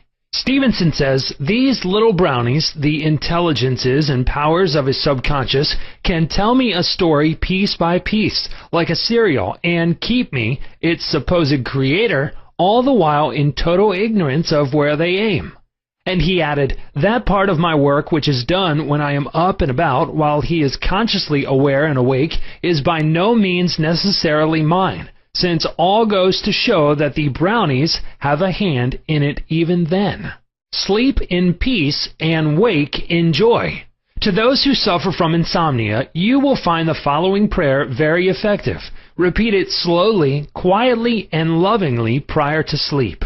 My toes are relaxed. My ankles are relaxed. My abdominal muscles are relaxed. My heart and lungs are relaxed. My hands and arms are relaxed. My neck is relaxed. My brain is relaxed. My face is relaxed. My eyes are relaxed. My whole mind and body are relaxed. I fully and freely forgive everyone, and I sincerely wish for them harmony, health, peace, and all the blessings of me. I am at peace. I am poised, serene, and calm. I rest in security and in peace. A great stillness steals over me, and a great calm quiets my whole being as I realize the divine presence within me. I know that the realization of life and love heals me. I wrap myself in the mantle of love and fall asleep filled with goodwill for all. Throughout the night, peace remains with me, and in the morning I shall be filled with life and love. A circle of love is drawn around me. I will fear no evil, for thou art with me. I sleep in peace. I wake in joy, and in him I live, move, and have my being. Chapter 14. Your subconscious mind and marital problems. Ignorance of the functions and powers of the mind is the cause of all marital trouble.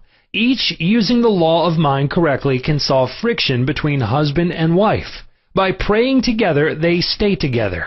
The contemplation of divine ideals, the study of the laws of life, the mutual agreement on a common purpose and plan, and the enjoyment of personal freedom bring about that harmonious marriage, that wedded bliss, that sense of oneness where the two become one. The best time to prevent divorce is before marriage. It is not wrong to try to get out of a very bad situation. But why get into the bad situation in the first place? Would it not be better to give attention to the real cause of marital problems? In other words, to really get at the root of the matter involved. As with all other problems of men and women, the problems of divorce, separation, annulment, and endless litigation are directly traceable to lack of knowledge of the working and interrelationship of the conscious and subconscious mind. The meaning of marriage. Marriage, to be real, must first be on a spiritual basis. It must be of the heart, and the heart is the chalice of love. Honesty, sincerity, kindness, and integrity are also forms of love. Each partner should be perfectly honest and sincere with the other. It is not a true marriage when a man marries a woman for her money, social position, or to lift his ego, because this indicates a lack of sincerity, honesty, and true love. Such a marriage is a farce, a sham, and a masquerade. When a woman says, "I am tired of working, I want to get married because I want security," her premise is false. She is not using the laws of mind correctly. Her security depends upon her knowledge of the interaction of the conscious and subconscious mind and its application. For example, a woman will never lack for wealth or health if she applies the techniques outlined in the respective chapters of this book. Her wealth can come to her independent of her husband, father, or anyone else. A woman is not dependent on her husband for health, peace, joy, inspiration, guidance, love, wealth, security, happiness, or anything in the world. Her security and peace of mind come from her knowledge of the inner powers within her and from the constant use of the laws of her own mind in a constructive fashion. How to attract the ideal husband. You are now acquainted with the way your subconscious mind works. You know that whatever you impress upon it will be experienced in your world. Begin now to impress your subconscious mind with the qualities and characteristics you desire in a man. The following is an excellent technique. Sit down at night in your armchair, close your eyes, let go, relax the body, become very quiet, passive, and receptive.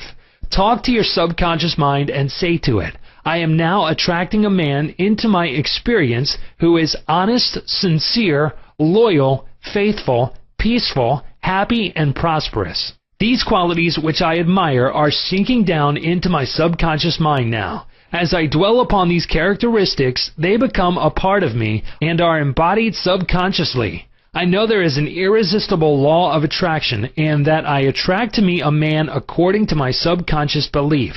I attract that which I feel to be true in my subconscious mind. I know I can contribute to his peace and happiness. He loves my ideals, and I love his ideals. He does not want to make me over, neither do I want to make him over. There is mutual love, freedom, and respect." Practice this process of impregnating your subconscious mind. Then you will have the joy of attracting to you a man possessing the qualities and characteristics you mentally dwelt upon.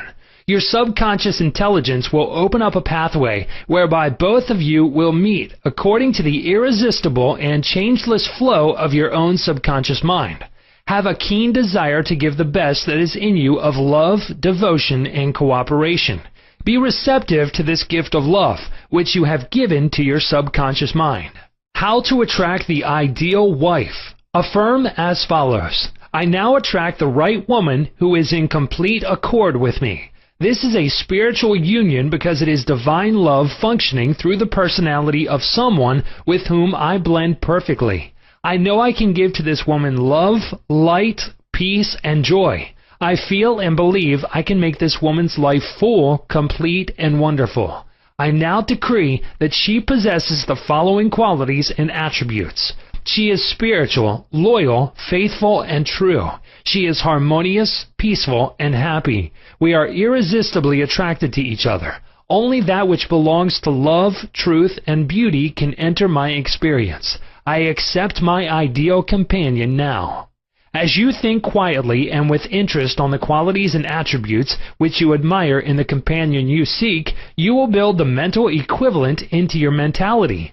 Then the deeper currents of your subconscious mind will bring both of you together in divine order. No need for third mistake. Recently a teacher said to me, I have had 3 husbands and all 3 have been passive, submissive, and dependent on me to make all decisions and govern everything. Why do I attract such type men? I asked her whether she had known that her second husband was the effeminate type, and she replied, of course not. Had I known, I would not have married him. Apparently, she had not learned anything from the first mistake. The trouble was with her personality makeup. She was very masculine, domineering, and unconsciously wanted someone who would be submissive and passive so that she could play the dominant role. All this was unconscious motivation, and her subconscious picture attracted to her what she subjectively wanted. She had to learn to break the pattern by adopting the right prayer process. How she broke the negative pattern. The above-mentioned woman learned a simple truth. When you believe you can have the type of man you idealize, it is done unto you as you believe. The following is the specific prayer she used to break the old subconscious pattern and attract to her the ideal mate. I am building into my mentality the type of man I deeply desire. The man I attract for a husband is strong, powerful, loving, very masculine, successful, honest, loyal, and faithful. He finds love and happiness with me. I love to follow where he leads. I know he wants me, and I want him. I am honest, sincere, loving, and kind. I have wonderful gifts to offer him. They are goodwill, a joyous heart, and a healthy body. He offers me the same. It is mutual. I give and I receive. Divine intelligence knows where this man is, and the deeper wisdom of my subconscious mind is now bringing both of us together in its own way, and we recognize each other immediately. I release this request to my subconscious mind, which knows how to bring my request to pass. I give thanks for the perfect answer. She prayed in the above manner night and morning, affirming these truths and knowing that through frequent occupation of the mind, she would reach the mental equivalent of that which she sought. The answer to her prayer.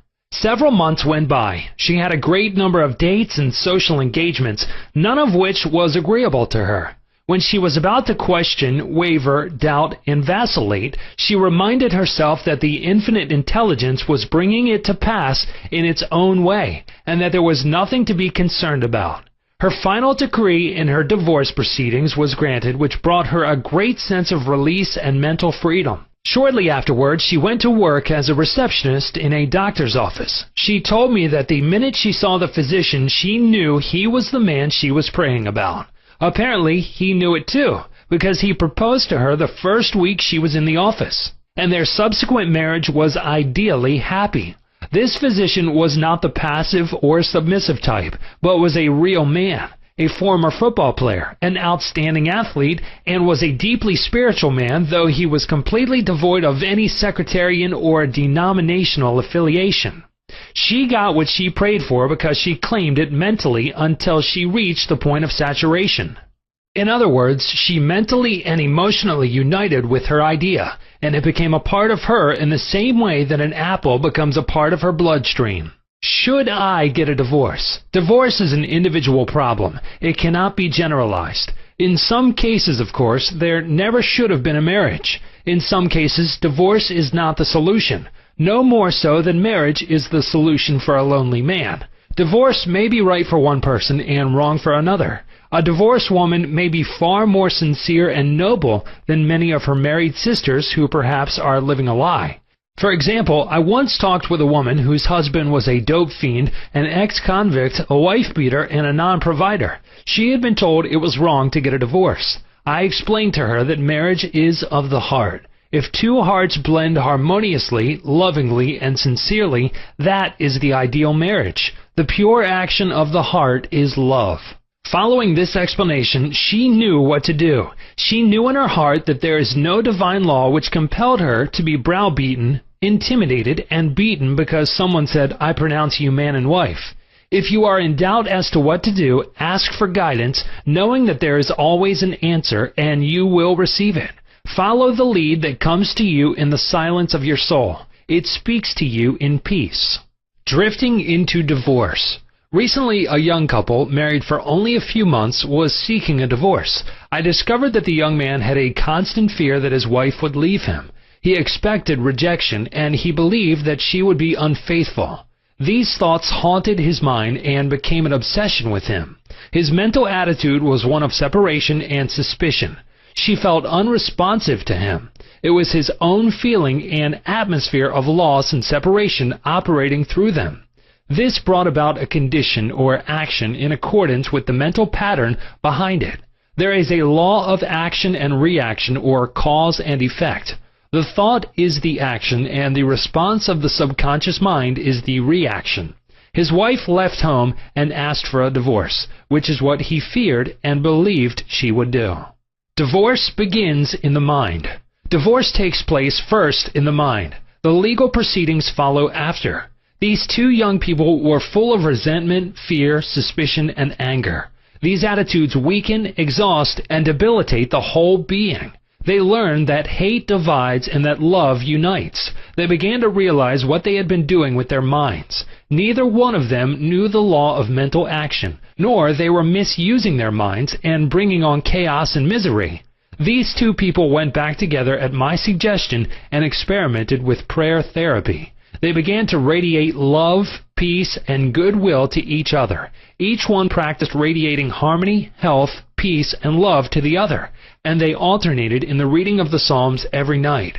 Their marriage is growing more beautiful every day. The nagging wife. Many times the reason the wife nags is because she gets no attention. Oftentimes it is a craving for love and affection. Give your wife attention and show your appreciation. Praise and exalt all her many good points. There is also the nagging type of woman who wants to make the man conform to her particular pattern. This is about the quickest way in the world to get rid of a man.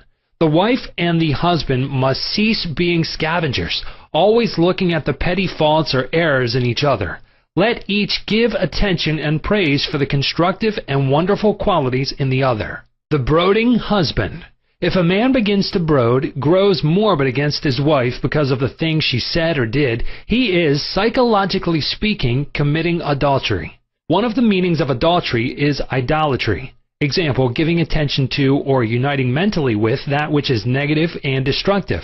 When a man is silently resenting his wife and is full of hostility towards her, he is unfaithful. He is not faithful to his marriage vows, which are to love, cherish, and honor her all the days of his life. The man who is brooding, bitter, and resentful can swallow his sharp remarks, abate his anger, and he can go to great lengths to be considerate, kind, and courteous. He can deftly skirt the differences. Through praise and mental effort, he can get out of the habit of antagonism. Then he will be able to get along better not only with his wife, but with his business associates also. Assume the harmonious state, and eventually you will find peace and harmony. The great mistake. A great mistake is to discuss your marital problems or difficulties with neighbors and relatives. Suppose, for example, a wife says to the neighbor, "John never gives me any money. He treats my mother abominably, drinks to excess, and is constantly abusive and insulting." Now, this wife is degrading and belittling her husband in the eyes of all the neighbors and relatives. He no longer appears as the ideal husband to them. Never discuss your marital problems with anyone except a trained counselor. Why cause numerous people to think negatively of your marriage? Moreover, as you discuss and dwell upon these shortcomings of your husband, you are actually creating these states within yourself. Who is thinking and feeling it? You are. As you think and feel, so are you. Relatives will usually give you the wrong advice. It is usually biased and prejudiced because it is not given in an impersonal way.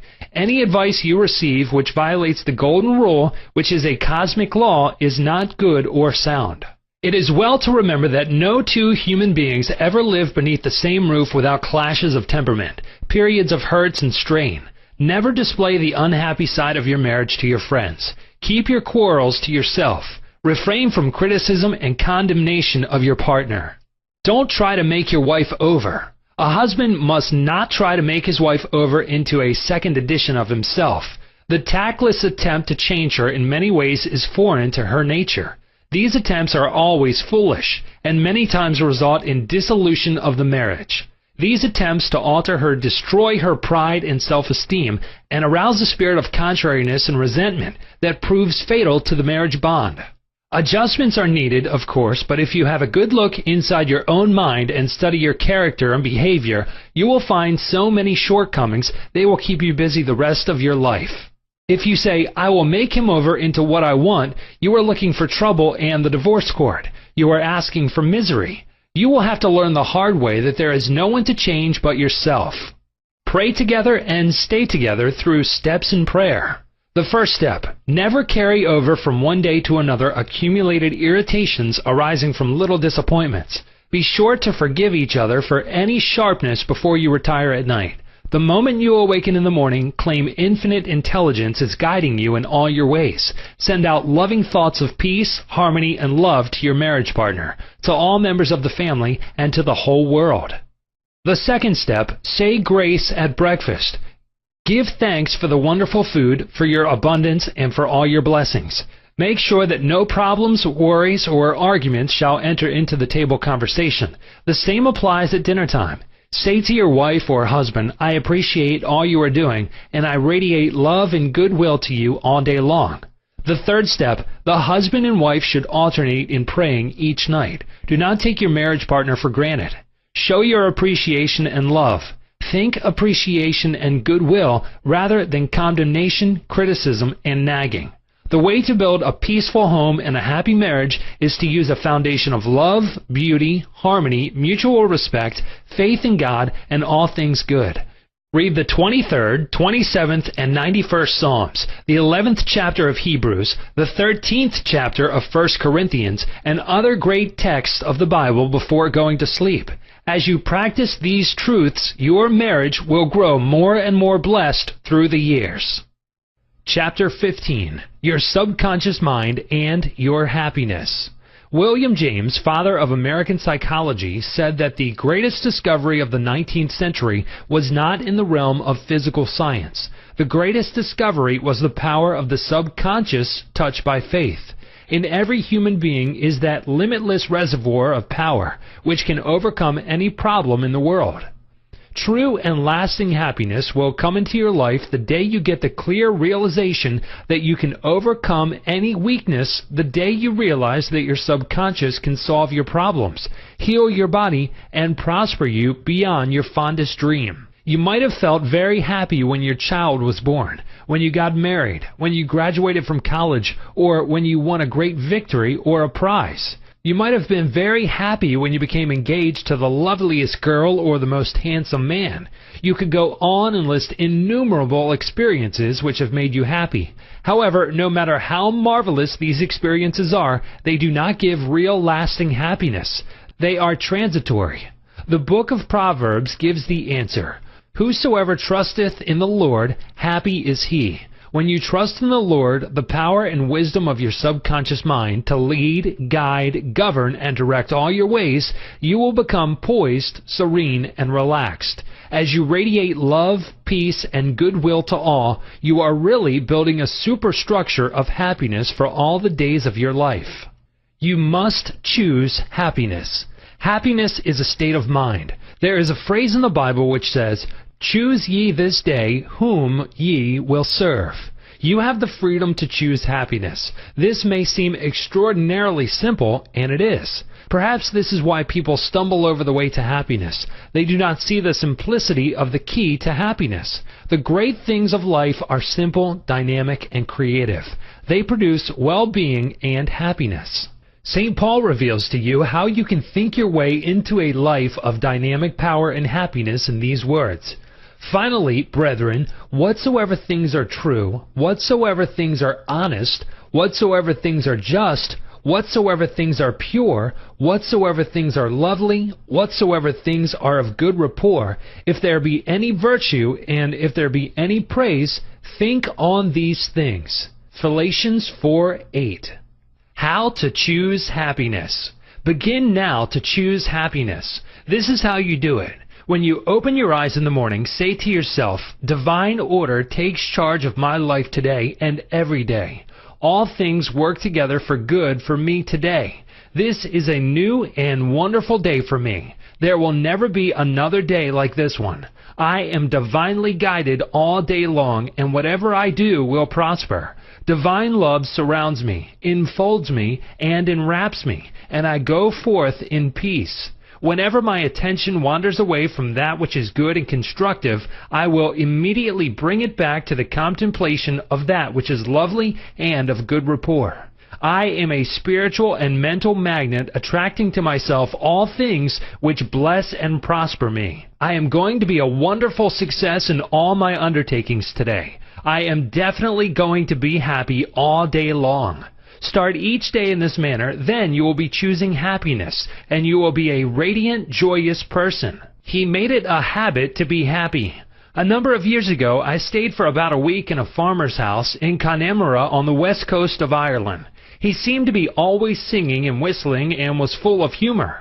I asked him the secret of his happiness, and his reply was, "It is a habit of mine to be happy. Every morning when I awaken and every night before I go to sleep, I bless my family, the crops, the cattle, and I thank God for the wonderful harvest."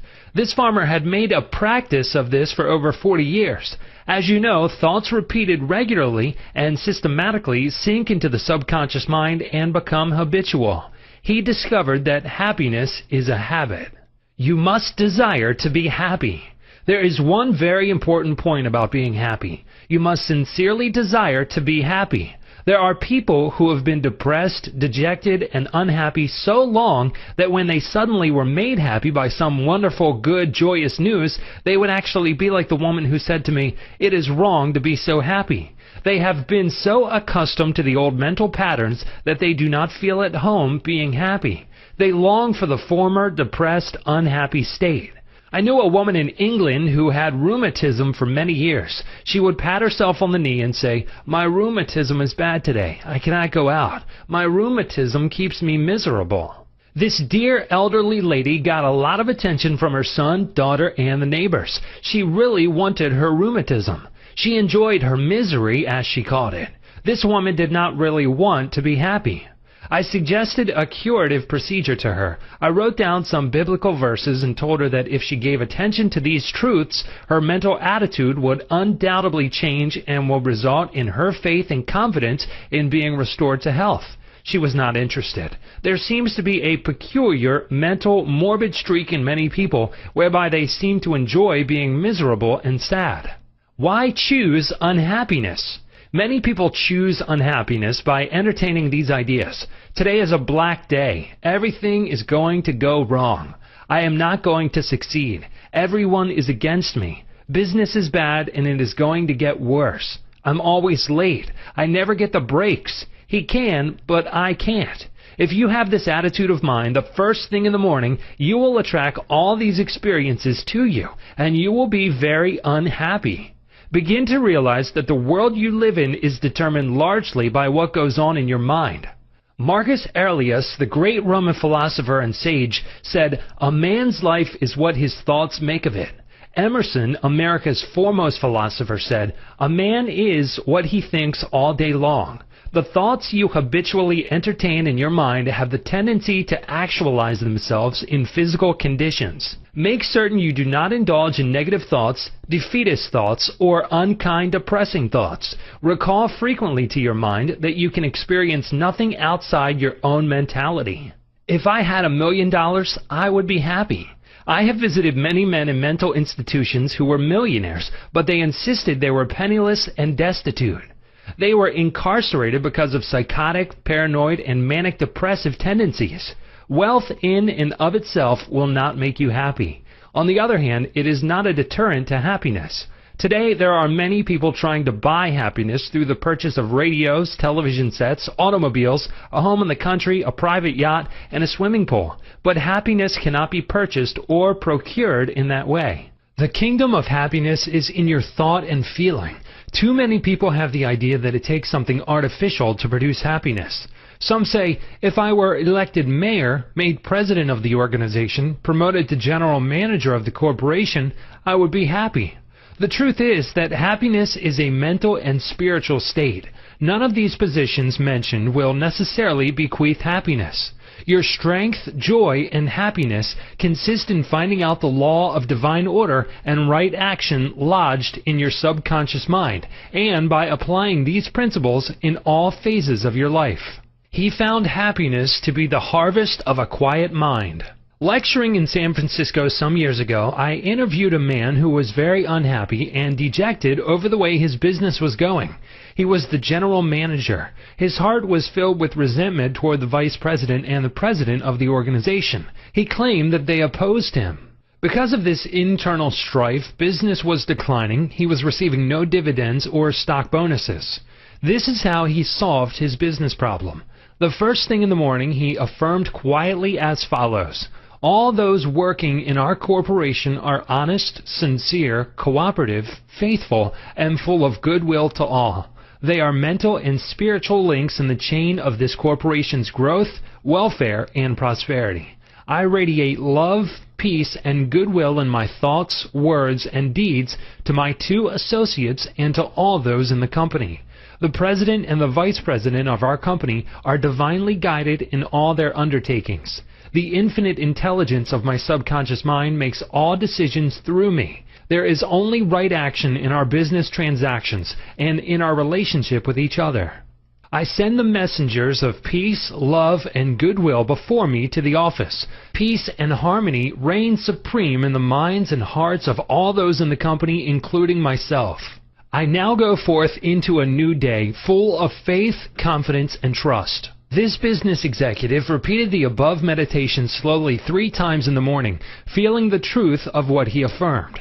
When fearful or angry thoughts came into his mind during the day, he would say to himself, "Peace, harmony, and poise govern my mind at all times." As he continued disciplining his mind in this manner, all the harmful thoughts ceased to come, and peace came into his mind. He reaped the harvest. Subsequently, he wrote me to the effect that at the end of about 2 weeks of reordering his mind, the president and the vice president called him into the office, praised his operations and his new constructive ideas, and remarked how fortunate they were in having him as general manager. He was very happy in discovering that man finds happiness within himself. The block or stump is not really there. I read a newspaper article some years ago which told me about a horse that shied when he came to a stump on the road. Subsequently, every time the horse came to that same stump, he shied. The farmer dug the stump out, burned it, and leveled the old road. Yet for 25 years, every time the horse passed the place where the former stump was, he shied. The horse was shying at the memory of a stump. There is no block to your happiness save in your own thought life and mental imagery. Is fear or worry holding you back? Fear is a thought in your mind. You can dig it up this very moment by supplanting it with faith in success, achievement, and victory over all problems. I knew a man who failed in business. He said to me, "I made mistakes. I've learned a lot. I am going back into business and I will be a tremendous success." He faced up to that stump in his mind. He did not whine or complain, but he tore up the stump of failure, and through believing in his inner powers to back him up, he banished all fear thoughts and old depressions. Believe in yourself and you will succeed and be happy. The happiest people. The happiest man is he who constantly brings forth and practices what is best in him. Happiness and virtue complement each other. The best are not only the happiest, but the happiest are usually the best in the art of living life successfully. God is the highest and best in you. Express more of God's love, light, truth, and beauty, and you will become one of the happiest persons in the world today. Epictetus, the Greek Stoic philosopher, said, "There is but one way to tranquility of mind and happiness. Let this, therefore, be always ready at hand with thee, both when thou wakest early in the morning and all the day long, and when thou goest late to sleep, to account no external things thy own, but commit all these to God." Chapter 16. Your Subconscious Mind and Harmonious Human Relations. In studying this book, you learn that your subconscious mind is a recording machine, which faithfully reproduces whatever you impress upon it. This is one of the reasons for the application of the golden rule in human relations. All things whatsoever ye would that men should do unto you, do ye even so to them. This quotation has outer and inner meanings. You are interested in its inner meaning from the standpoint of your subconscious mind, which is, as you would that men should think about you, think you about them in a like manner. As you would that men should feel about you, feel you also about them in like manner. As you would want men to act toward you, act you toward them in like manner. For example, you may be polite and courteous to someone in your office, but when his back is turned, you are very critical and resentful toward him in your mind. Such negative thoughts are highly destructive to you. It is like taking poison. You are actually taking mental poisons, which rob you of vitality, enthusiasm, strength, guidance, and goodwill. These negative thoughts and emotions sink down into your subconscious and cause all kinds of difficulties and maladies in your life. The master key to happy relationships with others. Judge not that ye be not judged. For with what judgment ye judge, ye shall be judged. And with what measure ye mete, it shall be measured to you again. A study of this quotation and the application of the inner truths therein contained represent the real key to harmonious relations. To judge is to think, to arrive at a mental verdict or conclusion in your mind. The thought you have about the other person is your thought because you are thinking it. Your thoughts are creative, therefore you actually create in your own experience what you think and feel about the other person. It is also true that the suggestion you give to another, you give to yourself because your mind is the creative medium. This is why it is said, "For with what judgment ye judge, ye shall be judged." When you know this law and the way your subconscious mind works, you are careful to think, feel, and act right towards others. These verses teach you about the emancipation of man and reveal to you the solution to your individual problems. And with what measure ye mete, it shall be measured to you again. The good you do for others comes back to you in like measure, and the evil you do returns to you by the law of your own mind. If a man cheats and deceives another, he is actually cheating and deceiving himself. His sense of guilt and mood of loss inevitably will attract loss to him in some way at some time. His subconscious records his mental act and reacts according to the mental intention or motivation.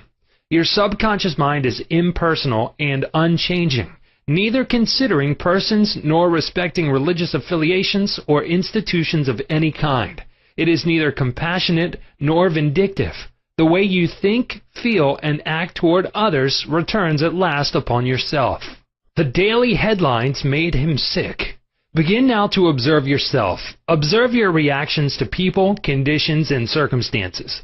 How do you respond to the events and news of the day? It makes no difference at all. The other people were wrong and you alone were right. If the news disturbs you, it is your evil, because your negative emotions robbed you of peace and harmony. A woman wrote me about her husband, saying that he goes into a rage when he reads what certain newspaper columnists write in the newspaper. She added that this constant reaction of anger and suppressed rage on his part brought on bleeding ulcers, and his physician recommended an emotional reconditioning. I invited this man to see me, and I explained to him the way his mind functions, indicating how emotionally immature it was to get angry when others write articles with which he disapproves or disagrees. He began to realize that he should give the newspaper man freedom to express himself even though the latter disagreed with him politically, religiously, or in any other way. In the same manner, the newspaper man would give him freedom to write a letter to the newspaper disagreeing with his published statements. He learned that he could disagree without being disagreeable. He awakened to the simple truth that it is never what a person says or does that affects him. It is his reaction to what is said or done that matters. This explanation was the cure for this man, and he realized that with a little practice he could master his morning tantrums. His wife told me subsequently that he laughed at himself and also at what the columnists say. They no longer have power to disturb, annoy, and irritate him. His ulcers have disappeared due to his emotional poise and serenity. I hate women, but I like men. A private secretary was very bitter towards some of the girls in her office because they were gossiping about her and, as she said, spreading vicious lies about her. She admitted that she did not like women. She said, "I hate women, but I like men." I discovered also that she spoke to the girls who were under her in the office in a very haughty, imperious, and irritable tone of voice. She pointed out that they took a delight in making things difficult for her.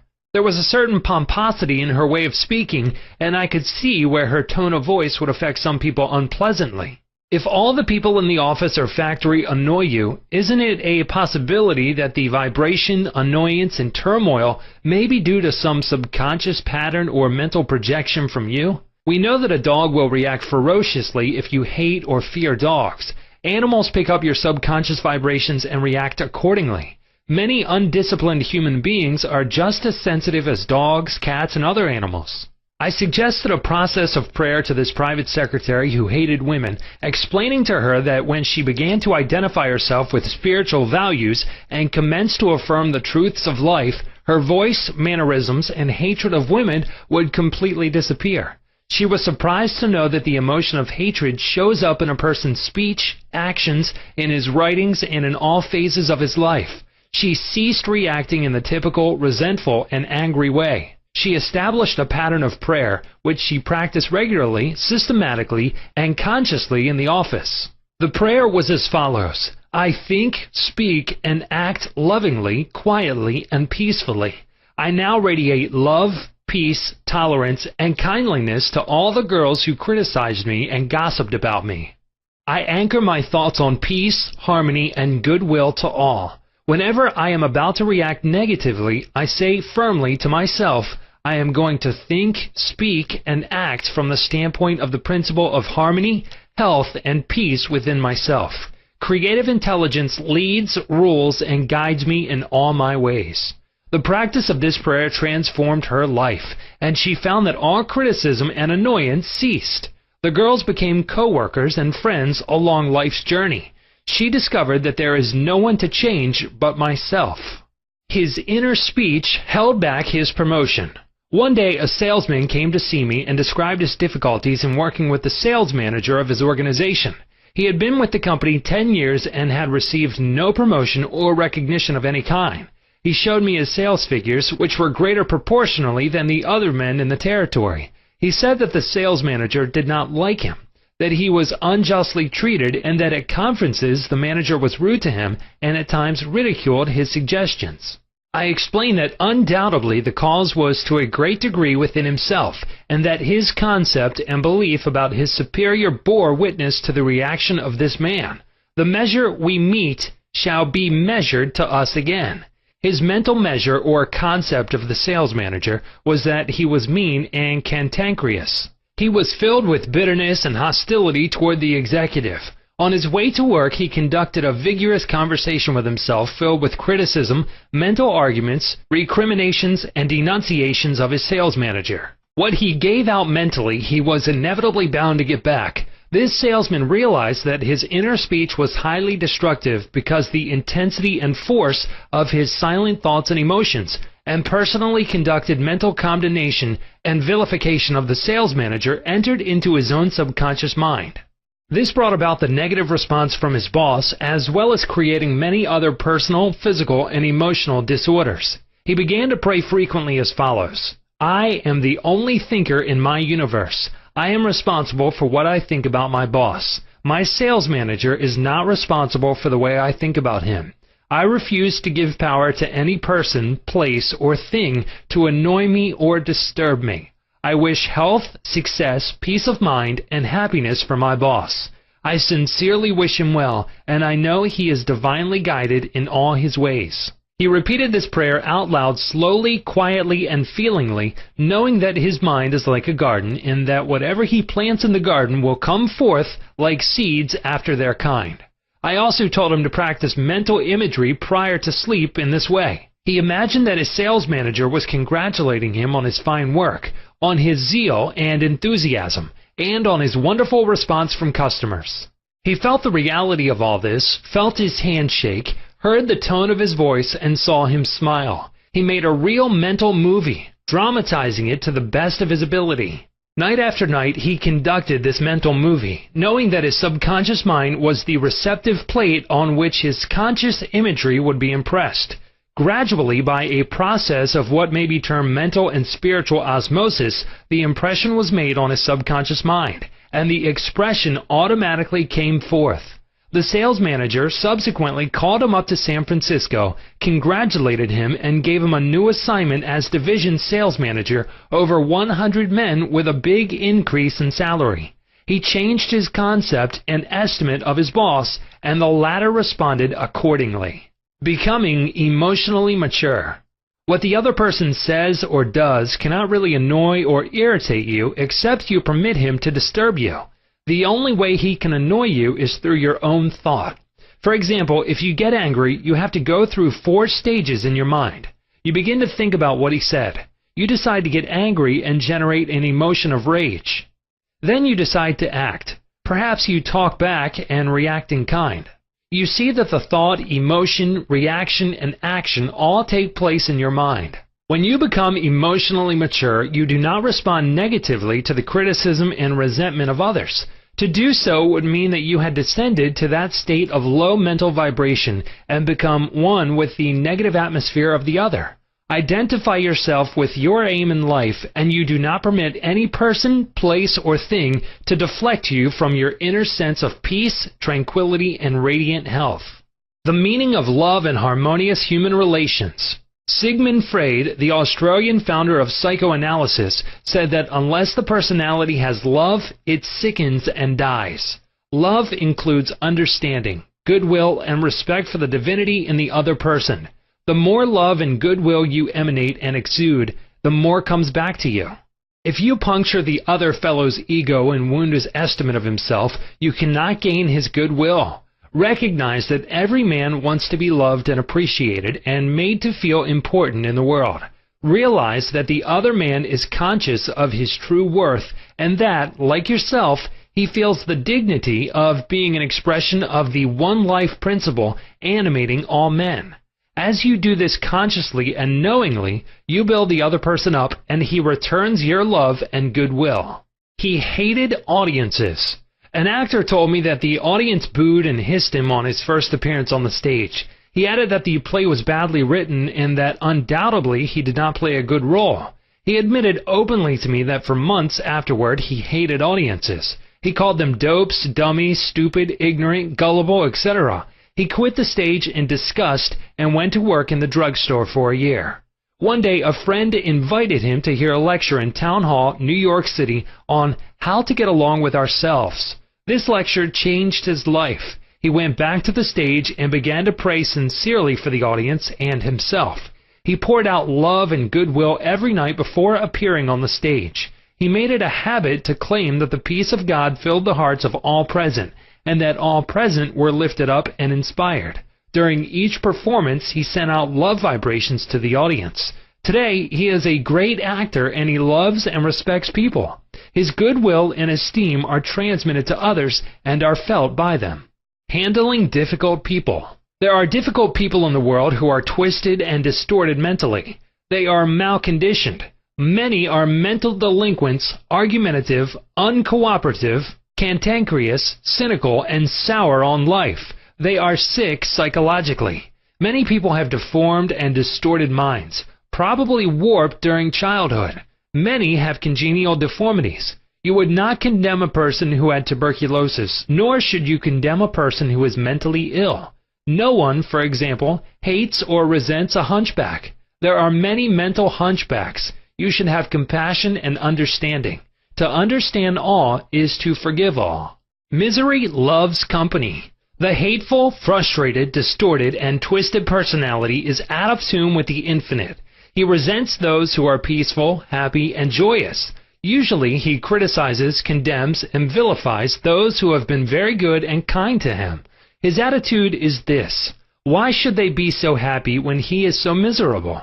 He wants to drag them down to his own level. Misery loves company. When you understand this, you remain unmoved, calm, and dispassionate. The practice of empathy in human relations. A girl visited me recently stating that she hated another girl in her office. She gave as a reason that the other girl was prettier, happier, and wealthier than she, and in addition was engaged to the boss of the company where they worked. One day after the marriage had taken place, the crippled daughter, by a former marriage of the woman whom she hated, came into the office. The child put her arms around her mother and said, "Mommy, Mommy, I love my new daddy. Look what he gave me." She showed her mother a wonderful new toy. She said to me, "My heart went out to that little girl, and I knew how happy she must feel.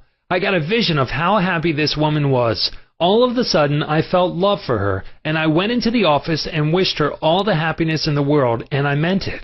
In psychological circles today, this is called empathy, which simply means the imaginative projection of your mental attitude into that of another. She projected her mental mood or the feeling of her heart into that of the older woman, and began to think and look out through the other woman's brain. She was actually thinking and feeling as the other woman, and also as the child, because she likewise had projected herself into the mind of the child. She was looking out from the vantage point of the child's mother. If tempted to injure or think ill of another, project yourself mentally into the mind of Moses and think from the standpoint of the 10 Commandments. Appeasement never wins. Do not permit people to take advantage of you or gain their point by temper tantrums, crying jags, or so-called heart attacks. These people are dictators who try to enslave you and make you do their bidding. Be firm but kind and refuse to yield. Appeasement never wins. Refuse to contribute to their delinquency, selfishness, and possessiveness. Remember, do that which is right. You are here to fulfill your ideal and remain true to the eternal virilities and spiritual values of life, which are eternal.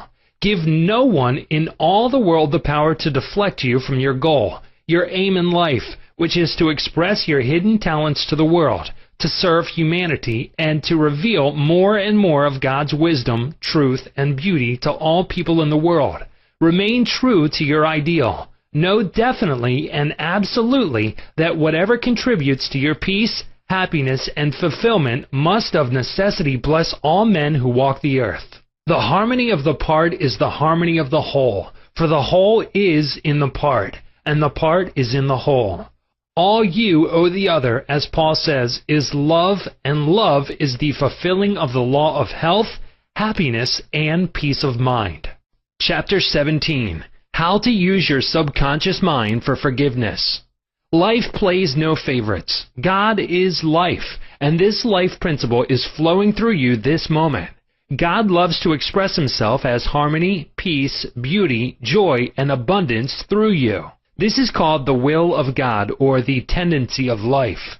If you set up resistance in your mind to the flow of life through you, this emotional congestion will get snarled up in your subconscious mind and cause all kinds of negative conditions. God has nothing to do with unhappy or chaotic conditions in the world. Man's negative and destructive thinking brings about all these conditions.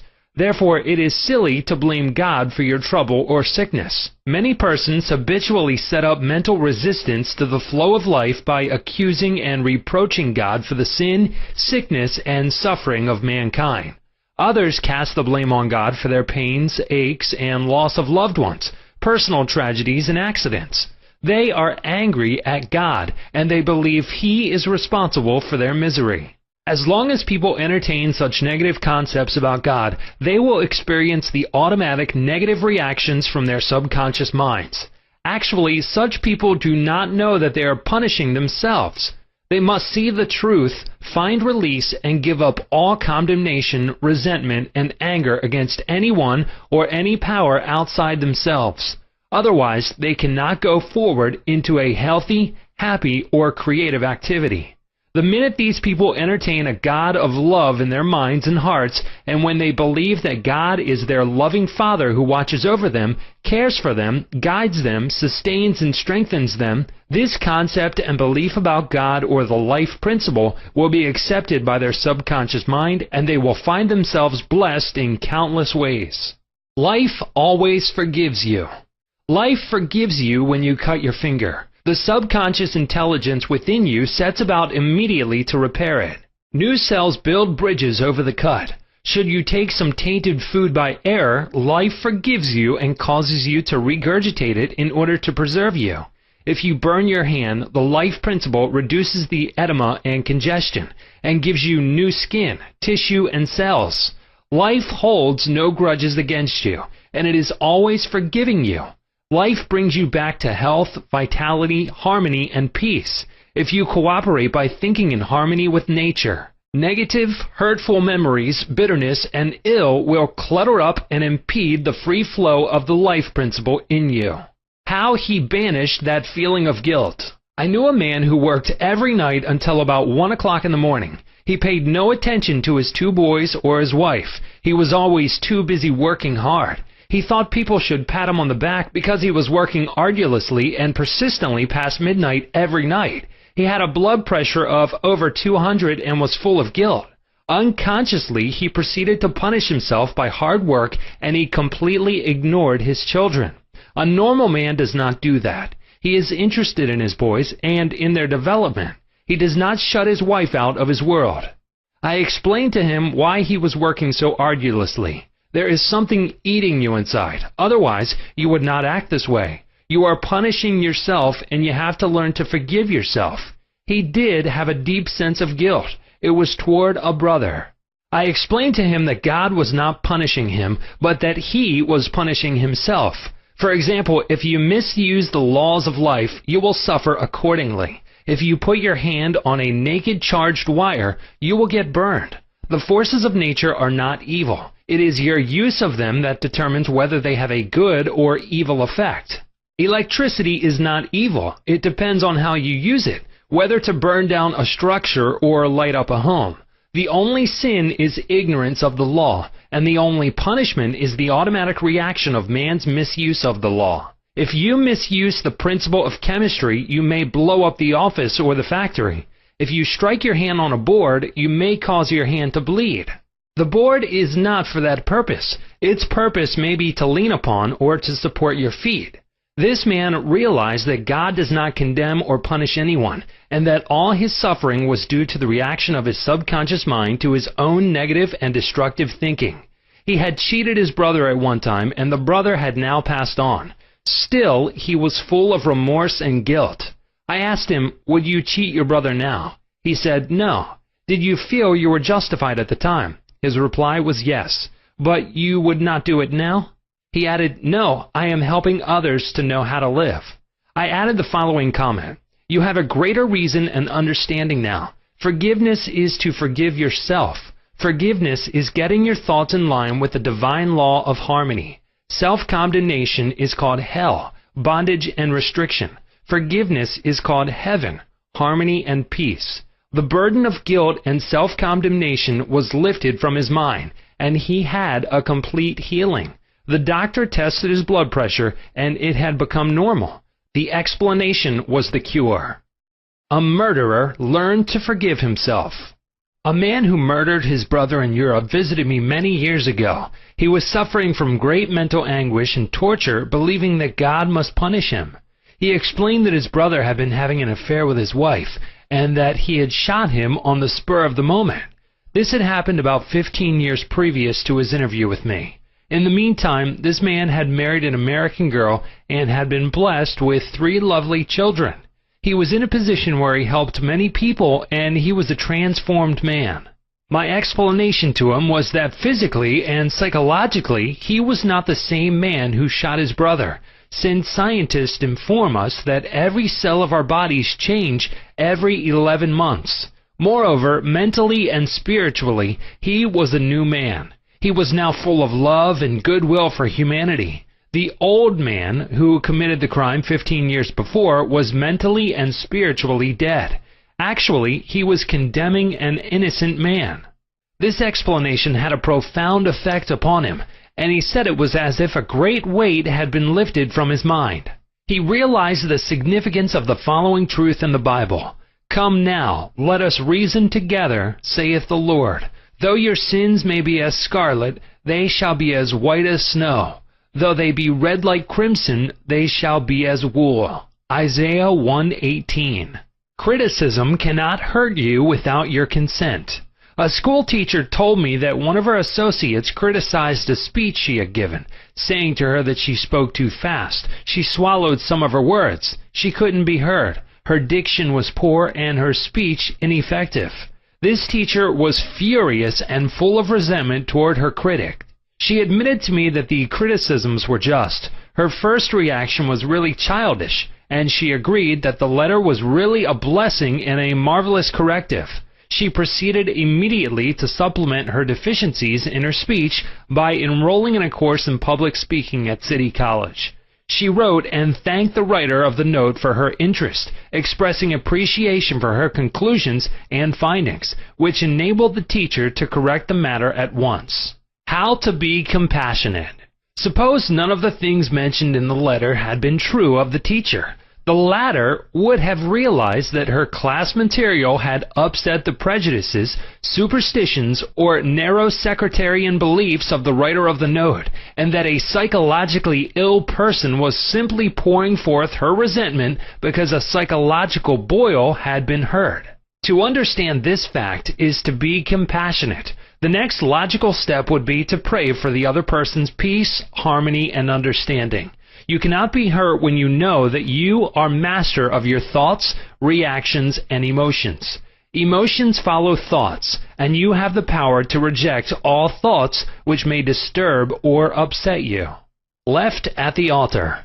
Some years ago, I visited a church to perform a marriage ceremony. The young man did not appear, and at the end of 2 hours, the bride-to-be shed a few tears, and then said to me, "I prayed for divine guidance. This might be the answer, for he never faileth." That was her reaction, faith in God and all things good. She had no bitterness in her heart because, as she said, it must not have been right action because my prayer was for right action for both of us. Someone else having a similar experience would have gone into a tantrum, have had an emotional fit, required sedation, and perhaps needed hospitalization.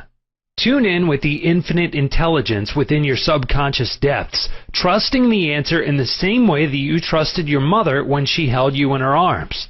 This is how you can acquire poise and mental and emotional health. It is wrong to marry. Sex is evil, and I am evil. Some time ago, I talked to a young lady aged 22. She was taught that it was a sin to dance, to play cards, to swim, and to go out with men.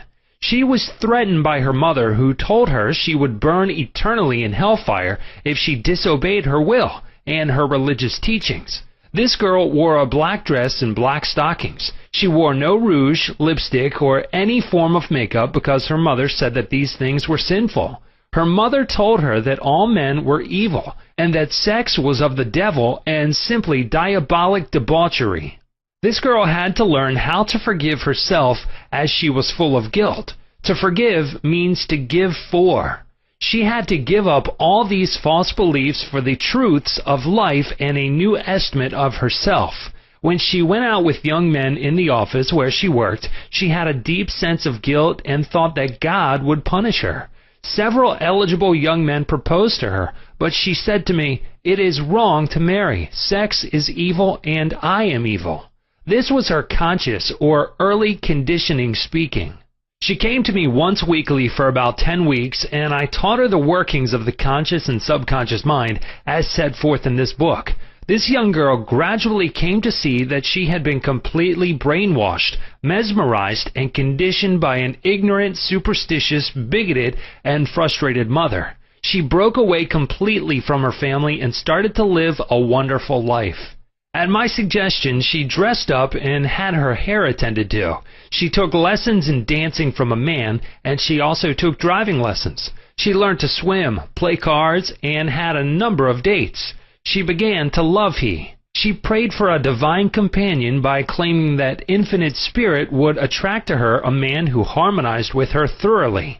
Eventually, this came to pass. As she left my office one evening, there was a man waiting to see me, and I casually introduced them. They are now married and harmonize with each other perfectly. Forgiveness is necessary for healing. Forgiveness of others is essential to mental peace and radiant health. You must forgive everyone who has ever hurt you if you want perfect health and happiness. Forgive yourself by getting your thoughts in harmony with divine law and order. You cannot really forgive yourself completely until you have forgiven others first. To refuse to forgive yourself is nothing more or less than spiritual pride or ignorance. In the psychosomatic field of medicine today, it is being constantly stressed that resentment, condemnation of others, remorse, and hostility are behind a host of maladies ranging from arthritis to cardiac disease. They point out that these sick people who were hurt, mistreated, deceived, or injured were full of resentment and hatred for those who hurt them. This caused inflamed and festering wounds in their subconscious minds. There is only one remedy. They have to cut out and discard their hurts, and the one and only sure way is by forgiveness. Forgiveness is love in action. The essential ingredient in the art of forgiveness is the willingness to forgive. If you sincerely desire to forgive the other, you are 51% over the hurdle. I feel sure you know that to forgive the other does not necessarily mean that you like him or want to associate with him. You cannot be compelled to like someone, neither can a government legislate goodwill, love, peace, or tolerance. It is quite impossible to like people because someone in Washington issues a verdict to that effect. We can, however, love people without liking them. The Bible says, "Love ye one another." This anyone can do who really wants to do it. Love means that you wish for the other health, happiness, peace, joy, and all the blessings of life. There is only one prerequisite, and that is sincerity. You are not being magnanimous when you forgive. You are really being selfish, because what you wish for the other, you are actually wishing for yourself. The reason is that you are thinking it and you are feeling it. As you think and feel, so are you. Could anything be simpler than that? Technique of forgiveness. The following is a simple method which works wonders in your life as you practice it. Quiet your mind, relax, and let go. Think of God and His love for you, and then affirm, "I fully and freely forgive." Mention the name of the offender. I release him mentally and spiritually. I completely forgive everything connected with the matter in question. I am free and he or she is free. It is a marvelous feeling. It is my day of general amnesty. I release anybody and everybody who has ever hurt me, and I wish for each and every one health, happiness, peace, and all the blessings of life. I do this freely, joyously, and lovingly, and whenever I think of the person or persons who hurt me, I say, "I have released you, and all the blessings of life are yours. I am free, and you are free." It is wonderful. The great secret of true forgiveness is that once you have forgiven the person, it is unnecessary to repeat the prayer. Whenever the person comes to your mind or the particular hurt happens to enter your mind, wish the delinquent well and say, "Peace be to you." Do this as often as the thought enters your mind. You will find that after a few days the thought of the person or experience will return less and less often, until it fades into nothingness. The acid test for forgiveness. There is an acid test for gold. There is also an acid test for forgiveness. If I should tell you something wonderful about someone who has wronged you, cheated you, or defrauded you, and you sizzled at hearing the good news about this person, the roots of hatred would still be in your subconscious mind, playing havoc with you.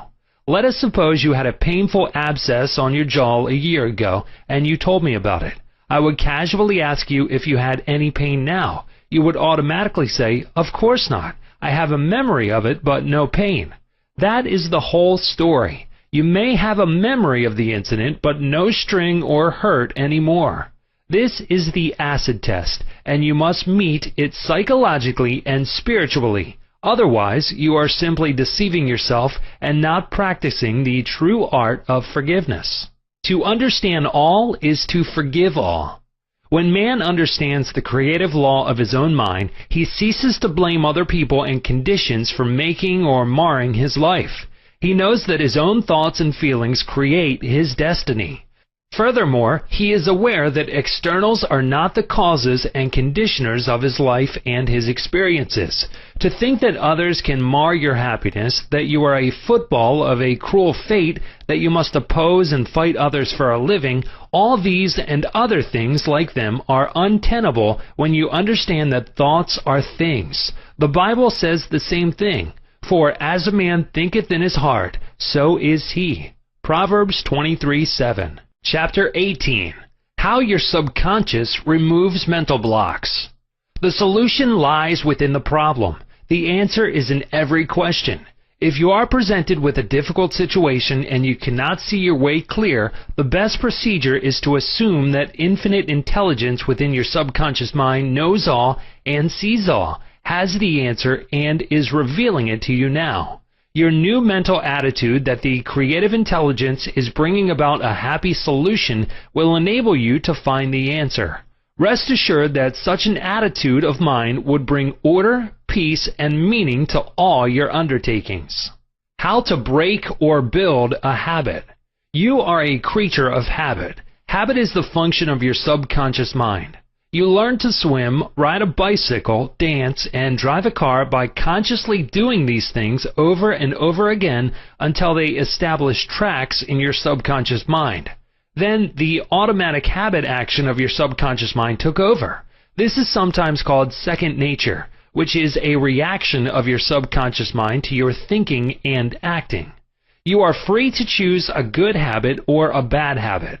If you repeat a negative thought or act over a period of time, you will be under the compulsion of a habit. The law of your subconscious is compulsion. How he broke a bad habit. Mr. Jones said to me, "An uncontrollable urge to drink seizes me, and I remain drunk for 2 weeks at a time. I can't give up this terrible habit." Time and time again, these experiences had occurred to this unfortunate man. He had grown into the habit of drinking to excess. Although he had started drinking on his own initiative, he also began to realize that he could change the habit and establish a new one. He said that while through his willpower he was able to suppress his desires temporarily, his continued efforts to suppress the many urges only made matters worse. His repeated failures convinced him that he was hopeless and powerless to control his urge or obsession. This idea of being powerless operated as a powerful suggestion to his subconscious mind and aggravated his weakness, making his life a succession of failures. I taught him to harmonize the functions of the conscious and subconscious mind. When these two cooperate, the idea or desire implanted in the subconscious mind is realized. His reasoning mind agreed that if the old habit path or track had carried him into trouble, he could consciously form a new path to freedom, sobriety, and peace of mind. He knew that his destructive habit was automatic, but since it was acquired through his conscious choice, he realized that if he had been conditioned negatively, he also could be conditioned positively. As a result, he ceased thinking of the fact that he was powerless to overcome the habit. Moreover, he understood clearly that there was no obstacle to his healing other than his own thought. Therefore, there was no occasion for great mental effort or mental coercion. The power of his mental picture. This man acquired a practice of relaxing his body and getting into a relaxed, drowsy, meditative state. Then he filled his mind with the picture of the desired end, knowing his subconscious mind could bring it about the easiest way. He imagined his daughter congratulating him on his freedom and saying to him, "Daddy, it's wonderful to have you home." He had lost his family through drink. He was not allowed to visit them, and his wife would not speak to him. Regularly, systematically, he used to sit down and meditate in the way outlined. When his attention wandered, he made it a habit to immediately recall the mental picture of his daughter with her smile and the scene of his home enlivened by her cheerful voice. All this brought about a reconditioning of his mind. It was a gradual process. He kept it up. He persevered, knowing that sooner or later he would establish a new habit pattern in his subconscious mind. I told him that he could liken his conscious mind to a camera, that his subconscious mind was the sensitive plate on which he registered and impressed the picture. This made a profound impression on him, and his whole aim was to firmly impress the picture on his mind and develop it there. Films are developed in the dark. Likewise, mental pictures are developed in the dark room of the subconscious mind. Focused attention. Realizing that his conscious mind was simply a camera, he used no effort. There was no mental struggle. He quietly adjusted his thoughts and focused his attention on the scene before him until he gradually became identified with the picture. He became absorbed in the mental atmosphere, repeating the mental movie frequently. There was no room for doubt that a healing would follow. When there was any temptation to drink, he would switch his imagination from any reveries of drinking bouts to the feeling of being at home with his family. He was successful because he confidently expected to experience the picture he was developing in his mind. Today, he is president of a multi-million-dollar concern and is radiantly happy. He said a jinx was following him. Mr. Block said that he had been making an annual income of $20,000, but for the past 3 months, all doors seemed to jam tightly. He brought up clients to the point where they were about to sign on the dotted line, and then at the 11th hour, the door closed. He added that perhaps a jinx was following him. In discussing the matter with Mr. Block, I discovered that 3 months previously, he had become very irritated, annoyed, and resentful toward a dentist who, after he had promised to sign a contract, had withdrawn at the last moment. He began to live in the unconscious fear that other clients would do the same, thereby setting up a history of frustration, hostility, and obstacles. He gradually built up in his mind a belief of obstruction and last-minute cancellations until a vicious circle had been established. What I fear most has come upon me. Mr. Block realized that the trouble was in his mind and that it was essential to change his mental attitude. His run of so-called misfortune was broken in the following way. I realize I am one with the infinite intelligence of my subconscious mind, which knows no obstacle, difficulty, or delay. I live in the joyous expectancy of the best. My deeper mind responds to my thoughts. I know that the work of the infinite power of my subconscious cannot be hindered. Infinite intelligence always finishes successfully whatever it begins. Creative wisdom works through me, bringing all my plans and purposes to completion. Whatever I start, I bring to a successful conclusion. My aim in life is to give wonderful service, and all those whom I contact are blessed by what I have to offer. All my work comes to full fruition in divine order. He repeated this prayer every morning before going to call on his customers, and he also prayed each night prior to sleep. In a short time, he had established a new habit pattern in his subconscious mind, and he was back in his old accustomed stride as a successful salesman. How much do you want what you want? A young man asked Socrates how he could get wisdom. Socrates replied, "Come with me." He took the lad to a river, pushed the boy's head under the water, held it there until the boy was gasping for air, then relaxed and released his head. When the boy regained his composure, he asked him, "What did you desire most when you were under water?" "I wanted air," said the boy. Socrates said to him, "When you want wisdom as much as you wanted air when you were immersed in the water, you will receive it." Likewise, when you really have an intense desire to overcome any block in your life, and you come to a clear-cut decision that there is a way out, and that is the course you wish to follow, then victory and triumph are assured. If you really want peace of mind and inner calm, you will get it. Regardless of how unjustly you have been treated, or how unfair the boss has been, or what a mean scoundrel someone has proved to be, all this makes no difference to you when you awaken to your mental and spiritual powers. You know what you want, and you will definitely refuse to let the thieves' thoughts of hatred, anger, hostility, and ill will rob you of peace, harmony, health, and happiness. You cease to become upset by people, conditions, news, and events by identifying your thoughts immediately with your aim in life. Your aim is peace, health, inspiration, harmony, and abundance. Feel a river of peace flowing through you now.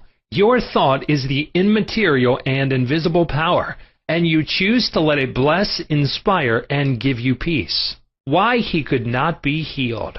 This is a case history of a married man with 4 children who was supporting and secretly living with another woman during his business trips. He was ill, nervous, irritable, and cantankerous, and he could not sleep without drugs. The doctor's medicine failed to bring down his high blood pressure of over 200. He had pains in numerous organs of his body, which doctors could not diagnose or relieve. To make matters worse, he was drinking heavily. The cause of all this was a deep, unconscious sense of guilt. He had violated the marriage vows, and this troubled him. The religious creed he was brought up on was deeply lodged in his subconscious mind, and he drank excessively to heal the wound of guilt. Some invalids take morphine and codeine for severe pains. He was taking alcohol for the pain or wound in his mind. It was the old story of adding fuel to the fire. The explanation and the cure. He listened to the explanation of how his mind worked. He faced his problem, looked at it, and gave up his dual role.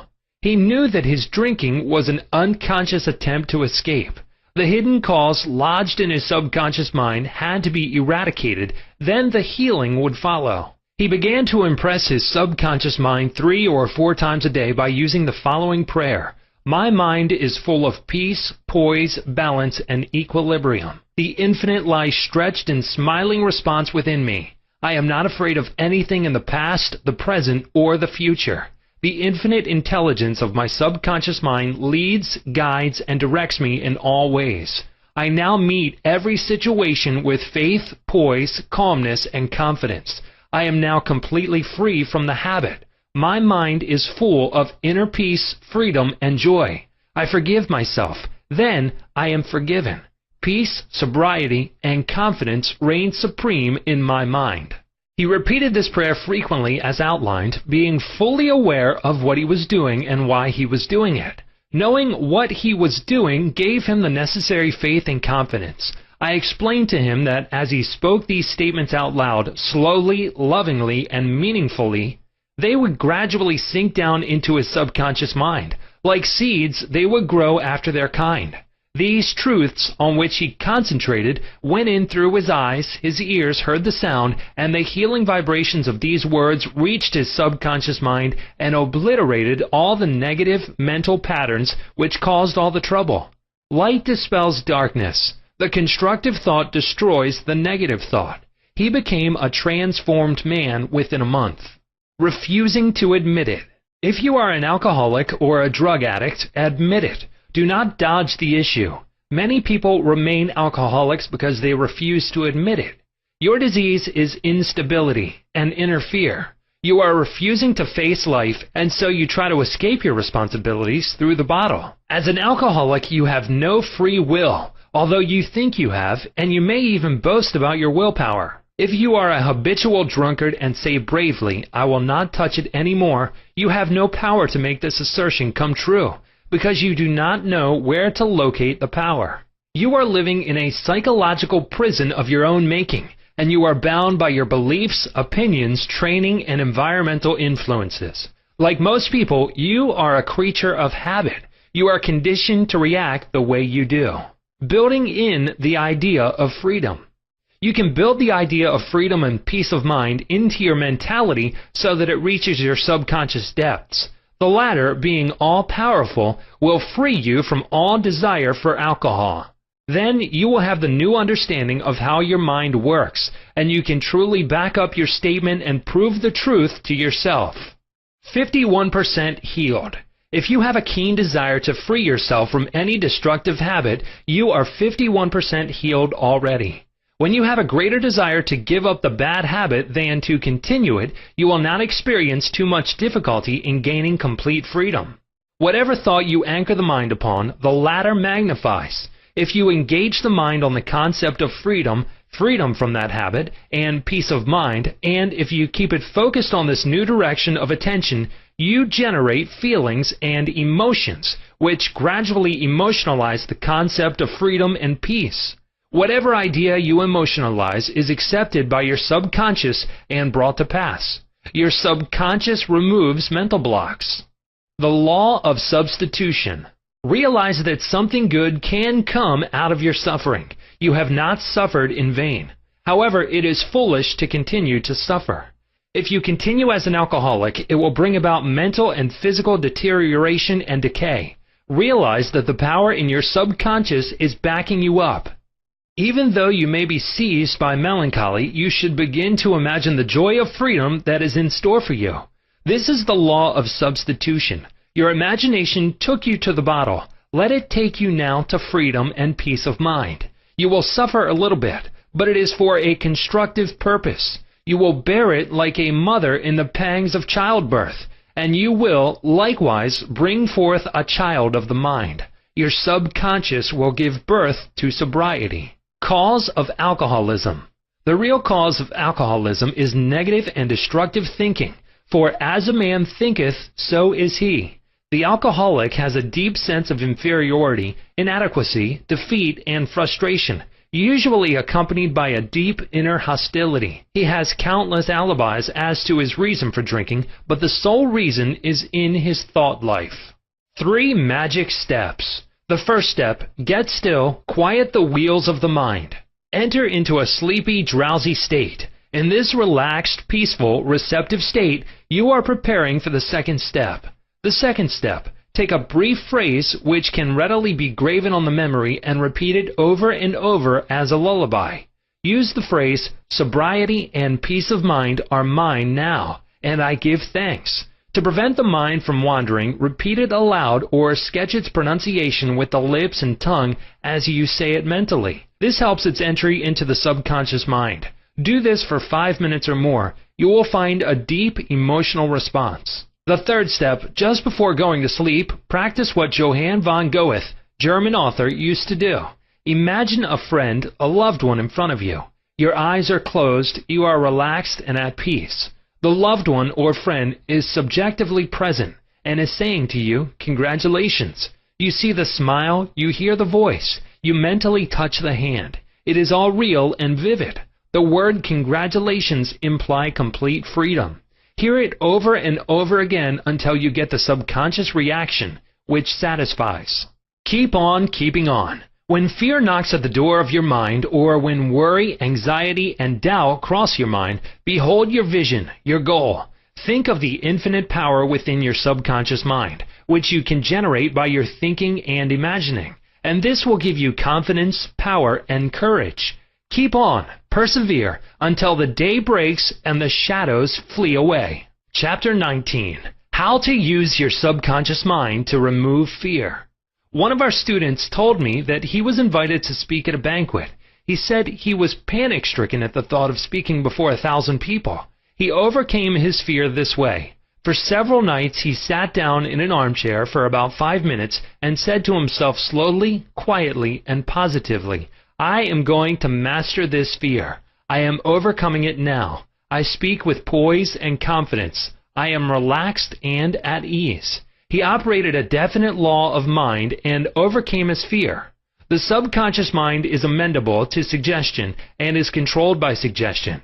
When you still your mind and relax, the thoughts of your conscious mind sink down into the subconscious through a process similar to osmosis, whereby fluids separated by a porous membrane intermingle. As these positive seeds or thoughts sink into the subconscious area, they grow after their kind, and you become poised, serene, and calm. Man's greatest enemy. It is said that fear is man's greatest enemy. Fear is behind failure, sickness, and poor human relations.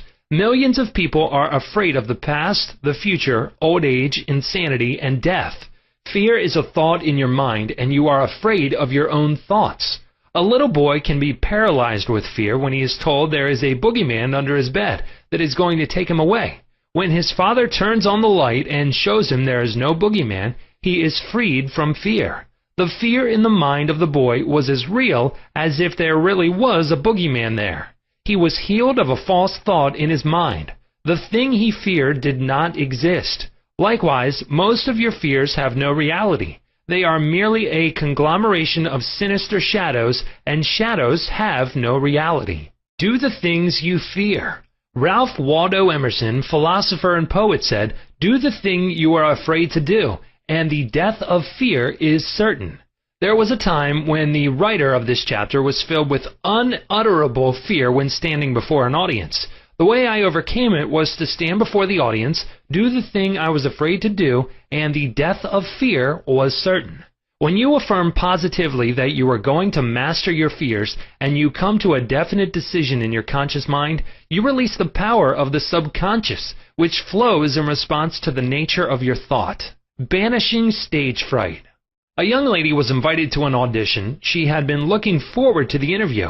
However, on 3 previous occasions she had failed miserably due to stage fright. She possessed a very good voice, but she was certain that when the time came for her to sing, she would be seized with stage fright.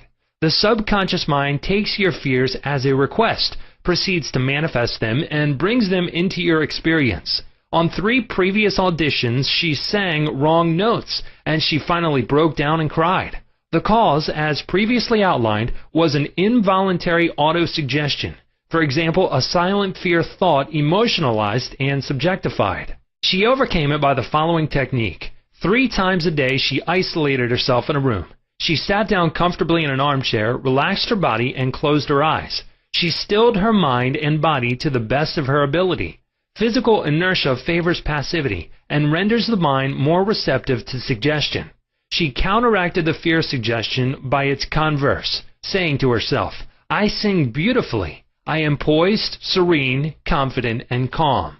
She repeated the words slowly, quietly, and with feeling from 5 to 10 times at each sitting.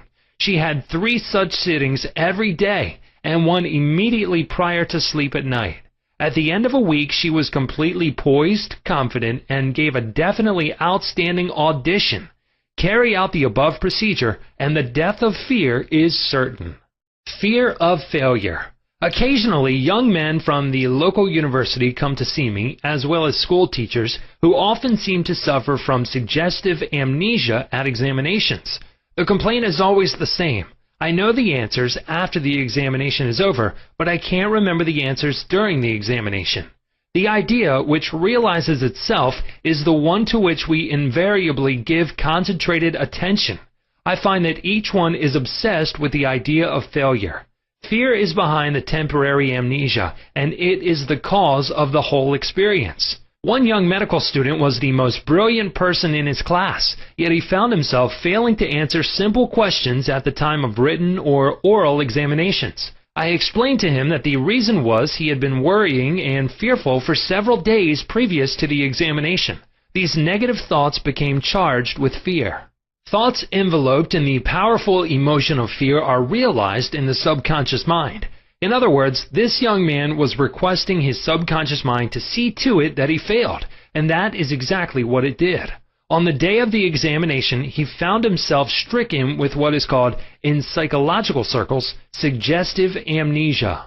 How he overcame the fear. He learned that his subconscious mind was the storehouse of memory, and that it had a perfect record of all he had heard and read during his medical training. Moreover, he learned that the subconscious mind was responsive and reciprocal. The way to be in rapport with it was to be relaxed, peaceful, and confident. Every night and morning he began to imagine his mother congratulating him on his wonderful record. He would hold an imaginary letter from her in his hand. As he began to contemplate the happy result, he called forth a corresponding or reciprocal response or reaction in himself. The all-wise, omnipotent power of the subconscious took over, dictated, and directed his conscious mind accordingly. He imagined the end, thereby willing the means to the realization of the end. Following this procedure, he had no trouble passing subsequent examinations. In other words, the subjective wisdom took over, compelling him to give an excellent account of himself. Fear of water, mountains, closed spaces, etc. There are many people who are afraid to go into an elevator, climb mountains, or even swim in the water. It may well be that the individual had unpleasant experiences in the water in his youth, such as having been thrown forcibly into the water without being able to swim. He might have been forcibly detained in an elevator, which failed to function properly, causing resultant fear of closed spaces. I had an experience when I was about 10 years of age. I accidentally fell into a pool and went down 3 times. I can still remember the dark water engulfing my head and my gasping for air until another boy pulled me out at the last moment. This experience sank into my subconscious mind, and for years I feared the water. An elderly psychologist said to me, "Go down to the swimming pool, look at the water, and say out loud in strong tones, 'I am going to master you. I can dominate you.' Then go into the water, take lessons, and overcome it." This I did, and I mastered the water. Do not permit water to master you. Remember, you are the master of the water. When I assumed a new attitude of mind, the omnipotent power of the subconscious responded, giving me strength, faith, and confidence, and enabling me to overcome my fear. Master technique for overcoming any particular fear. The following is a process and technique for overcoming fear, which I teach from the platform. It works like a charm. Try it. Suppose you are afraid of the water, a mountain, an interview, an audition, or you fear closed spaces. If you are afraid of swimming, begin now to sit still for 5 or 10 minutes, 3 or 4 times a day, and imagine you are swimming. Actually, you are swimming in your mind.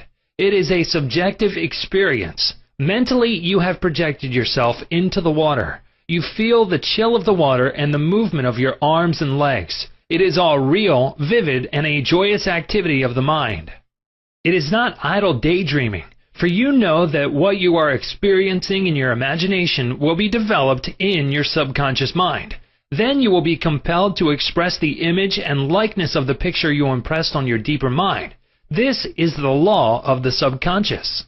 You could apply the same technique if you are afraid of mountains or high places. Imagine you are climbing the mountain. Feel the reality of it all. Enjoy the scenery, knowing that as you continue to do this mentally, you will do it physically with ease and comfort. He blessed the elevator. I knew an executive of a large corporation who was terrified to ride in an elevator. He would walk up 5 flights of stairs to his office every morning. He said that he began to bless the elevator every night and several times a day. He finally overcame his fear. This is how he blessed the elevator. The elevator in our building is a wonderful idea. It came out of the universal mind. It is a boon and a blessing to all our employees. It gives wonderful service. It operates in divine order. I ride it in peace and joy. I remain silent now while the currents of life, love, and understanding flow through the patterns of my thought. In my imagination, I am now in the elevator, and I step out into my office. The elevator is full of our employees. I talk to them, and they are friendly, joyous, and free. It is a wonderful experience of freedom, faith, and confidence. I give thanks. He continued this prayer for about 10 days, and on the 11th day, he walked into the elevator with other members of the organization and felt completely free. Normal and abnormal fear. Man is born only with 2 fears, the fear of falling and the fear of noise. These are an alarm system given you by nature as a means of self-preservation. Normal fear is good. You hear an automobile coming down the road and you step aside to survive. The momentary fear of being run over is overcome by your action. All other fears were given to you by parents, relatives, teachers, and all those who influenced your early years. Abnormal fear. Abnormal fear takes place when man lets his imagination run riot. I knew a woman who was invited to go on a trip around the world by plane. She began to cut out of the newspapers all reports of airplane catastrophes. She pictured herself going down in the ocean, being drowned, etc. This is abnormal fear. Had she persisted in this, she would undoubtedly have attracted what she feared most. Another example of abnormal fear is that of a businessman in New York who was very prosperous and successful. He had his own private mental motion picture, of which he was the director. He would run this mental movie of failure, bankruptcy, empty shelves, and no bank balance until he sank into a deep depression. He refused to stop this morbid imagery and kept reminding his wife that this can't last. There will be a recession. I feel sure we will go bankrupt, etc. His wife told me that he finally did go into bankruptcy, and all the things he imagined and feared came to pass. The things he feared did not exist, but he brought them to pass by constantly fearing, believing, and expecting financial disaster. Job said, "The thing I feared has come upon me." There are people who are afraid that something terrible will happen to their children, and that some dread catastrophe will befall them. When they read about an epidemic or a rare disease, they live in fear that they will catch it, and some imagine they have the disease already. All this is abnormal fear. The answer to abnormal fear: move mentally to the opposite. To stay at the extreme of fear is stagnation plus mental and physical deterioration. When fear arises, there immediately comes with it a desire for something opposite to the thing feared. Place your attention on the thing immediately desired. Get absorbed and engrossed in your desire, knowing that the subjective always overturns the objective. This attitude will give you confidence and lift your spirits. The infinite power of your subconscious mind is moving on your behalf, and it cannot fail. Therefore, peace and assurance are yours. Examine your fears. The president of a large organization told me that when he was a salesman, he used to walk around the block 5 or 6 times before he called on a customer. The sales manager came along one day and said to him, "Don't be afraid of the boogeyman behind the door. There is no boogeyman. It is a false belief." The manager told him that whenever he looked at his own fears, he stared them in the face and stood up to them, looking them straight in the eye. Then they faded and shrank into insignificance. He landed in the jungle. A chaplain told me of his experiences in the Second World War. He had to parachute from a damaged plane and land in the jungle. He said he was frightened, but he knew there were 2 kinds of fear, normal and abnormal, which we have previously pointed out. He decided to do something about the fear immediately and began to talk to himself, saying, "John, you can't surrender to your fear. Your fear is a desire for safety and security and a way out." He began to claim infinite intelligence which guides the planets in their courses is now leading and guiding me out of this jungle. He kept saying this out loud to himself for 10 minutes or more. Then, he added, something began to stir inside me. A mood of confidence began to seize me, and I began to walk. After a few days, I miraculously came out of the jungle and was picked up by a rescue plane. His changed mental attitude saved him.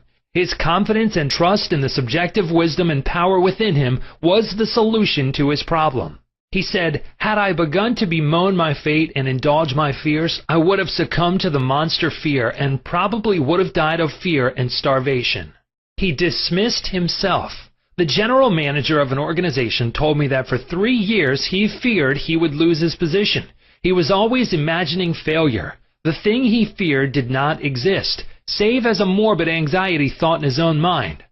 His vivid imagination dramatized the loss of his job until he became nervous and neurotic. Finally, he was asked to resign.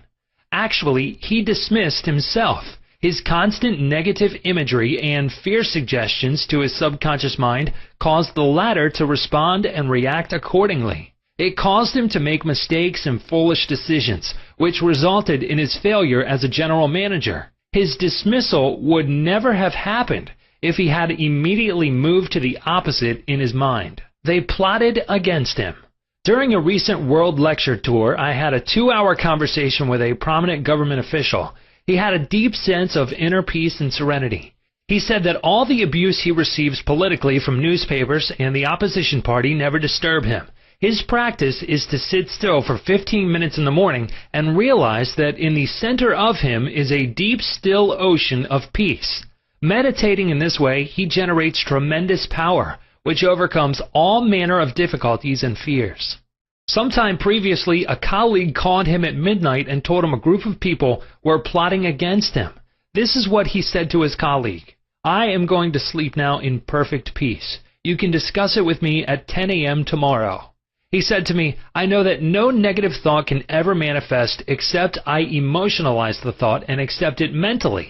I refuse to entertain their suggestion of fear. Therefore, no harm can come to me." Notice how calm he was, how cool, how peaceful. He did not start getting excited, tearing his hair, or wringing his hands. At his center, he found the still water, an inner peace, and there was a great calm.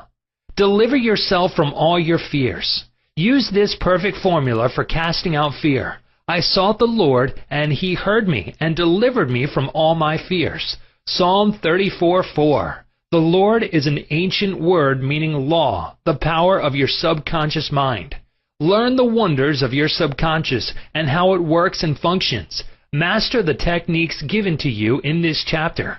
Put them into practice now, today. Your subconscious will respond, and you will be free of all fears. I sought the Lord, and He heard me and delivered me from all my fears. Chapter 20. How to stay young in spirit forever. Your subconscious mind never grows old. It is timeless, ageless, and endless. It is a part of the universal mind of God, which was never born, and it will never die. Fatigue or old age cannot be predicted on any spiritual quality or power. Patience, kindness, veracity, humility, goodwill, peace, harmony, and brotherly love are attributes and qualities which never grow old. If you continue to generate these qualities here on this plane of life, you will always remain young in spirit.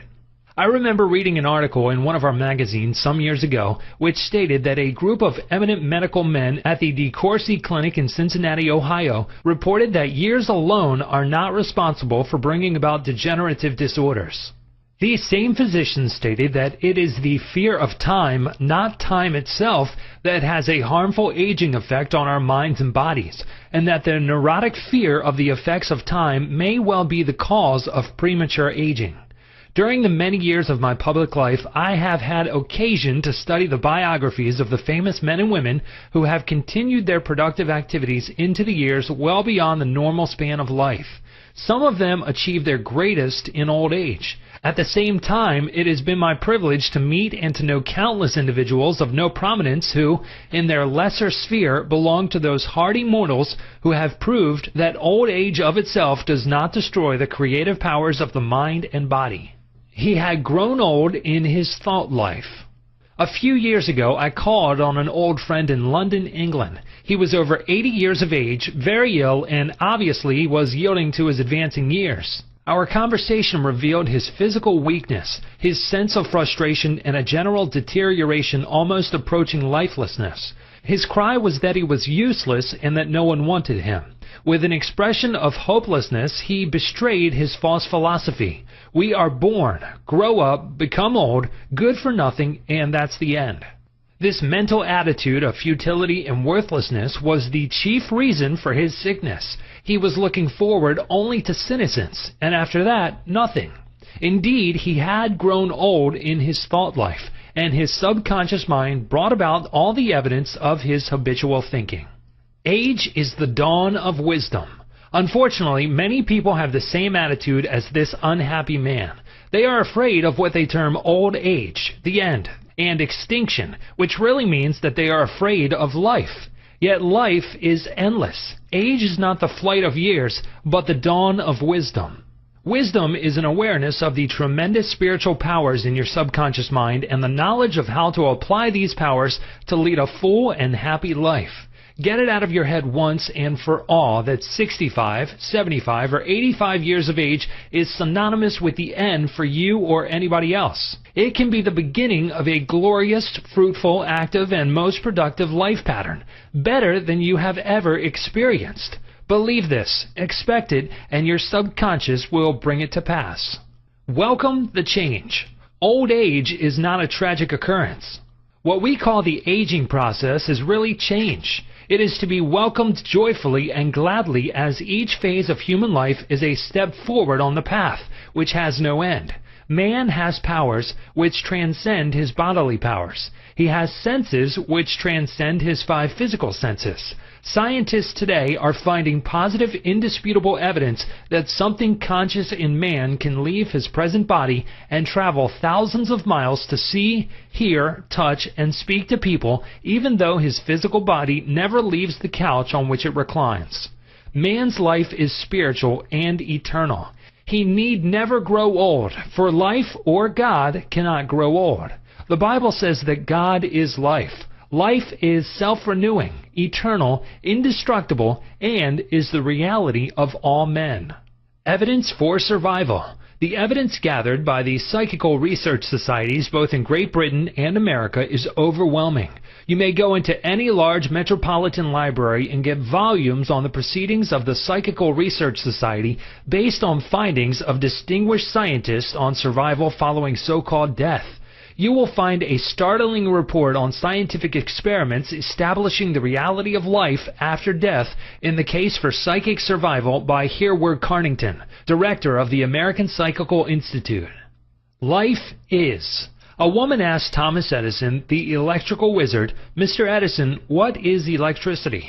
He replied, "Madame, electricity is, use it." Electricity is a name we give an invisible power which we do not fully comprehend, but we learn all we can about the principle of electricity and its uses. We use it in countless ways.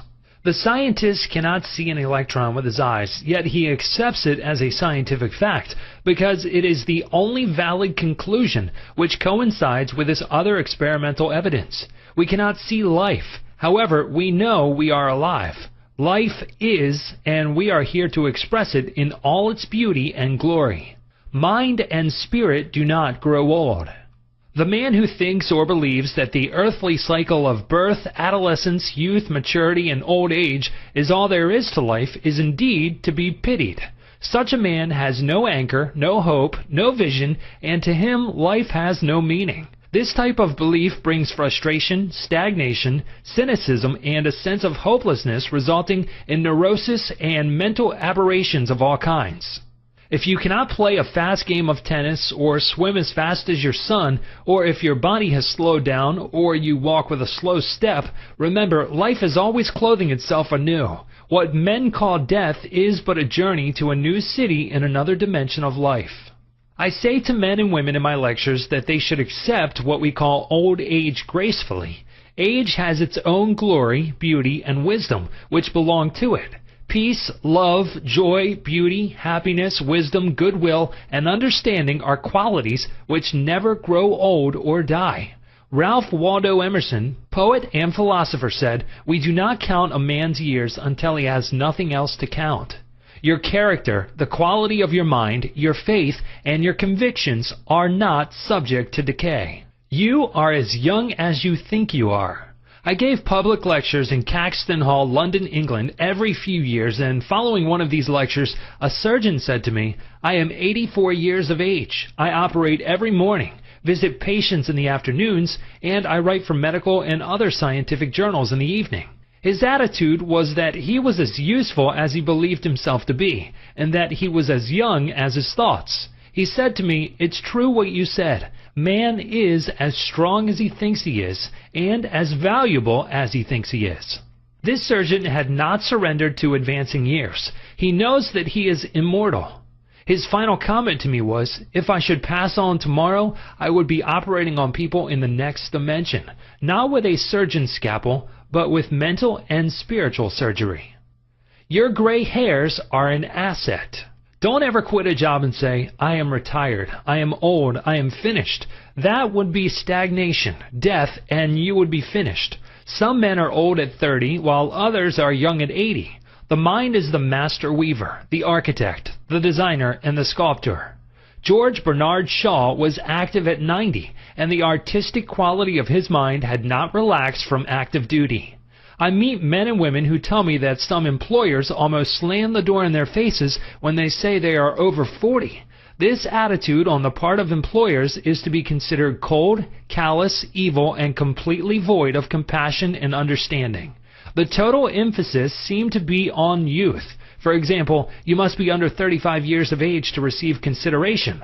The reasoning behind this is certainly very shallow. If the employer would stop and think, he would realize that the man or woman was not selling his age or gray hair. Rather, he was willing to give of his talents, his experience, and his wisdom gathered through the years of experience in the marketplace of life. Age is an asset. Your age should be a distinct asset to any organization because of your practice and application through the years of the principles of the Golden Rule and the law of love and goodwill. Your gray hair, if you have any, should stand for greater wisdom, skill, and understanding. Your emotional and spiritual maturity should be a tremendous blessing to any organization. A man should not be asked to resign when he is 65 years of age. That is the time of life when he could be most useful in handling personnel problems, making plans for the future, making decisions, and guiding others in the realm of creative ideas based on his experience and insight into the nature of the business. Be your age. A motion picture writer in Hollywood told me that he had to write scripts which would cater to the 12-year-old mind. This is a tragic state of affairs if the great masses of people are expected to become emotionally and spiritually mature. It means that the emphasis is placed on youth in spite of the fact that youth stands for inexperience, lack of discernment, and hasty judgment. I can keep up with the best of them. I am now thinking of a man 65 years of age who is trying frantically to keep young. He swims with young men every Sunday, goes on long hikes, plays tennis, and boasts about his prowess and physical powers, saying, "Look, I can keep up with the best of them." He should remember the great truth. As a man thinketh in his heart, so is he. Proverbs 23:7. Diets, exercises, and games of all kinds will not keep this man young. It is necessary for him to observe that he grows old or remains young in accordance with his processes of thinking. Your subconscious mind is conditioned by your thoughts. If your thoughts are constantly on the beautiful, the noble, and the good, you will remain young regardless of the chronological years.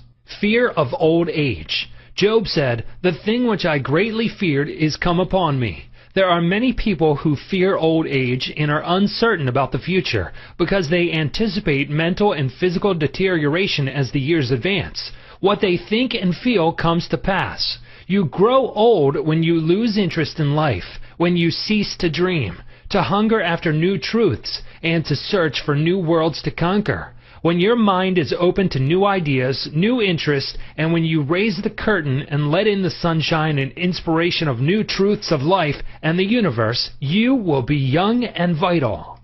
You have much to give. If you are 65 or 95 years of age, realize you have much to give. You can help stabilize, advise, and direct the younger generation. You can give the benefit of your knowledge, your experience, and your wisdom. You can always look ahead, for at all times you are gazing into infinite life. You will find that you can never cease to unveil the glories and wonders of life. Try to learn something new every moment of the day, and you will find your mind will always be young. 110 years old. Some years ago, while lecturing in Bombay, India, I was introduced to a man who said he was 110 years old. He had the most beautiful face I have ever seen. He seemed transfigured by the radiance of an inner light. There was a rare beauty in his eyes, indicating he had grown old in years with gladness, and with no indication that his mind had dimmed its lights. Retirement, a new venture. Be sure that your mind never retires. It must be like a parachute, which is no good unless it opens up. Be open and receptive to new ideas. I have seen men of 65 and 70 retire. They seemed to rot away, and in a few months passed on. They obviously felt that life was at an end. Retirement can be a new venture, a new challenge, a new path, the beginning of the fulfillment of a long dream. It is inexpressibly depressing to hear a man say, "What shall I do now that I am retired?" He is saying, in effect, "I am mentally and physically dead. My mind is bankrupt of ideas." All this is a false picture. The real truth is that you can accomplish more at 90 than you did at 60, because each day you are growing in wisdom and understanding of life and the universe through your new studies and interest. He graduated to a better job. An executive who lives near me was forced to retire a few months ago because he had reached the age of 65. He said to me, "I look upon my retirement as promotion from kindergarten to the first grade." He philosophized in this manner. He said that when he left high school, he went up the ladder by going to college. He realized this was a step forward in his education and understanding of life in general. Likewise, he added, now he could do the things he had always wanted to do, and therefore his retirement was still another step forward on the ladder of life and wisdom. He came to the wise conclusion that he was no longer going to concentrate on making a living. Now he was going to give all his attention to living life. He is an amateur photographer, and he took additional courses on the subject. He took a trip around the world and took movies of famous places. He now lectures before various groups, lodges, and clubs, and is in popular demand. There are countless ways of taking an interest in something worthwhile outside yourself. Become enthusiastic over new creative ideas, make spiritual progress, and continue to learn and to grow. In this manner you remain young in heart, because you are hungering and thirsting after new truths, and your body will reflect your thinking at all times. You must be a producer and not a prisoner of society. The newspapers are taking cognizance of the fact that the voting population of the elderly in California elections is increasing by leaps and bounds. This means that their voices will be heard in the legislature of the state and also in the halls of Congress. I believe there will be enacted a federal law prohibiting employers from discrimination against men and women because of age. A man of 65 years may be younger mentally, physically, and psychologically than many men at 30. It is stupid and ridiculous to tell a man he cannot be hired because he is over 40. It is like saying to him that he is ready for the scrap heap or the junk pile. What is a man of 40 or over to do? Must he bury his talents and hide his light under a bushel? Men who are deprived and prevented from working because of age must be sustained by government treasuries at county, state, and federal levels. The many organizations who refuse to hire them and benefit from their wisdom and experience will be taxed to support them. This is a form of financial suicide.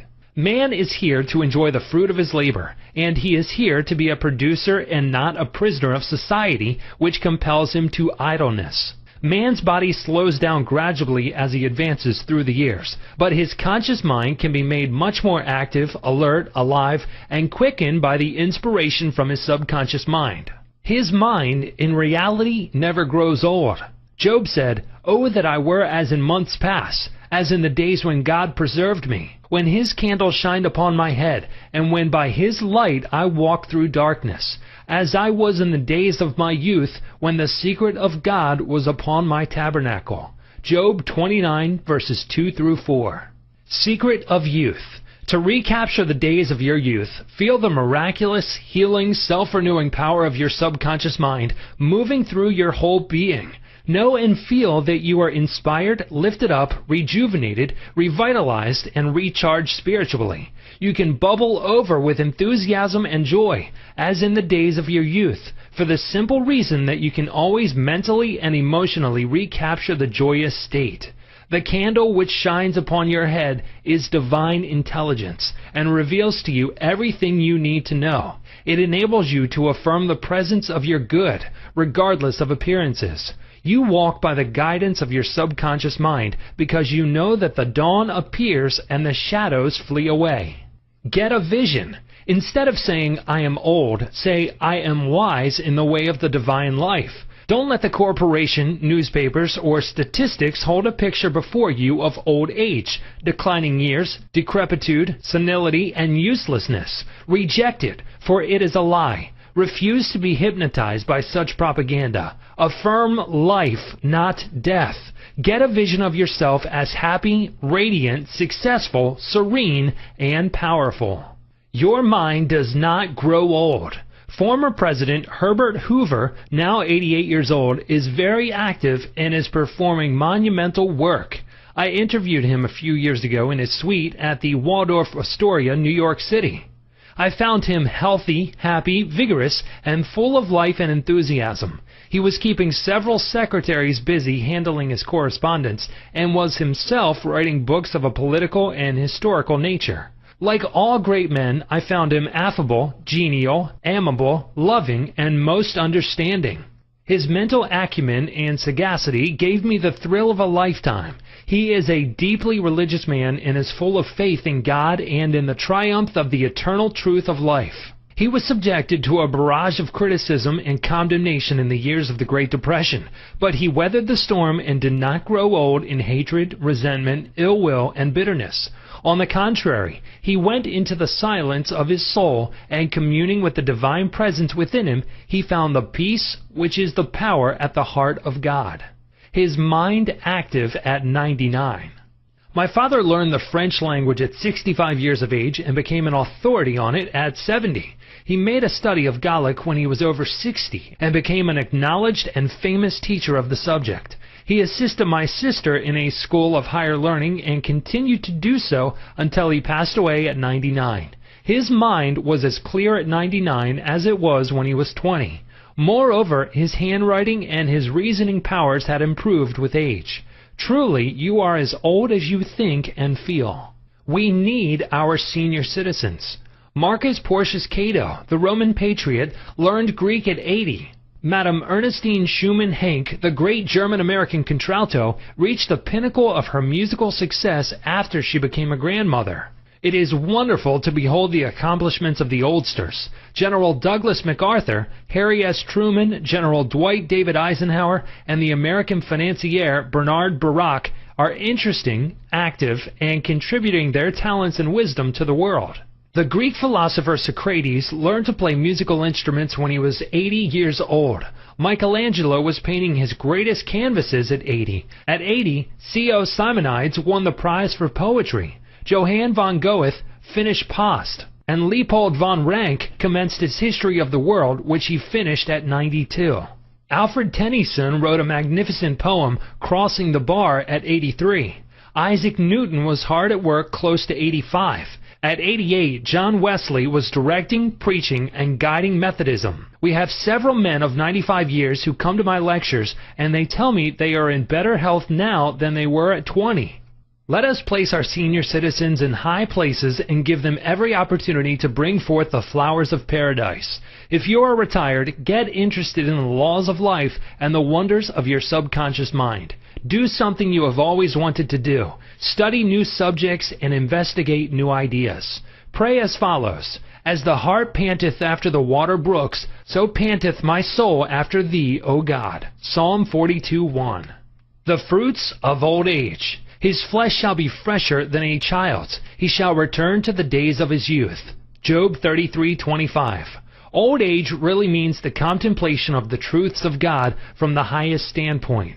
Realize that you are on an endless journey, a series of important steps in the ceaseless, tireless, endless ocean of life. Then, with the psalmist, you will say, they shall bring forth fruit in old age. They shall be fat and flourishing. Psalm 92:14. But the fruit of the Spirit is love, joy, peace, patience, gentleness, goodness, faith, meekness, temperance. Against such there is no law. You are a son of infinite life, which knows no end, and you are a child of eternity.